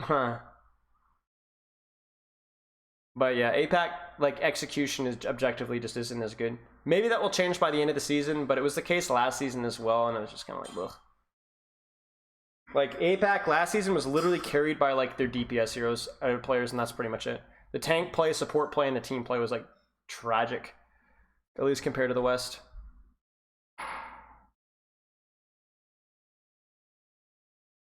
That's crazy, 67%, holy cow. Top 5 DPS in the league right now. Major Western bias. Because I have not seen enough. Nice. I saw you. It was a good try. It was a good try. You almost got it. I don't know. I mean, obviously Lip. I mean, what do you want me to say here? You know, Pelican's done real well. Happy's done real well. I think Merit. I don't know, guys. I don't know. Who's the best tracer in the West? No idea, man. Proper. I mean, Proper is still top 3, top, if not the best player in the world. Like, Proper is probably still top 2 DPS with Lip. Still Proper. Stalker, yeah, Stalker, that's a good catch, yeah. I don't know why. MN3 is crazy mechanically, but man, that guy feeds sometimes. Like, really feeds. Kevster, yeah. I think Kevster's being kind of dunked on a little bit this season, but Kevster's team has not been playing very well. So I don't know. I think Kevster is unironically a little bit underrated right now because everyone's poo-pooing on the Glads, but Kevster's been playing secretly pretty fine. Alfie's been popping off, that's true. Got his dunker dinked, yeah. Yeah, MN3 is something else, man. That guy, like, feeds like nothing else. But, yeah.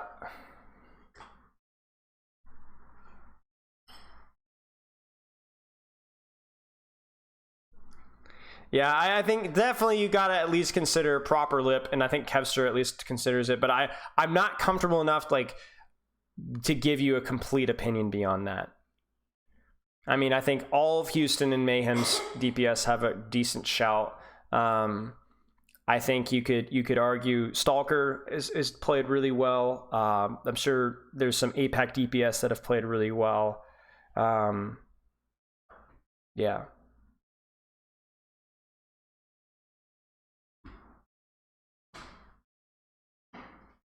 Seeker top 3, no. Seeker's played well. Leave is popping off. Yeah, see, that's what I'm saying. Is like I'm just not educated on this enough, you know. Spylo Tracer clears the league, honestly. Bro, have you not seen my Tracer? My Tracer not only clears the league, it clears the world. Easy. Making it rock with my 2.8 KE DPI. I could do a full 180 with one flick of my mouse. Could this be the season the main supporter tank gets the MVP? No, that's not going to happen. And there's like a 90% chance it's going to be a DPS again. That's just how it works. It's like any other sport. Flashy wins, you know? Flashy wins. It's kind of tragic, but that's just how it works. Clears the room with how ugly it is. Clears the flank, yeah. Barely. Chio for MVP. I mean, Atlanta Reigns backline has played really, really, really well. I think it's like the worst kept secret that Atlanta Reigns backline is just quietly carrying that team. China versus Korea. I mean, it could be Korea or China. I mean, USA is going to be about like whether we can actually get the mental together. You know what I'm saying? And Super is the guy. If anyone's going to do it, I know we joke about Super, but if anyone's going to do it, it might be Super. So who knows? Have you watched any Valiant? A few of them, yeah. No, Nas's May is quite good. A lot of the NA contenders guys are going to have good Mays. You look at somebody like Psycho too, right? Guy's got a good May. It's too bad Psycho's not technically a rookie because Psycho also could be, especially after like disastrous last season. I mean, you got to put. What if they had like a comeback player of the year award? You know what I'm saying? Flora or Psycho would be good shouts.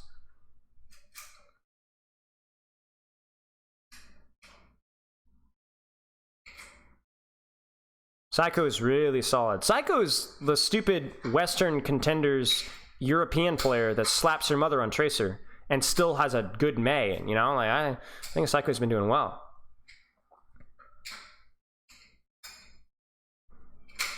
But yeah, Team USA is all going to be about, you know, mental. And obviously we got a while before World Cup actually happens, but we'll see. Yeah. Yeah, Psycho got kicked because Vancouver Titan leadership was total clown work. So this is what happens when you hire garbage leadership just because they were playing like the problem with contenders results is you just get carried by your roster and then you get to the league and you have no idea what you're doing and you fumble around, you don't know how to coach, you don't know how to manage, you're complete morons, and then you get in problem of like players' livelihoods. I mean, Psycho got completely screwed by like some of the most clown coaches ever. So, you know, I'm not gonna even tell you some of the stuff that I was hearing about Vancouver early last season. It's a joke.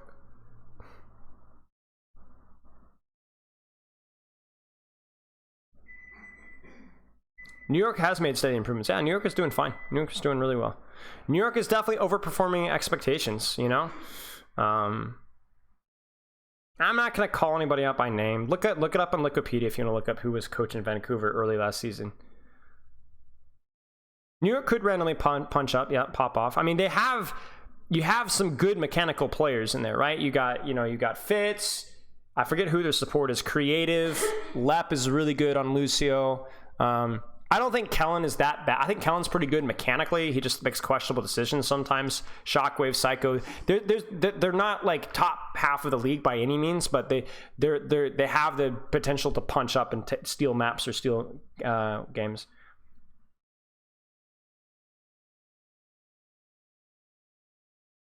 I think what's been impressive this season is how like the bottom half of the league hasn't looked quite as bottom half as we expected. Like teams like Valiant have performed at times. New York has performed at times. Obviously, like London, major disappointment.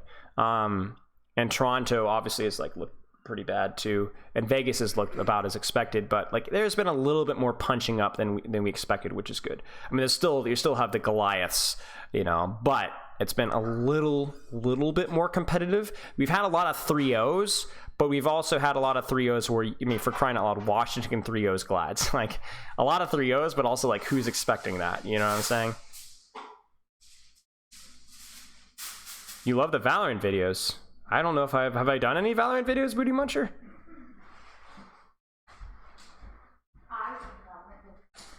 Jugu with Fitzbrig over Lep. I mean, it doesn't matter what I think. That's what they think. I can tell you that Lep's specialty hero is Lucio, so it might be that Lep Lucio just doesn't clear. And also, the Fitz also gives them the opportunity to run on a Kiriko, so. Loving the Clash Royale videos. You guys are killing me. What's the next Minecraft? Oh my gosh. I'm being trolled! Like, oh my gosh. A best brig. I don't know. Not sure. I would have to study, like, a lot of the individual performances from support are so hard to read, because support in particular is really hard to tell who's playing well and who's not, because a lot of the cooldowns and positional stuff is not the focus of the spectator, because tank and DPS is usually more exciting. So without the replay viewer, it's almost impossible to say. Like, I was having to like break my eyeballs trying to find out how the support line of Mayhem and Outlaws were playing, and like much less so, like, a course given a course over the course of, like, you know, multiple games. Good work in the Minesweeper videos.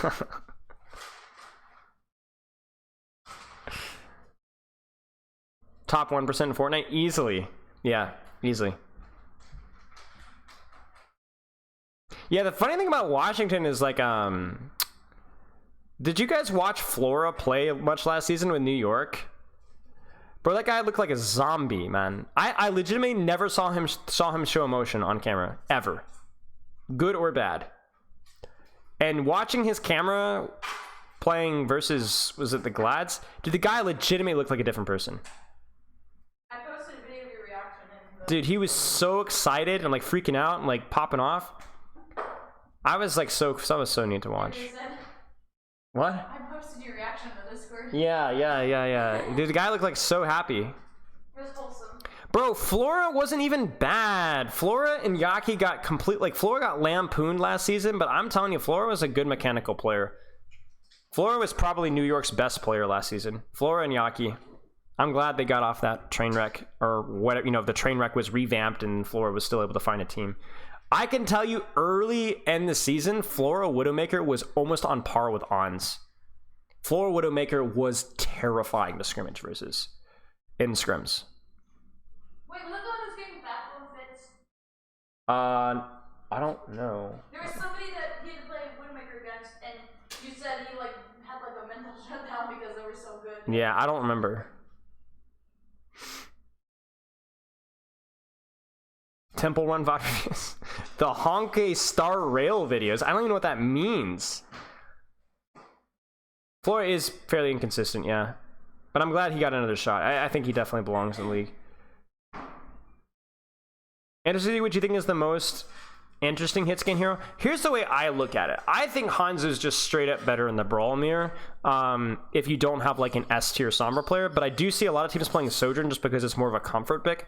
I feel like Hanzo's better though. I feel like there is enough space there to make the Hanzo work, but some teams go for the Sojourn. I don't like the Sojourn, honestly. I'm not listening to you, Matt. Yeah, Myeonbong really got screwed over. Myeonbong is like gonna be like forever remembered as like a total clown, but honestly the guy had crazy mechanics. I have no idea what happened in New York, but he actively got worse as the season progressed, and now he's just remembered as like one of the worst flex supports in the league when he was actually one of the fairly like decent mid-table flex support. It was easy to compliment him because he was easily the best player in Boston back in the day, but he really honestly was a good player. That's just how like public perception is such a fickle thing, you know? I mean, he did play terrible with New York, but like he played so badly that there had to be something else going on besides. Like he doesn't just immediately become a bad player. Neon Belly is F tier for romance. Yeah, true. That's true. Also, like X-Guard is not exactly the best either. Been watching your Skyrim videos. Good job, dude. Thanks, man. Appreciate it.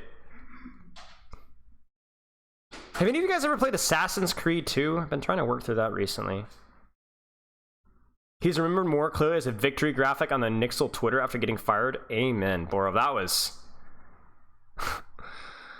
yeah. North-South is easy 8. Jeez.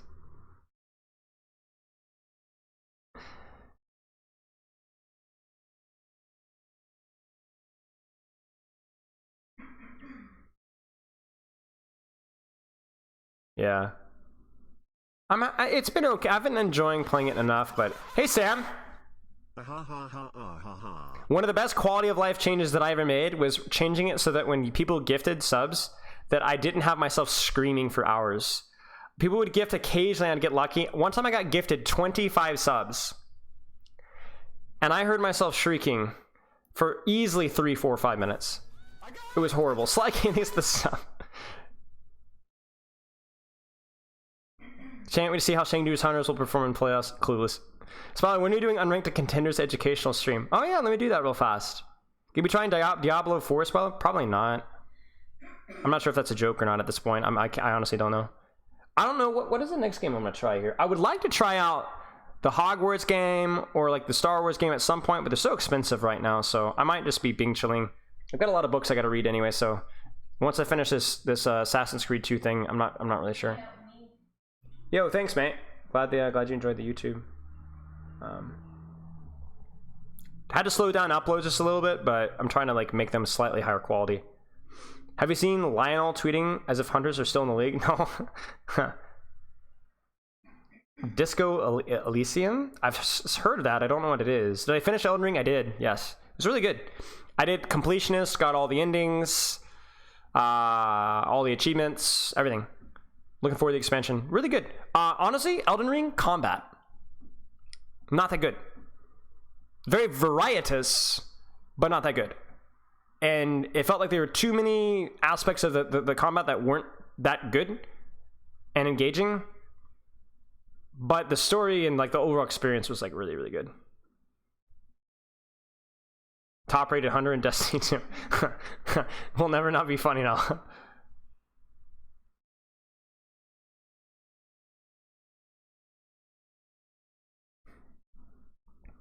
I didn't even eat my grapefruit, mate. I had to put it in the refrigerated. I was like, my mouth was going like a mile a minute. Sekiro had perfect combat, in my opinion. A man of culture, agreed. You see, that's the problem. If I'd played Elden Ring first and then Sekiro, I mean, maybe if I'd done that, I might have, yeah, I would have had like a lot more appreciation for Elden Ring combat, I think. But the problem is that I played Sekiro first and then I played Elden Ring, and I'm like, oh no, what is this?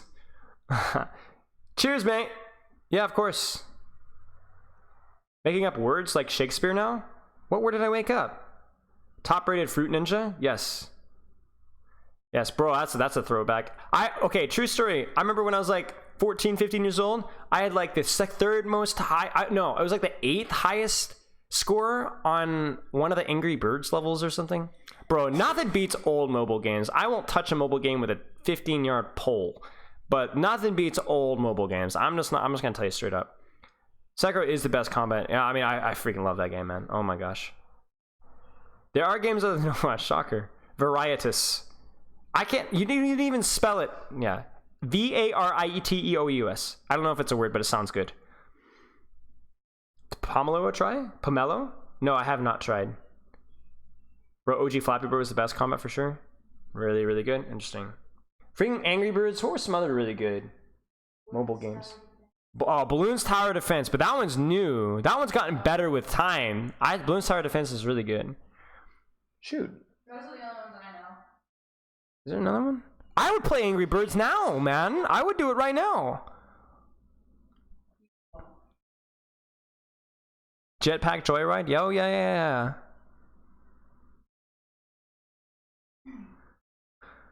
Imagine if they gave Sekiro Plants vs. Zombies. Yep. Cut the rope. Cool math. Yeah, man. It's like feels bad, man. It's just tragic. Play it now, you won't? No, because I need to eat, man. Mobile games tier list? That might be fun. I don't think I played enough of them to know for sure, though. Geometry Wars? Bro, Geometry Wars, honestly, is, like, really cool, but I feel like it's too skill rewarded to be like a mobile game. Like I don't like, I mean, it's at least for my niche. Like if I'm gonna like apply myself to something, I prefer to apply myself to Angry Birds rather than like a literal like phone smashing game like Geometry Wars. Oh, whoa. I just had a memory. Remember Dragonvale? Dragonvale. Does anyone remember Dragonvale? Is that even a thing anymore? Temple Run was good, yeah. Holy crap. Core memory unlocked, man. That was like a decade ago. No, it's a lot longer than a decade ago. It was like 12 years ago, 13 years ago.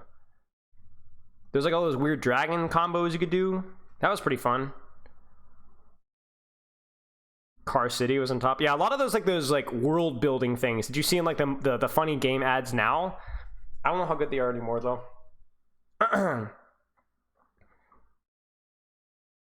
Honestly, Angry Birds clears though. That game is so much fun, especially with like the first couple of like basic expansions. I remember like some like friend of mine's little brother was doing it, and they were doing all sorts of weird stuff. Like it started getting really trippy. You know, it kind of got away from like the original game.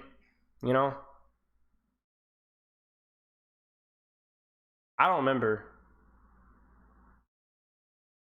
Yeah, yeah, that's wild. I'm for old games though. Roller Coaster Tycoon clears. I'm not gonna lie, that game freaking rocks. Age of Empires 2 freaking clears. That game freaking rocks. Super Smash Brothers rocks. Even the Melee Brawl ones from like when I was a kid, that was freaking amazing. Sonic Adventure 2 Battle clears. Although I hear that it's aged really poorly. Like the whole Chow thing was super fun. Freaking love that, dude. With all the animals and crap. Some of those levels were really fun too. Also the soundtrack, guys. Dude, this freaking soundtrack, bro. Okay, you know what? I don't even care if I'm gonna have to mute this section of stream, but I don't even care. It just has to be done. Like it has to be done. Give me a second.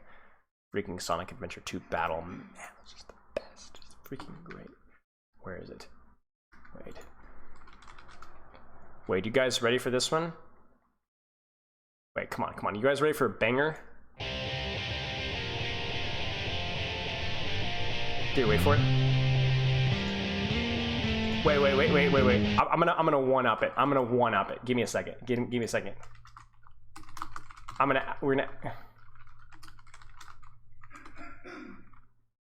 Or wait, that's the wrong one. Hang on.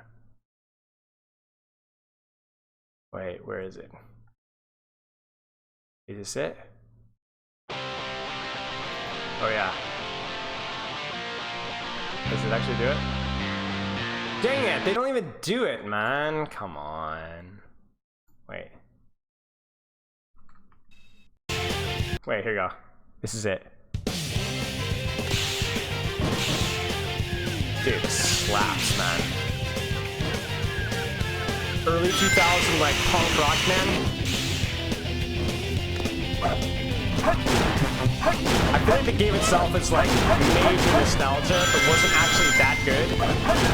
But the soundtrack was good.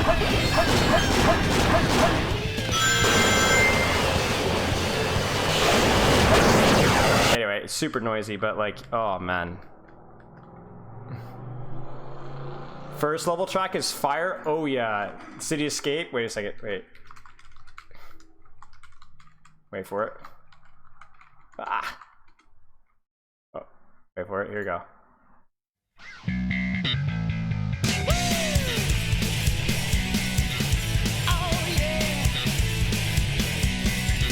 Dude, the sound effects are awful. Top competitive Pong player. Oh yes.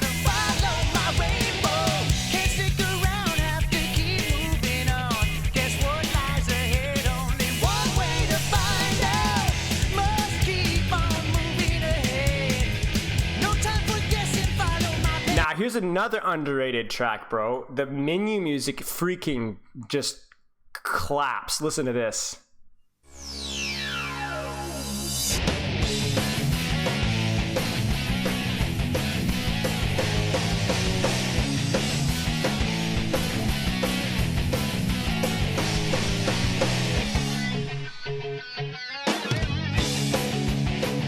Love that stuff. I'm not gonna lie, I am a sucker from like 2000s punk stuff. It's really good.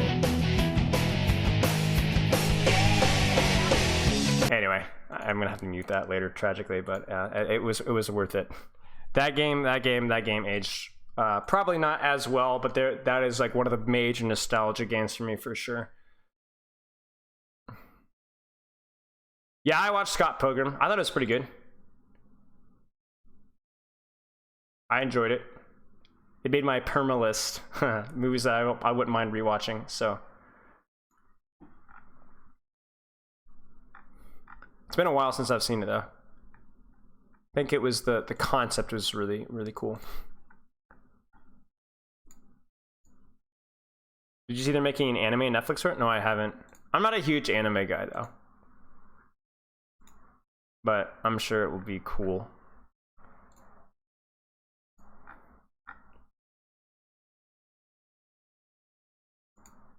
Comics are better. Movie was good though. Yeah. All right, chat. It's been good. It's been real.